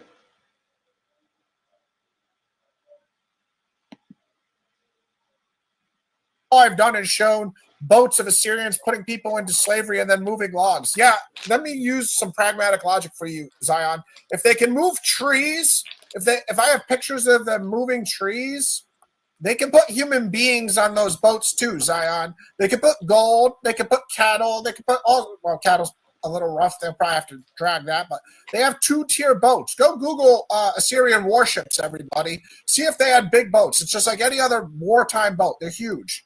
Again, Zion can't put 2 and 2 together. I guess that if you can transfer trees, you can transfer slaves, even though I'm showing you a relief of them transferring slaves, and the Assyrians were known for their brutality of having slaves. So I don't know why he doesn't think Deuteronomy 28:68 was fulfilled. when God literally told you he used the Assyrians as the rod of his anger. Again, the most important thing here is a Christian. John 1:16-17. For from his fullness we have all received grace upon grace. For the law was given through Moses, grace and truth came through Jesus Christ. The law and the prophets were until John. The good news of the kingdom of God is preached. Okay? 2 Peter 3:7. Heavens and earth now exist, are stored up for fire. We know that Christ came on the bottom here to cast a fire on earth, that it would already be kindled. I have a baptism to be baptized with, and how great is my distress until it is accomplished. Zion started appealing to George Floyd on the debate about who the biblical Israelites are in Deuteronomy 28:68. I don't know, Zion. I think you're just getting off your square a little bit. I apologize if I said anything personal to offend you, to put you in that position, but you're better than that. Eagle flying is mentioned about Assyria and Babylon, both, and all sorts of nations. To try to tie the eagle into America is again, low level scholarship. You're better than that. I don't know what the Josephus thing was. I'm trying to rebuttal what you said. The Bible is a source. If you're an Israelite, it gives the most in-depth Israelite history on earth. There's no other book that will tell you the history of the kings of Israel, the people of Israel, and the prophets of Israel better than the Bible. So for you to keep saying the Bible's not a source, well, then where do you learn about Israelites? Do you go to Josephus? You go to these famous Jewish teachers in the Middle Ages? All right. You got 15 minutes in your last and final round. Okay, let me reset my time here and just get a quick drink of water.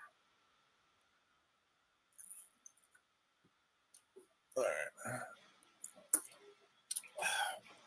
right. You start yelling and stuff, you lose your voice in these things. Time will start when you start talking. All right, bear with me. All right, go. All right, so this is a group of people that I thought we were going to get in depth about. This is the Igbo people, and watching Zion's channel, he'll tell you these are the people that he views as the most likely Israelites. And again, we need numbers. The population in Nigeria is around 30. All right, let me stop this time. 35 million, 38. Oh, man. I'll stop the time resume. Are you ready? Yeah. You have 14 minutes and 44 seconds. You just lost a few. All right, sorry about that. All right. Again, this is the Igbo. Their religious tradition is known by a few different names: Odani, Odanala, Omanala, Odanani, Omanana. I apologize, I'm butchering all those pronunciation-wise. They do have one creator deity called Chiuku, who would be great if they just left it there, because maybe Chiuku is referring to Yahweh. But we know from there they also have tons of minor deities, and these minor deities are like the Greek gods. They have specific roles. What do I mean by that? Well, I'm going to get into that. They're called Alusi and Arusi, and again, I'm butchering pronunciations here. But you see, they also believe in the Igbo culture in Nigeria about voodoo, Obia, Santeria, which voodoo and Santeria I know are borderline witchcraft, according to my beliefs. I'm sure people could sugarcoat it and try to clean it up. It's not something a Jew or a Christian should be practicing. So if there are Israelites amongst the Igbo, why is voodoo, Santeria, and all these other traditional African beliefs within their culture? Probably because not all the Igbo are Israelites. Maybe they're ethnic Israelites, or maybe they're not. Maybe they're practicing Jews. Maybe they're not. Maybe they're Christians. Some of them are Christians nowadays. There's also ancestor veneration. They wear masks. They believe the masks are visible and invisible. You'll see amongst the Igbo a ton of traditional African spirituality. Okay? Alusi, like I said, are the minor deities. They're worshipped in the Odanani, which is also synonymous with Omanana. And that's Zion can tell us Omanana is different, but he hasn't had enough time to do so in this debate. They also possibly believe in reincarnation, and they believe that people could be reincarnated within their own families. Their Igbo calendar only has 4 days in a week. So how are they, the Israelites, keeping the weekly Sabbath when their own calendar doesn't even have 7 days in a week? It only has 4 days in a week. That's a headshot. That's a headshot. Hold on now. Hold on. Hey, Torah is the 7-day Sabbath. But the Igbo calendar is only 4 days in a week. Is that true? Then how do they keep the 7-day Sabbath? If they don't keep the 7-day Sabbath, how do they professing to even be Israelites? And then surely all of this worship is against who you would call God or against your Torah. You know what I mean? But you're claiming they were observers and keepers or guardians of the Torah. How, when they worshiping all these little deities along with their creator deity? How they observing the covenant or the 7-day Sabbath when they only got 4 days in a week? I'm just saying, bro. You got to get past, you know what I mean, lookership. It's tripping off how something look, you know what I mean? To render a proper judgment in your mind. You got to get past that. You got to strictly focus on the info. Other than that, you be all out of whack. Minor deities, like I just said, they're not just leaving at Chiuku, the creator god. They have minor deities like Allah, earth goddess of fertility, Amadioa, thunder and lightning god, sun god, Anowaya, trickster god, and Wensu. Ikenga are horn god, and they're personal gods. So they're literally breaking God's commandment about making idols and having a piece of wood or stone be your god. Agu Nisi is a god of divination. Deuteronomy 6:14-15, a source, Zion. You shall not go after other gods, the gods of the peoples who are around you, for the Lord your God is a jealous God. Okay, so the Igbo people are an amalgamation of different religions, African spirituality. And yeah, there may be some Israelites amongst them or people practicing the Israelite faith or even ethnic ancestors of Israelites. Zion hasn't given us a number for me to even try to sort through this information with him. These are just details about all those minor deities. So Allah, just to show how pagan these things are or just not Christian or not Jewish. She's the goddess of earth, mortality, fertility, goddess of the underworld. Her powers over the earth and the status of ground itself. She's involved in judging human actions. I thought only Yahweh judges our actions. All ground is considered holy land as it is Allah herself. So it's not the Father, it's Allah. Earth, also one of her main symbols is the python. So God in the book of Genesis cursed the snake, the serpent, to crawl on his belly for eternity. Cursed him because he tricked mankind into sinning against God. But yet some of the Igbo people who worship Allah, I'm totally mispronouncing it, I apologize. They give pythons human burials. So they revere the snake. I'm going to continue on.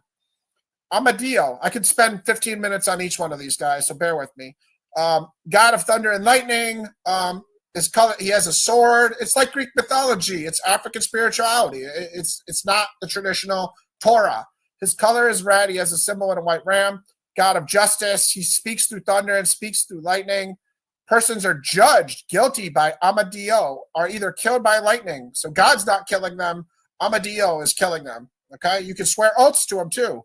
Oaths are often sworn to him, which carry death penalties. God told us not to swear an oath. Jesus said, don't swear an oath. Matthew 5. Eye of the sun for Anyawu. I'm not going to get into details for the sake of time. You guys get the point. These are traditional African spirituality gods within the Igbo culture. Again, Zion had to give us numbers within the Igbo culture of who he thinks are Israelites because not all of them practice Torah. Some of them may, and some of them clearly don't. So Akenzu is a trickster god, a god of confusion. Ikenga, again, is a horn-found god in Nigeria. It's literally the definition of an idol. You make it as a statue, and you worship it as your personal god. Isaiah 44:9-10. All who fashion idols are nothing, and the things they delight in do not profit. Their witness neither see nor know, that they may be put to shame. Who fashions a god or casts an idol? This is profitable for nothing. Isaiah 44:19-20 in the same vein. God mocking people who bow down to blocks of wood. The whole story is saying how fruitless it is to bow down to a statue that you made with your own hands. Can you cry out to that instead of the living God to save you? Of course not. Jesus the Father and the Holy Spirit are the living God who are save you. And this is just one of the last minor deities, but there's also many others. Okay, so let's get into a conversation about Zion and the Igbo on his show. He again said something that I agree with on his channel, and I'm showing you the whole transcript so people can see the surrounding context and also watch this show themselves. This was from the conversation with Shimon Sabrina Samadi. I apologize for mispronouncing that. He says, many of us act or present as if West African culture is a monolith, and no, it's not. I agree, Zion. That's why we need numbers. When you say that Igbo may be Israelites, and I just showed you all the other religious practices they have, it was paramount of you to specifically tell us how many Igbo you thought were Israelites so we could get into the conversation. Igbo elders, unable to date it and can't tell you who first started it, but I can tell you this is what we do, this is what our ancestors do. So when trying to get to the source of when they started practicing things that do resemble Torah, they couldn't get to the source of it. So what is the differentiation between them and maybe a Buddhist person who practices faithful religious practices, or a Confucianist person, or any other religion on earth who is just a decent, good person? What elements specifically do they practice that identify them? And more importantly, what practices do they not do? Because what you don't do is just as important as what you do. You can be a good person, but if you're also worshiping Allah, the earth goddess, you're clearly not practicing Torah. All right? They don't have written Tanakhs. Again, this is a direct quote. They don't have written Bibles. They just do it without the text. Jews were frequently writing in the BC time. They were writing the Bible itself. They were writing in the Dead Sea Scroll. They were writing the Dead Sea Scrolls in caves. Yet the Igbo don't have written records. That's fine. You could have oral tradition. You could have oral truth passed on. But if you don't have a Torah scroll, it's kind of important when you're trying to prove they're Israelites, because the Jews were very concerned with the Messiah and when he was going to come and the restoration of Israel. And they also had a specific language, which the Igbo don't have. They had a Semitic language, as you're familiar with, Hebrew. I don't speak it, you do. So it's important to draw some correlations here. With no books, it's very hard for me to trace how many Igbo are practicing Israelites or are Israelites. But even if they are Israelites, you've yet to prove that Deuteronomy 28:68 was a curse from God. And I've also showed you again how millions of people that we have to agree aren't Israelites, because you haven't given a number. You haven't said 12.5 million people were Israelites. They went into slavery too. And God said in Genesis to Abraham, he wouldn't destroy Sodom and Gomorrah, a wicked city, with just 10 righteous people, let alone put millions of innocent people in slavery. And again, this is just to show the conversation Zion had on a separate YouTube video with Dr. Francis Thoreau. I apologize about the pronunciation. Zion said, I have to go in the book to find out the Torah, what you already live every day. If I'm getting you right, the culture in Igbo land is a daily practice, something that is done even without a book. And then Dr. Francis Thoreau said, absolutely. And then I will totally butcher this name, but a third gentleman said, without even a book. So they're acknowledging that the Igbo people who are identifying as Israelites today are acknowledging they don't have any written records. Okay? So I won't even get into this one. I just want to start asking some questions about the Igbo now. Do the Igbo who have a Messiah who will sit on the throne of David, as the Jewish people had, do they do animal sacrifices? And which animals? Do they celebrate Passover, the Day of Atonement, any other feast? Do they keep the weekly Sabbath? They only have a 4-day week. Do they keep a Sabbath somehow? Do they have a Levitical priesthood? What I saw was... Hey, these are valid questions. These are valid questions because the statement was made that, these people were observers of Torah. With or without the book. Okay, that means you still you even more thorough with it if you ain't even got no written record. You even more thorough with it because you got all that committed to memory. You see that? So these are valid questions.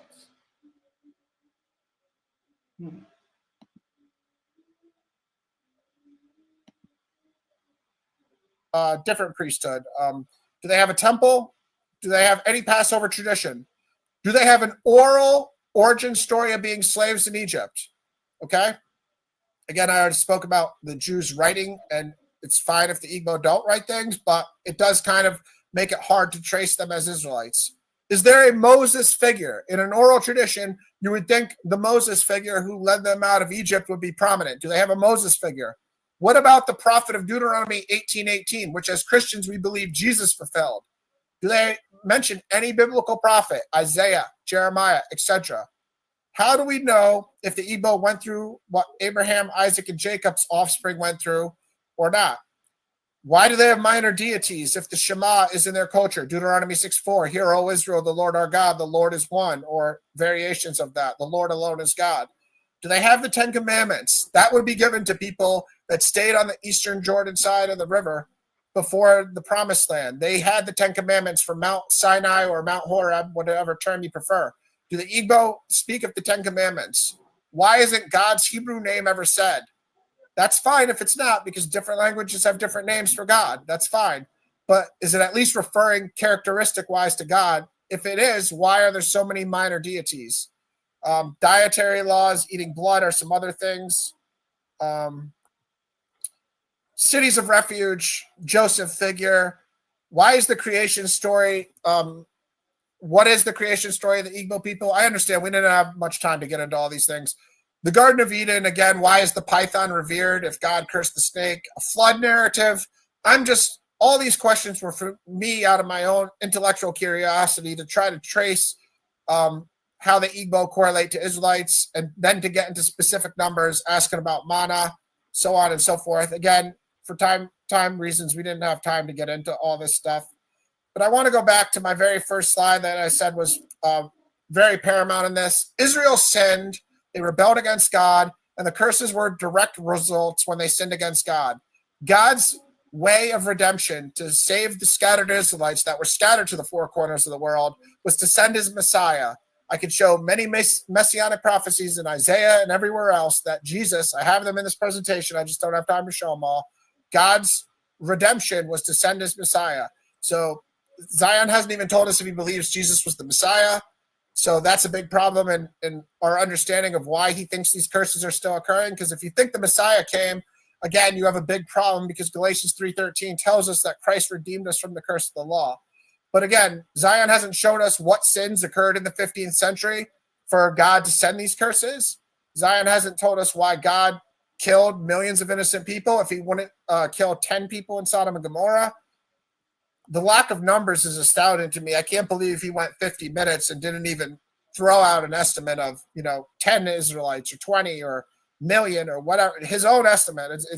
I understand neither of us can get that information because it's not available, but it's his thesis. So he's the one with the thesis that has to come up with an estimate. He's the scholar that has to make this something that we could Google one day, because you can't Google it right now and get a estimate, because no scholar's done it. So Zion, you're supposed to be that scholar. You're supposed to give it to us. Again, lastly, for him to act like the Bible is not a source is astounding to me. There's no other book that tells the history of Israel, the truth of God, more than the Bible. So I think that was just a tactic that I don't even know why he would do it if he reveres God as I do and looks at God in the same way, because God's holy word is the most authoritative source on the planet. And for me, Zion, I don't need to go past Jesus Christ to talk about if these curses were fulfilled or not. 1 minute. Thank you, Sa. So I really didn't need to get into other sources, but I did show you reliefs of the ancient Assyrians having the capacity to fulfill Deuteronomy 28:68. I have given information about the transatlantic slave trade. I have showed you where the Kabar River was, which the book of 2 Kings tells you is where the Israelites were taken by King Shalmaneser and also his father Tiglath-Pileser. You see the river goes on. This is the Kabar River. It's a tributary of this river, the Euphrates River. This kind of lines up with the theory that they went on boats, Zion. It's not a far-fetched leap for me to say these things. Okay, so it's shocking you don't think the Assyrians fulfilled Deuteronomy 28:68 when the prophet Jeremiah in 11:8 claims that God, not claims, states emphatically that God brought all the words of the covenant upon the Israelites. In the bottom here, people, the prophet Jeremiah said he brought all the words of the covenant. Zion doesn't think he did. I agree with Jeremiah. I think he did bring all the words of the covenant. I apologize that any of this got personal in any way, Zion. It's just the nature of the debate, both ways. You are in the house of consciousness, God damn it. Time. All right. Peace. All right, man. Now we got through the first, second, and third round. We are now in the question and answer period. Zion, did you say that you wanted him to go first and you go last on these last ones? Because you started off, unmute yourself, brother. Because you started off the debate, so you will. Oh, wait, after 3 rounds. Who y'all got winning in the chat, man? After 3 rounds, we slowed it down. You did. We did everything we supposed to do. We slowed it down and really heard what was being said, right? Who y'all got? Man, these niggas outside got the jackhammer out.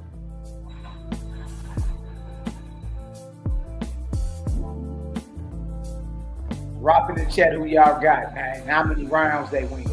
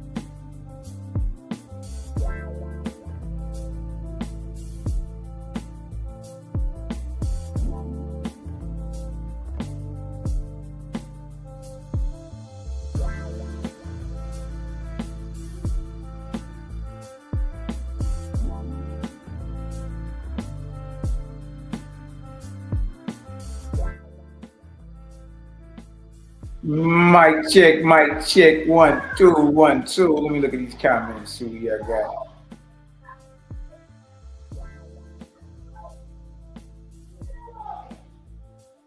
Alright, Master PTR me, Ryan. Smoking Lion Zion pack. PC, Ryan.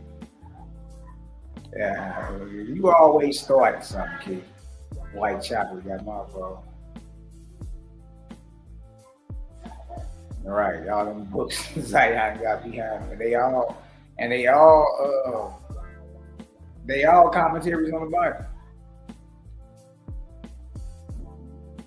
But stay spitting lies because the truth couldn't find you straight up. Of course. Yeah, man, Ryan kept us cool. He did that, bro. I'm live. I'm almost.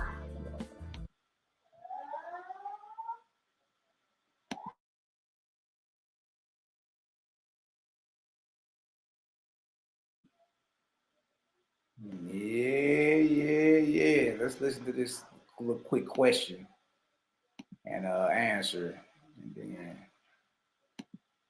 let me go ahead and drop the link in the chat too. Y'all want to hop on, holler at your little brother. Let me know who y'all think won and why. Let me know who y'all think won and why.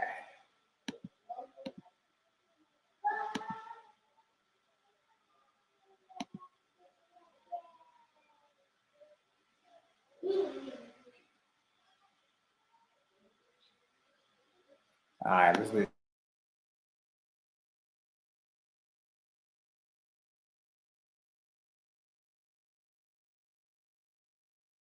Close out last. Well, first and foremost, I have to rebuttal to what he said. I can't lose. Right, correct. About 3 minutes, yeah. Correct, you're right. So you got to throw me 3 minutes, and I'm going to rebuttal what he said. Yes, sir. You got it. You're right. You got 3 minutes, Zion. You ready? Let me know when you're ready. I'm ready. I'm ready. Time will start when you're ready. You got a presentation you throwing up? PowerPoint?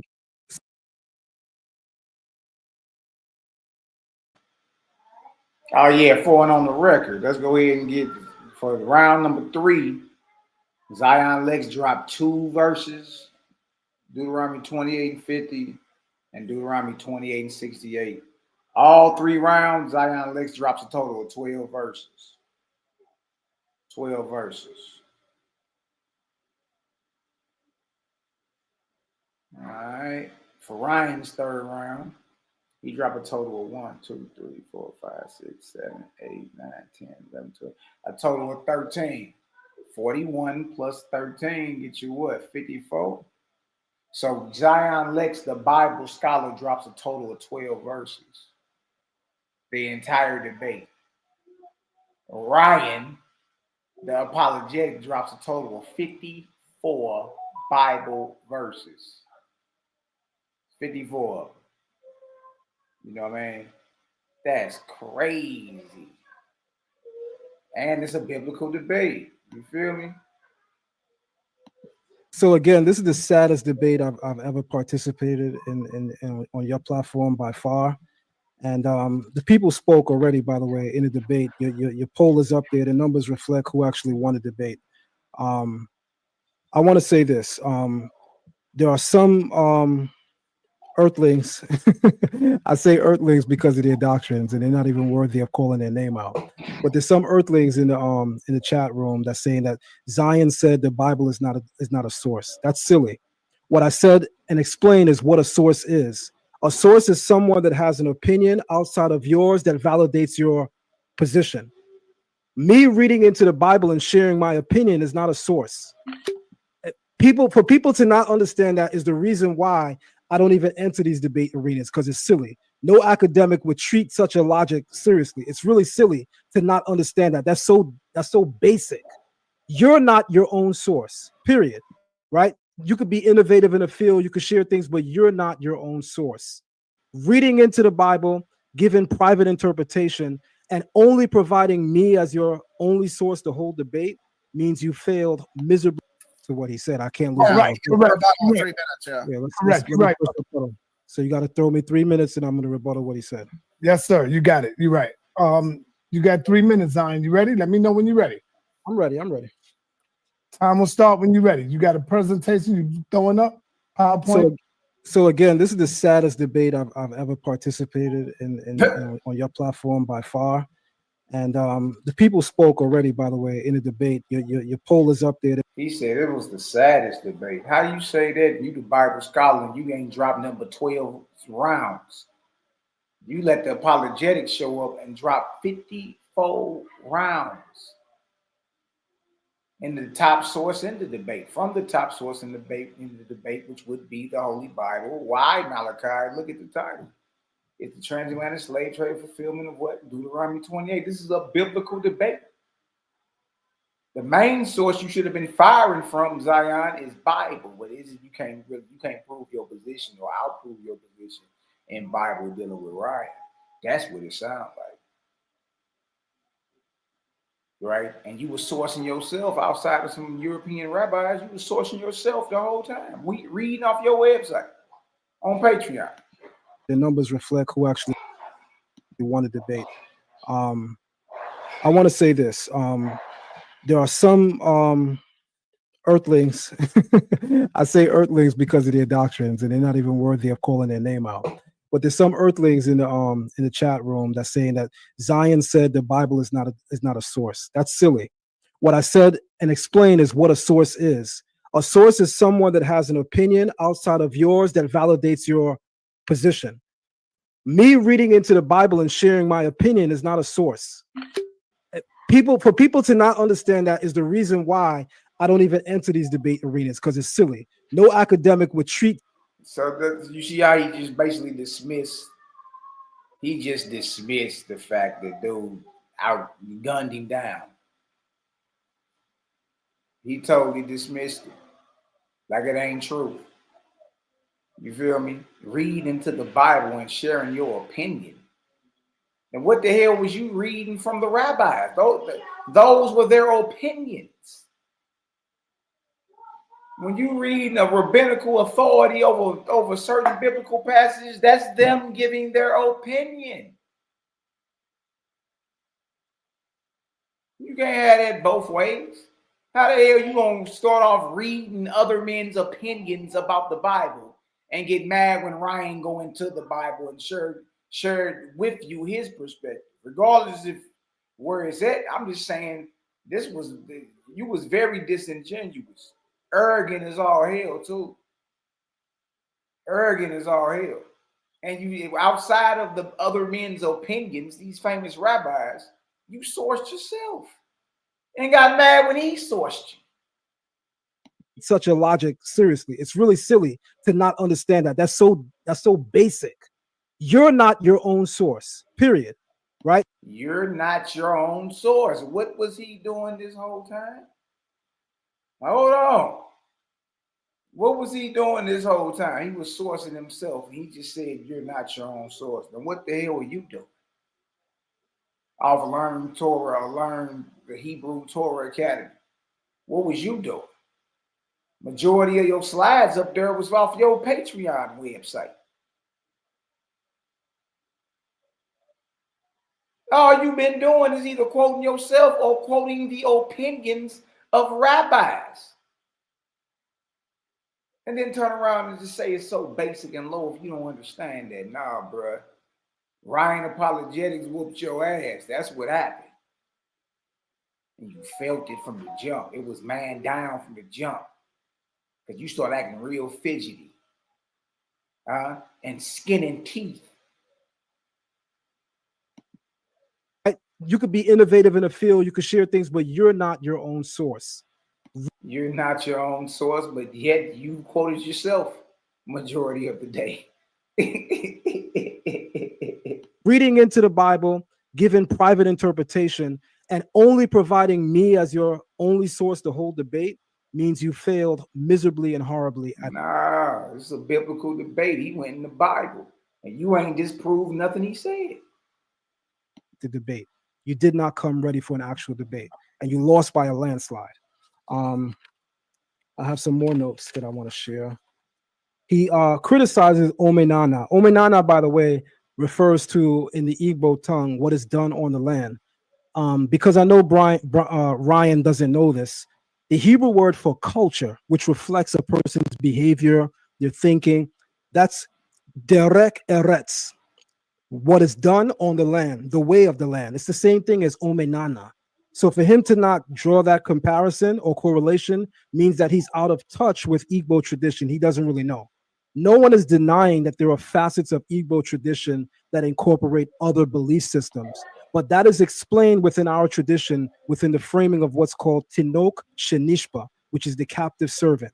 When you are a captive person in exile and you have been forced, migrated in exile for several hundreds and thousands of years, you're going to lose major parts of your identity and major parts of your culture. You're going to adopt to said surrounding cultures. Even European Jews bear witness to that and attest to that in their own writings. That's why this is so silly. There's no European Jew that posits that there aren't facets of other religions that made their way into their system.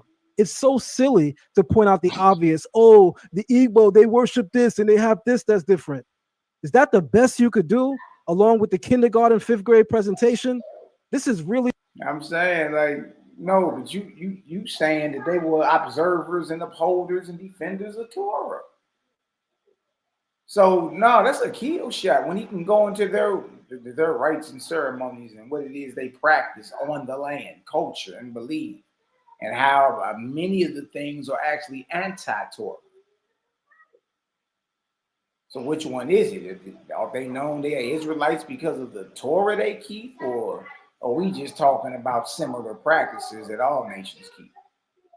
What are we talking about?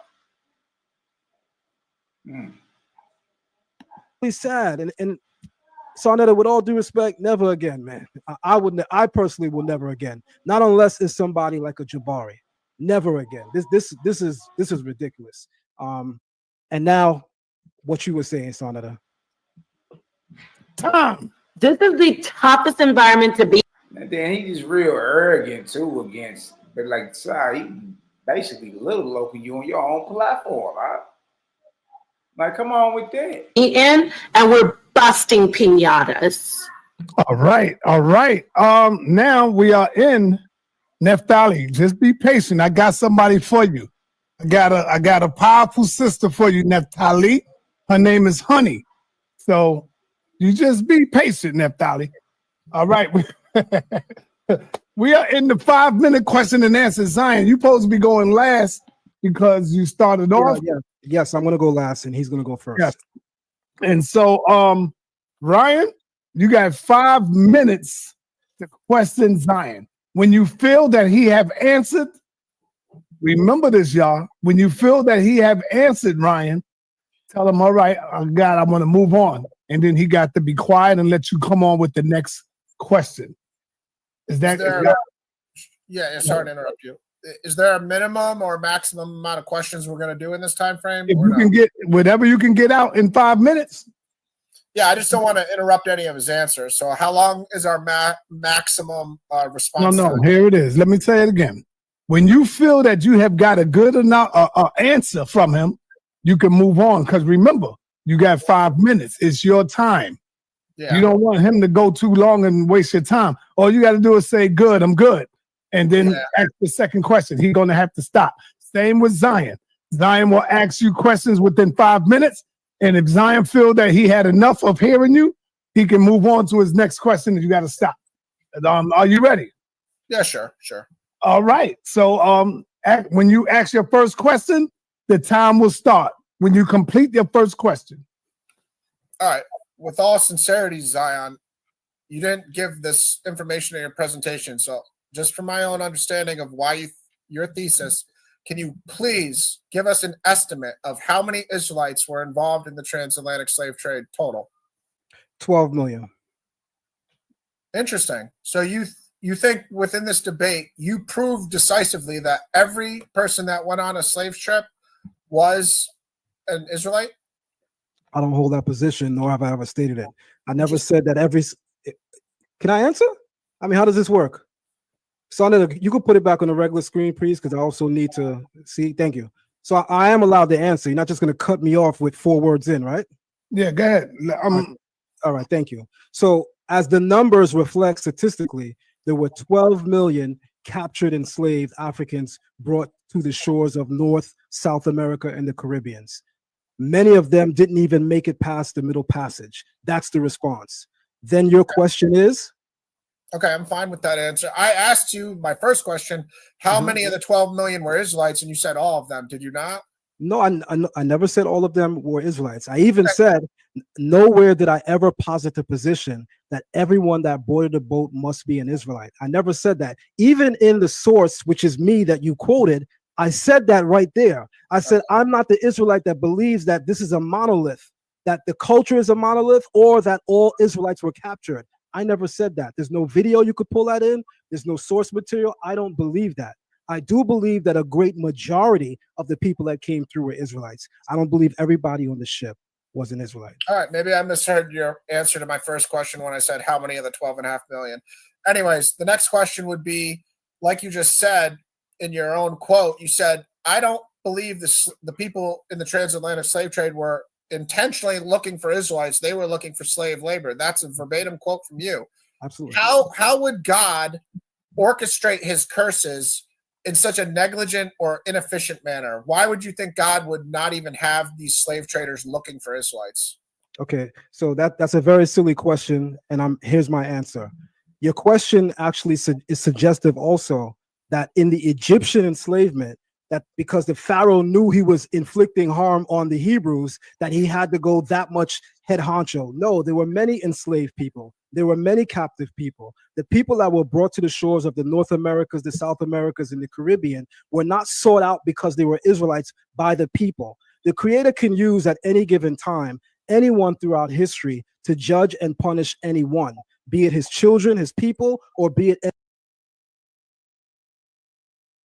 The who? Did he just say the Creator? Did he just say the Creator? Everybody say Creator now, man.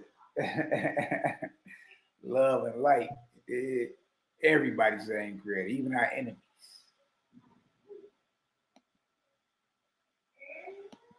any other surrounding nation. Those nations do not have to be implicit or acknowledging what the plan is. The Creator will use the intentions and even impossible the thinking of mankind forward towards the fulfillment of his will. That means you have free will to behave with what you want to do. So do I. They do not have to be in the know of what God's plan is. That's it.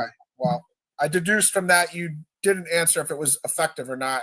Clearly, we'd probably both agree. I'm sure you would. That's been your logic the whole debate. It was not very effective for the people to not even know who they were targeting. Do you think Jesus redeemed us from the curse of the law, as Galatians 3:13 states? I have no commentary on that. The name of the debate is Deuteronomy 28:68 a fulfillment of the transatlantic slave trade? Look at that. I asked him a question about redeeming or Jesus saving you from the curse of the law. He said, I have no comment on that. Look at that. See, he giving back time. He ain't answering certain questions. He real arrogant, cocky, condescending, like all that shit, man. Like, dude don't want. And y'all thought this dude won this debate. It's crazy to me. Yeah, he don't even dump enough. He dropped 12. Ryan dropped 54 scriptures. Kept his cool. I'm just saying, man.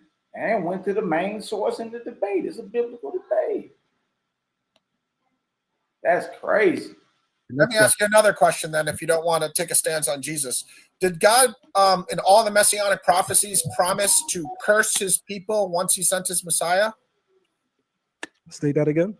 In all the messianic prophecies that you've ever read in the Hebrew Bible, did God promise to curse his people when he sent his Messiah? Next question. That's a silly question. Well, you can't listen, the questions that I'm going to ask you. It ain't no silly question because Deuteronomy 28:68 is a curse, buddy.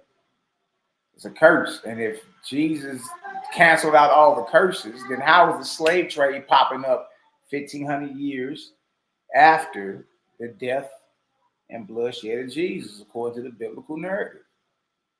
Those questions are valid questions. You just don't want to answer. Really? You are relative towards the topic. Very relevant. Because I don't deem it's relative, and I don't have to answer your question. Subjective. I'm going to explain to you why. You also have the right to not answer my question if you don't believe it's relative. I don't believe it's relative. I'm not answering it. Yeah, I don't want to interrupt you. It's just the 5-minute that goes so fast. I'm trying to just get my points out. So for me, why it's relevant is because I believe Jesus was my Messiah, and I believe the Bible teaches in Galatians 3:13 and several dozen other verses, Christ redeemed us from the curse of the law. So when you didn't want to take a stance on Jesus, that was fine. I was asking you in a general sense, when God sends his Messiah, was Israel still going to be cursed? For you to say that's not relevant, it's very relevant. I just asked you about Jesus. I moved on, and I asked you about if your question was on topic of the debate, then I would address it. I'm not going to waste the round me responding to you by addressing things. You're talking about Christ in the New Testament, right? I'm talking about a curse in the Old Testament. Okay. Yes, it is on topic. That's what I'm saying, bro. You wasn't even prepared. It was on topic. You know what I mean? And he asked you certain questions you not answering. Like, what is that? Like Cal said, it wasn't even close when you slow it down. I really don't need to see no more. I mean, It is what it is. You dig? It is what it is over these ways, man. That's crazy though. That the biblical scholar ain't using the Bible for a source. That's crazy to me.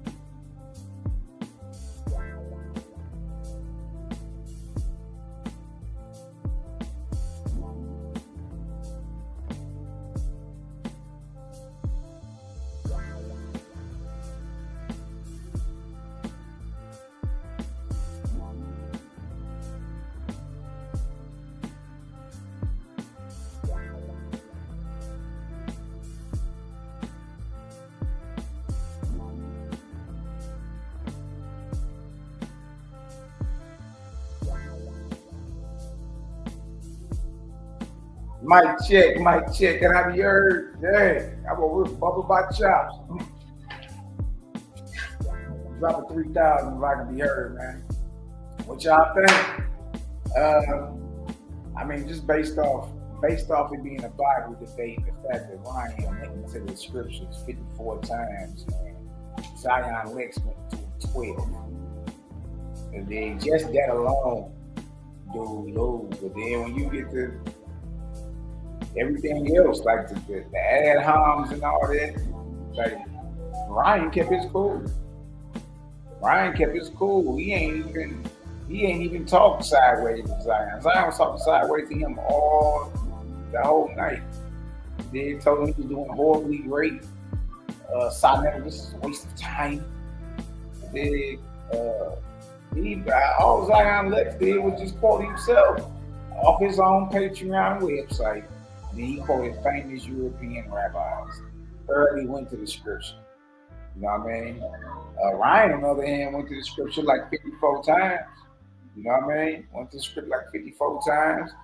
Pulled up and showed that the Syrians did have the capability, and they was on them waters, transporting large objects of not just bodies. He showed the Assyrian relief of a slave ship. Logs being transferred. You dig? And then he went to the Bible. You don't trip off the Apocrypha, 2 Ezra 13, 2 Kings 17 going to the same rivers. And it said he brought the king of Assyria, brought them over the water. Why how you get all these millions of Israelites over the water? Huh? How do you get that all over the water? They got to get on some type of ship, some type of boat. You know what I mean? So, nah, man, to me, Ryan killed it. Just to be honest with you, Zion Lex was all out of character. He wasn't even like, that's why even Brian said, he said, you better than that. Like, what is you acting like all that for?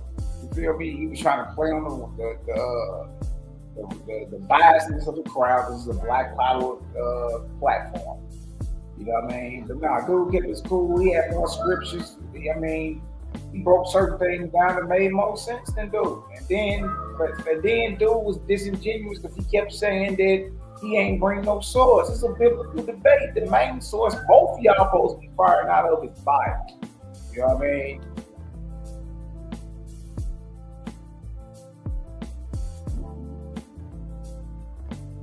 You know what I mean? So it's all good, man.